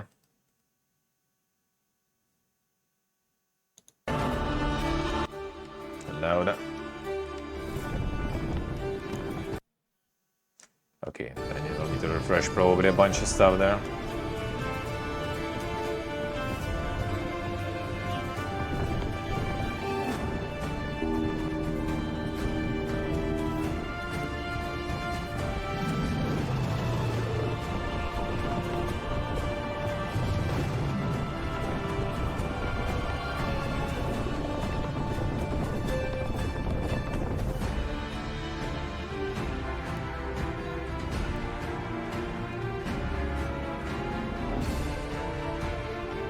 Unprecedented level of fidelity.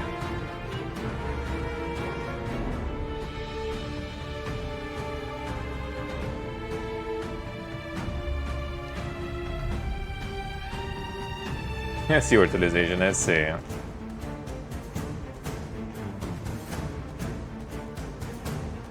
True, Jimore, true.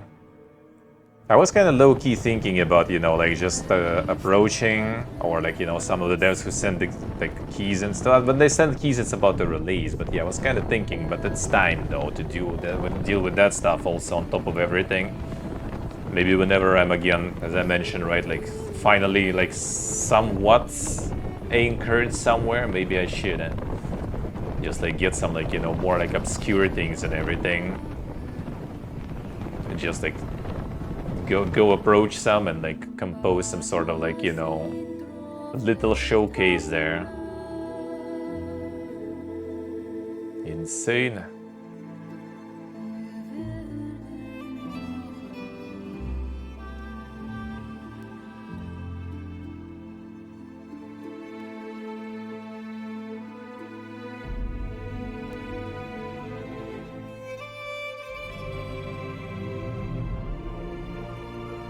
Yeah, there is already like some horror showcases, right? That showcase all those, yeah, kind of the Ella-approved horror games. Let's put it that way, I guess, right?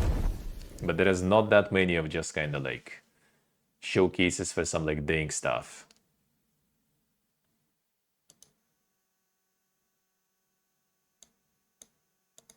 Today we're going to be taking a deep dive into our upcoming action RPG, Varen's Call.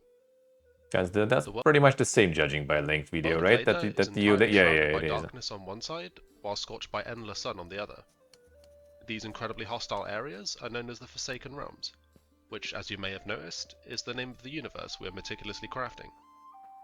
Your first steps within the Forsaken Realms will take you to the Vale of Varen, a city on the brink of collapse, and the first of our narrative-focused adventures. You'll step into the boots of a lone mercenary, seeking to answer Varen's call for aid, and maybe earn some gold and glory along the way.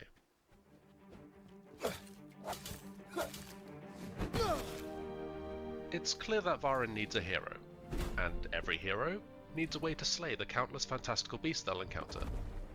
Varen's Call aims to cater to a wide range of playstyles, offering you the freedom to combat the unknown in a variety of ways. Whether you prefer to be a nimble-footed archer, flinging fireballs between arrows, or face your foes toe-to-toe as an axe-wielding whirlwind of death, the choice is yours. The game's classless system means you're never locked into playing a specific way. You have the ability to adapt, I like this. I don't know. Completely switch playstyles. Well, except like those like the goo fucking enemies, they give me like this like live service vibe, I guess, you know. Some like faceless, random, weird, glowy eyes shit again. With a range of weapons, armor, and unique trinkets. Some providing unique effects to help you gain an edge in your next combat encounter. The local hamlet of South Vale acts as a hub, a safe space that provides various amenities for you to further develop your character. Use the forge to upgrade the weapons and armor you find throughout the world, and the dismantling bench to deconstruct items for materials. The spellcrafting table can be used to increase the power of your magic. Everything from an area of effect freeze attack that stops the enemy in their tracks, to ripping up the ground from underneath their feet with destructive force. Use the trap making bench to upgrade and unlock new traps and gadgets. A nice complement to your arsenal, allowing you the opportunity to catch your enemies off guard. And finally, the alchemy cauldron. This can be used to custom brew a multitude of mixtures, from replenishing health and restoring stamina to curing yourself of nasty status effects.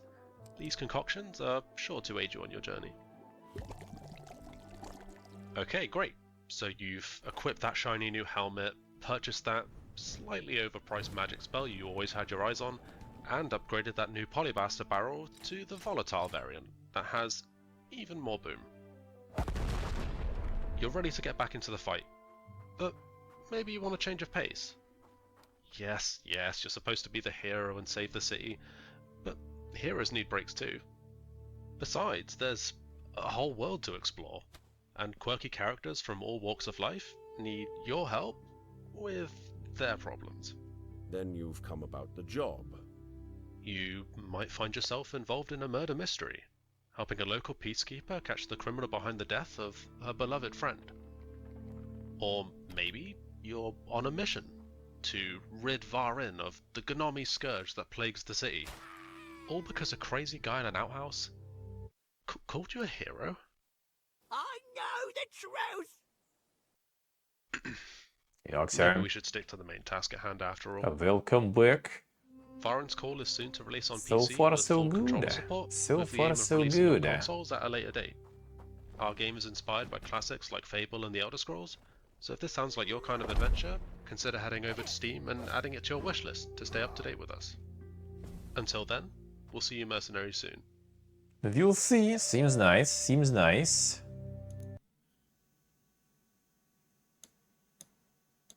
In a world where pixels were once only 2D, now they're 3D. Oh, I'm just with you. I'm Dominic John, the dev behind Project Shadowglass, a 3D pixelated RPG that's a love letter to classic immersive sims like Thief and System Shock. This video is a series of prototype rooms that I've been working on some of the core systems in.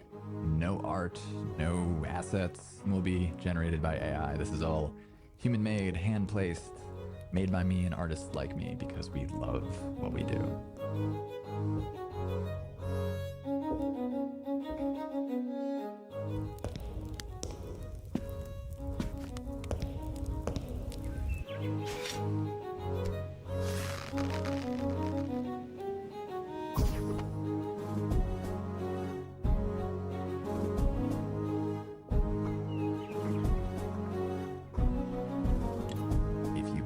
Headphones, I would highly suggest wearing them. All the audio in Project Shadowglass is going to be 3D, and not just 3D, but simulated. The music emanating from this orb is going into the left ear and the right ear, but as I change the size of the space, you can hear the character of the sounds change.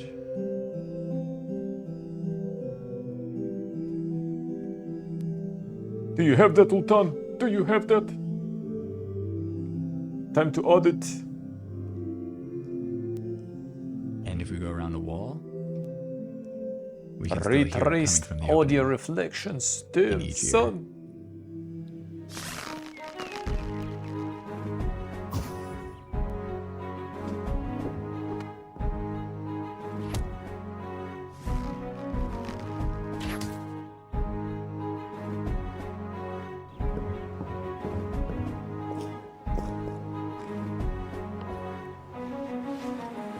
actually launched the Shadowglass Discord today, so if you have any ideas or suggestions or just want to follow along, feel free to wishlist Project Shadowglass on Steam. I hope you enjoyed this sneak peek on how things are coming along. Thank you so much, all the crew at New Game Plus, for having me. Be well, my friends.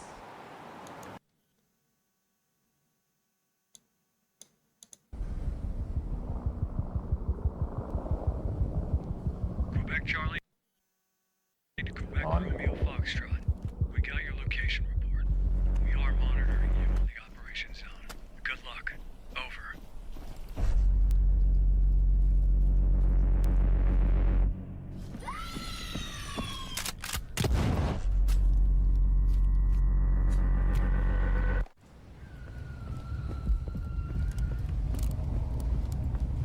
Is it the PvPvE? Is it? Is it?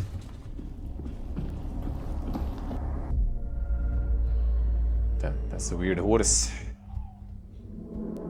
Some raptor shit.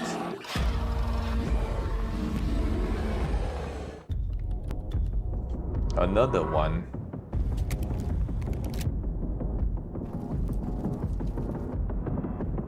Extract these nuts.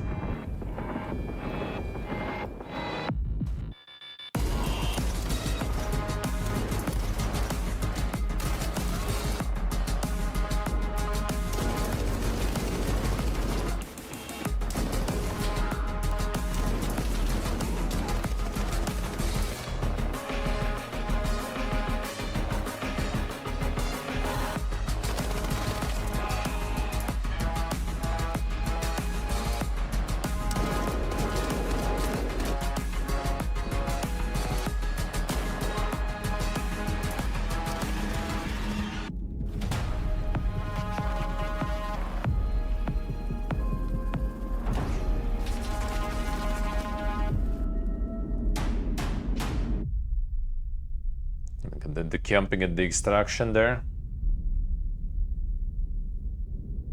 Classico, classico.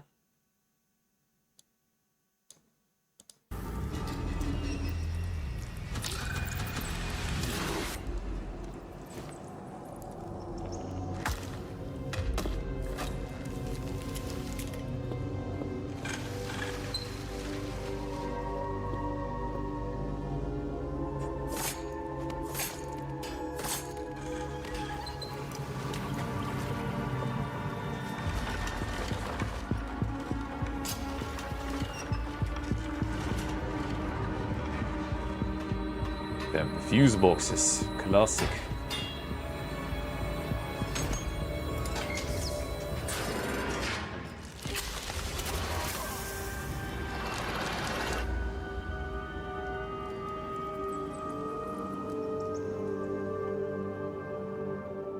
Is this one also the extraction like?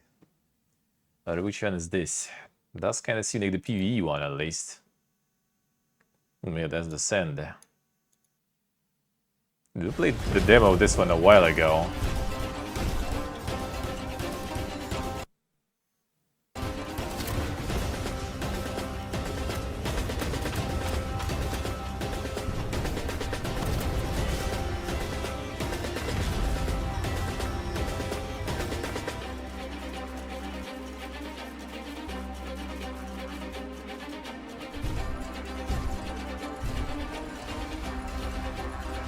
Yeah, we did play with Stay on this one.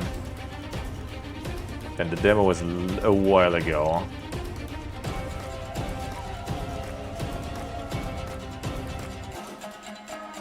Yeah, it didn't run that well, for sure. Well, I mean, the demo was a while ago, so hopefully they did put all that time into optimizing it.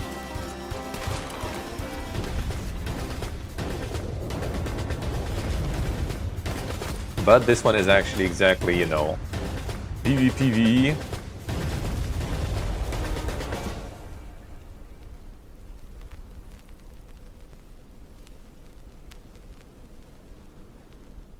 So that might be a skip-like.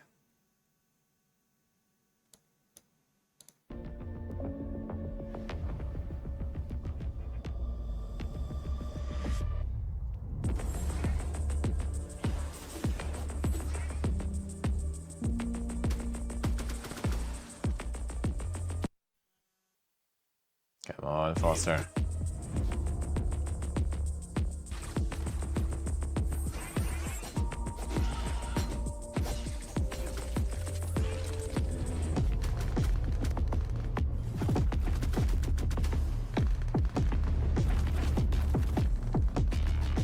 What is it? The Moncubus here.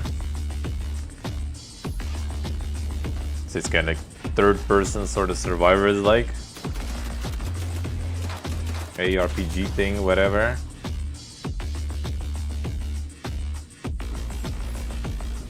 Oh, the pixelated thing there.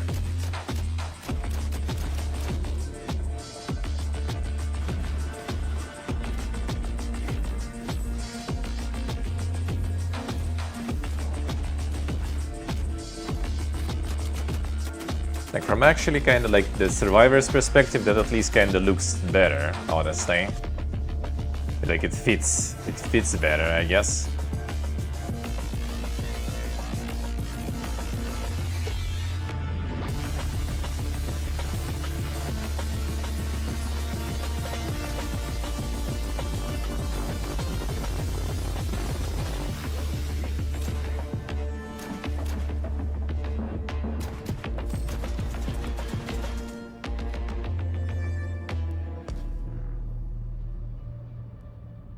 Not sure, huh?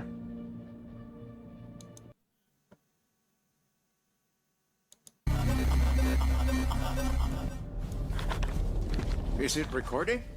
Yeah, it is. It's in the sky, a giant cube. I can still barely believe it myself. Dude, like the lore probably already like went When it completely showed up, crazy I with was all in the the DLCs, lab. didn't I it? didn't even see it.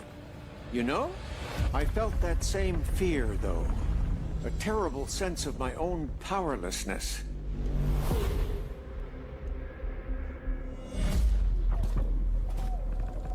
How did the whole of humanity miss it? And did we actually miss it? What if the cube didn't appear, but revealed itself? What if it was always there, and we've only just started to see it?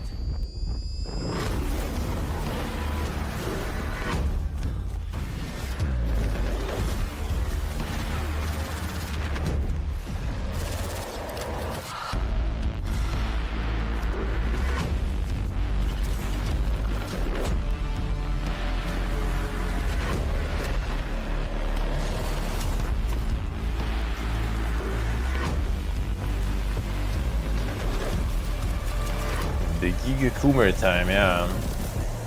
Time to farm the audience. As the first descendant or whatever, like my friend I think still grinds that shit. Just for obvious reasons.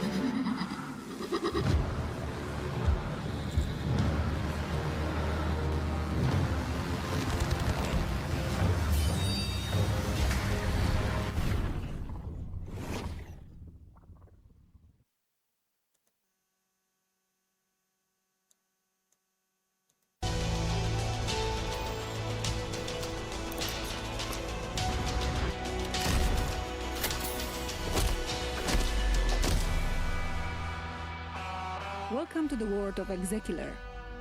We are Kasia and Amadeus, the creators of the game. And this is Gameplay Overview. Execular is a first-person action-adventure game that encourages exploration, rewards curiosity, And never holds your hand. You play as Denzel Phoenix, Come on. an Execular, a corporate bounty hunter.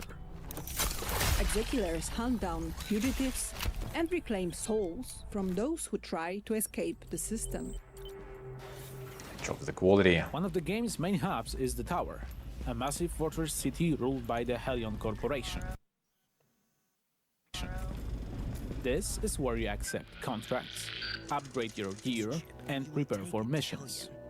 Job well done, contract fulfilled. The game is structured in chapters, and almost everyone begins and ends in the tower. Outside the tower lies a harsh, scorched desert. You travel through it in a heavily modified car designed to protect you from extreme conditions such as heat, and radiation. Inside the vehicle, you have access to your computer, storage, and a working radio.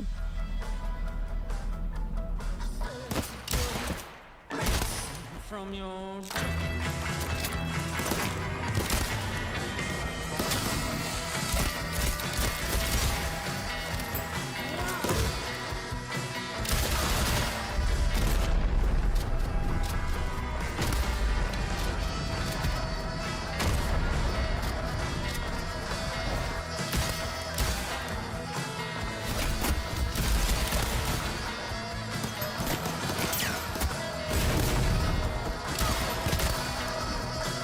Might be nice, might be nice.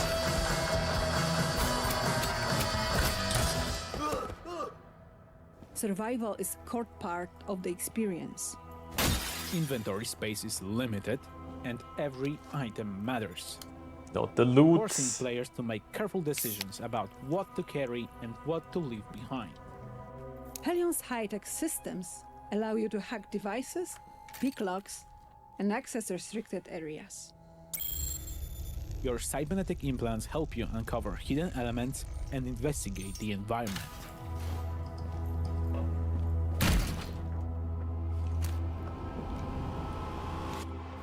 Missions and level design are fully non-linear. There's no single way to complete a contract. Stealth, dialogue, and combat are all valid approaches and can be freely combined. In Exekiller, every decision matters. What's it gonna be? Plata or muerte?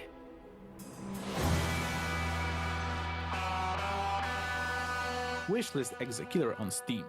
We'll see. Do I look kinda nice?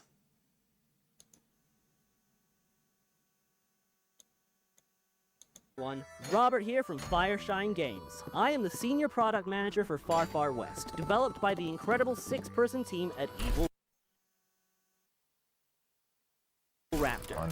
Far Far West is a 1-to-4 player co-op PvE first-person shooter where you play as robot cowboys in a weird western world. Oh, I remember Work this together one, to alright. kill bosses, collect bounties, and remember. cleanse the lands of the Friend evil Slope, enemy Friend invaders. Slope.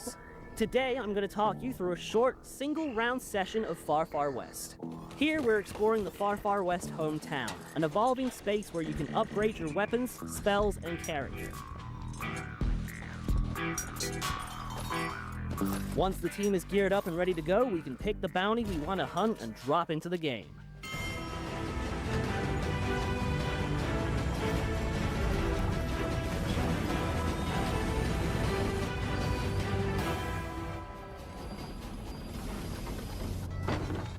Now that we have dropped into the map, it is time to head to our first objective. We can travel around the map much faster with the use of our trusty horses, which you can summon with the press of a button.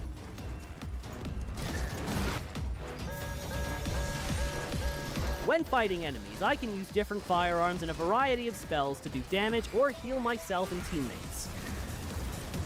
Spells and guns can also be comboed together to make their effects more powerful, Stötta kord. spread their damage Stötta further, kord. or even create new spells. To summon this boss, we need to do the obvious. Launch a nuke at its nest. So let's get this rocket loaded with explosives and shoot it into the sky. When playing co-op, you have to work together as a team to complete the objectives and defend yourself from enemy attacks. Right now, we're throwing On the sticks of randoms dynamite to probably. our teammate for him to put in the rocket, of which he is actually only catching a few. While carrying out objectives, you will attract the attention of the enemy hordes, who will try and stop you. Enemy horse. Now we have the rocket all powered up, let's launch it at the boss nest to really make it angry. This bounty is far from over. Now we have to take the beast down. Let's summon the boss and get this party started.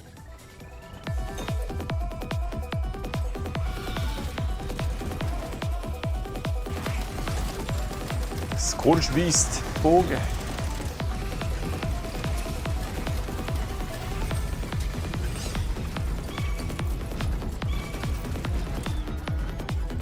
We won and the boss is dead, but we aren't safe yet. So let's get to the station to get the last train out of town. When the train is called, we have to stay alive for its arrival, which is easier said than done when the whole of the far west wants you dead. It's like after the boss fight, you still have that stuff also to We made it survive. out alive. Well, some of us, which means we get to keep the resources we found along the way. These will allow us to upgrade our characters even more and be stronger for the next bounty. This was just one simple game of Far Far West. There are multiple bosses, maps, objectives, weapons, spells, upgrades, and cosmetics, all unlockable through play. You can play the playtest with your friends right now. Friends, who that?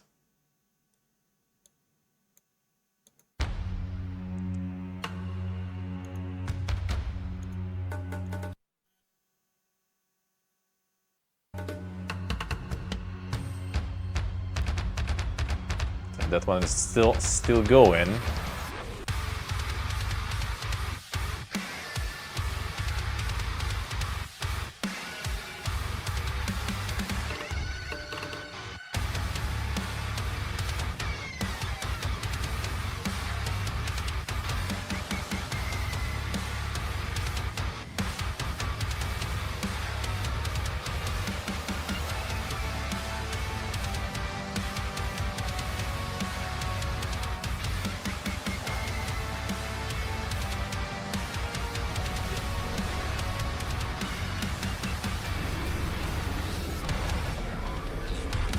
Feels like bug.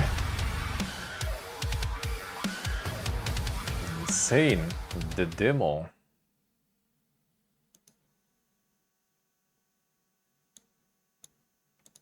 This is Ricard Pillosu, and I am the co-founder at Epicteros Entertainment. I'm here to tell you about our first game, Starfinder Afterlight, licensed from Paizo. At its core, Starfinder Afterlight is a party-based RPG in a universe that mixes technology and magic. We focus on creating... Okay, fine. That's very poga. Kickstarter. Oh, it's like the Disco Elysium like server. Play as one of the companions. For our Kickstarter, our game will have full voiceover. The dialogue.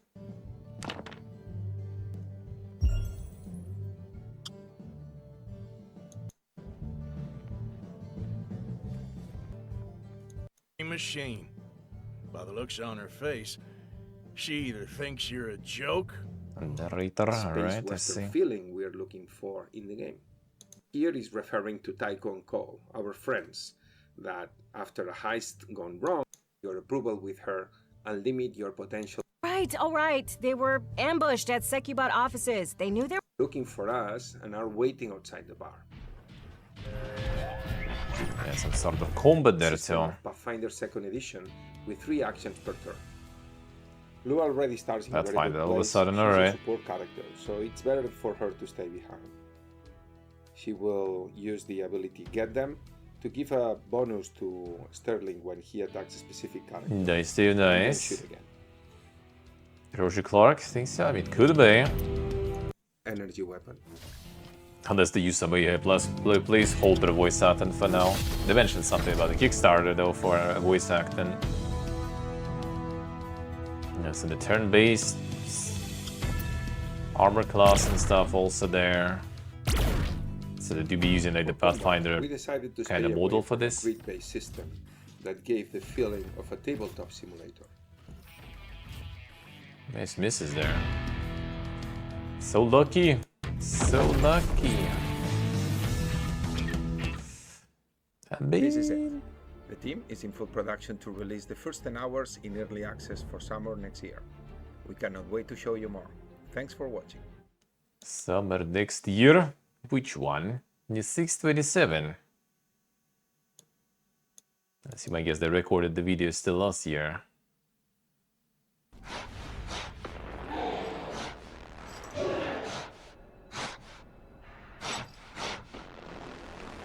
Do you want to die?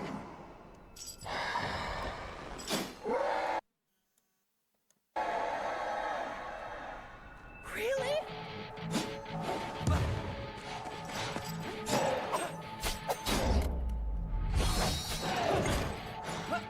Got tired of waiting for Kingdom Hearts and stuff.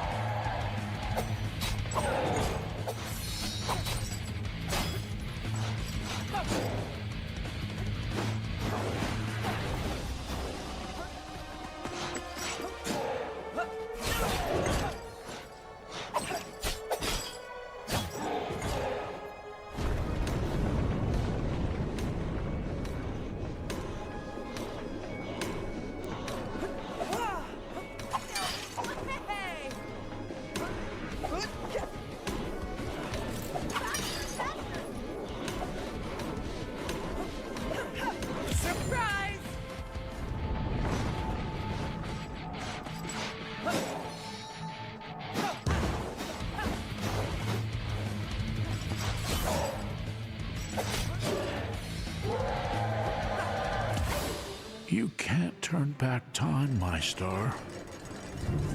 It'll be different, but you'll both be okay.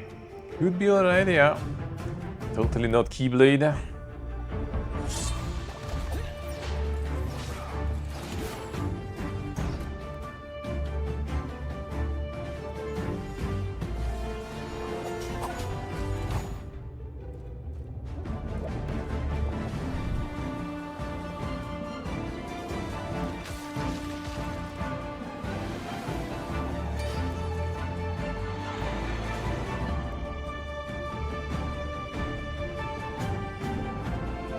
We'll see, we'll see.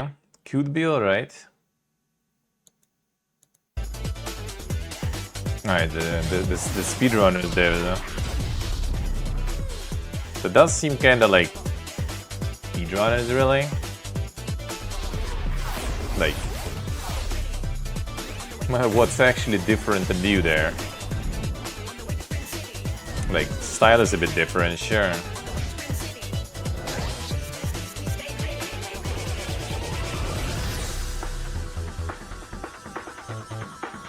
Speedrunners, I remember like a lot of streamers back in the day were kind of like playing just as it's like kill time game. That's the only way I know about it even. This seems kind of like the same, sort of. Oh, this is the one we have we seen before. Bring out your dead. Bring out your dead.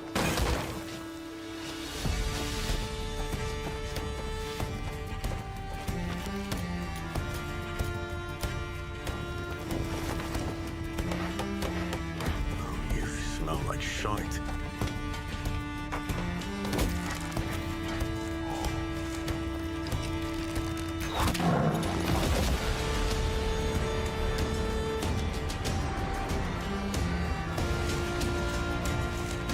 What the hell is that smell? Should take a bath.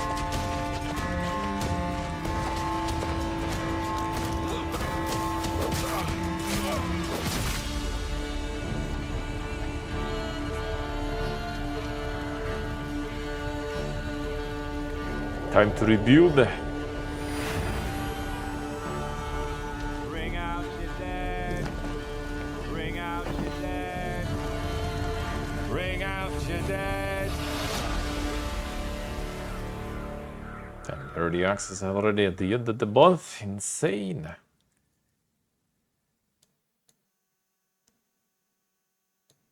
Early access probably might be looking at the trailer a little rough, I feel.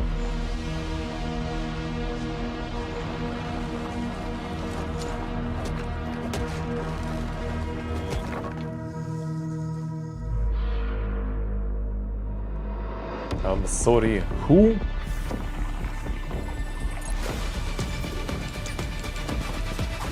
Respectfully. That demo, this was bad, really.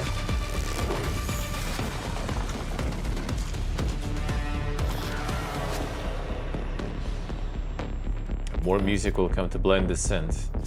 Well, I mean, I don't think I play games like for music, really, you know. I guess it sounds alright. Running breaks your joints. Yep. Tai Chi True. builds them back. After 50... Hell yeah, brother. Welcome back, Aaron. We trust your flight was smooth.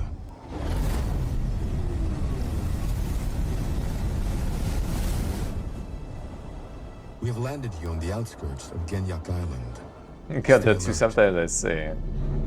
Want to build your joints back. Let's go. Hey, Aaron, it's Thomas. You know, your brother. You said you would visit me here, but you never did. I'm not ripped, yeah. Look, bygones be bygones, just... Because there is night market, dude. Can't be ripped. It's too much tasty stuff. Yeah, this I really like the system, the mechanic. It's kind of the same as like the one with like the stretching and you know like compressing the levels. I like games doing that kind of shit. Under the ocean. It's cool. A distant shore, waiting to be explored.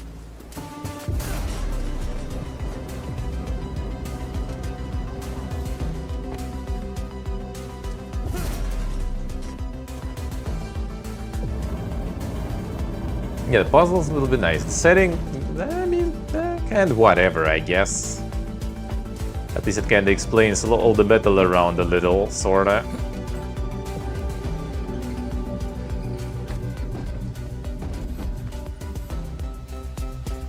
So you can go full Magneto there.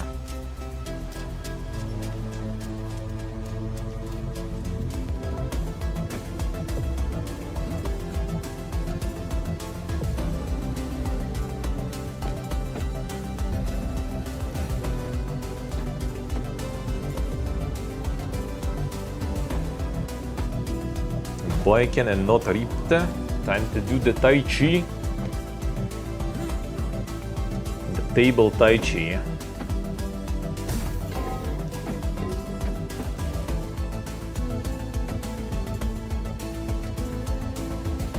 Need to bend some ladders to get some bread, you know, every day.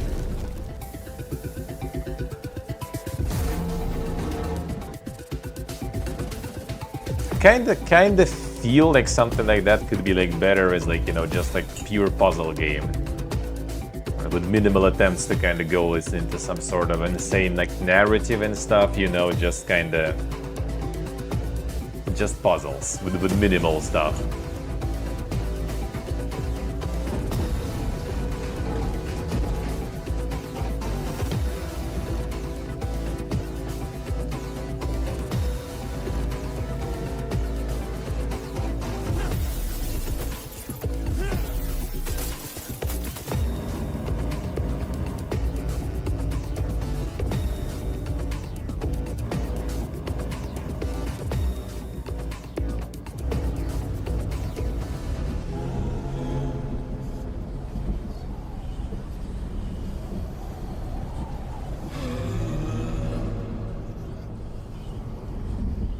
Then close.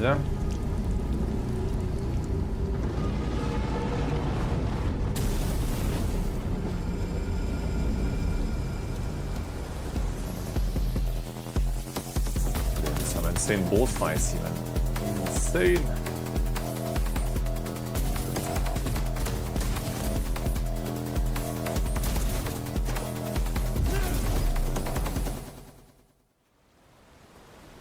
Just like magneted somewhere outside the building, you know, or like bend the barrel, you know. Done. It's over. It's gone. Well, the mechanics are nice though. The mechanics are nice. I like that. Cutting things unnecessary. Yeah, like it's just the puzzle stuff would be kind of nice, you know, without like try-harding too much. Alright, let me see what did you post there real quick, if you guys did post something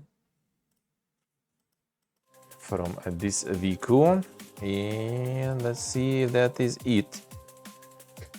Let's see if that is it. Oh yeah, there was this Fiesta, and the rest we already kind of had. Yeah, okay. There.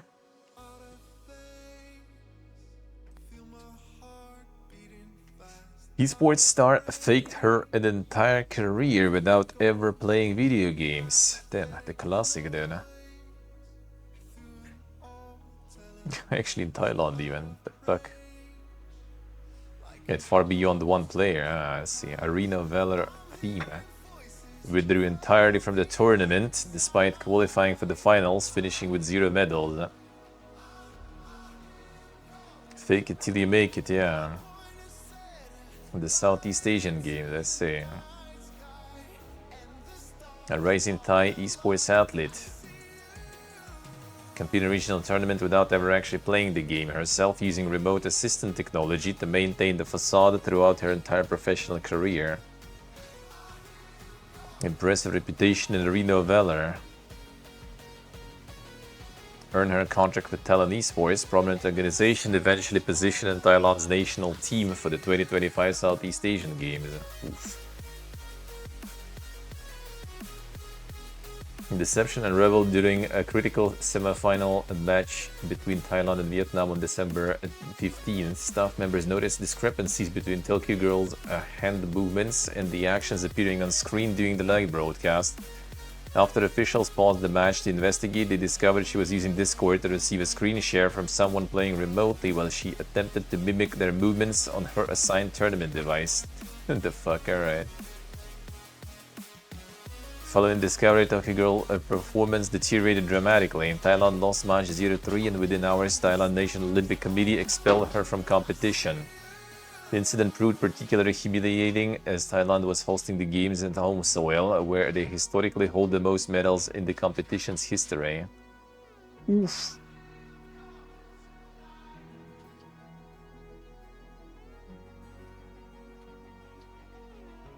Yeah, you'd be laughing about like butchering people's names, like the Joe, and there's the Joebert. There it is there. No? You can combine them. Participate if you know you're a fraud, yeah. Damn, son. Interesting, like articles they're going one into another one, alright. Suddenly some chunks there. Accepted responsibility, apologized to Thai citizens.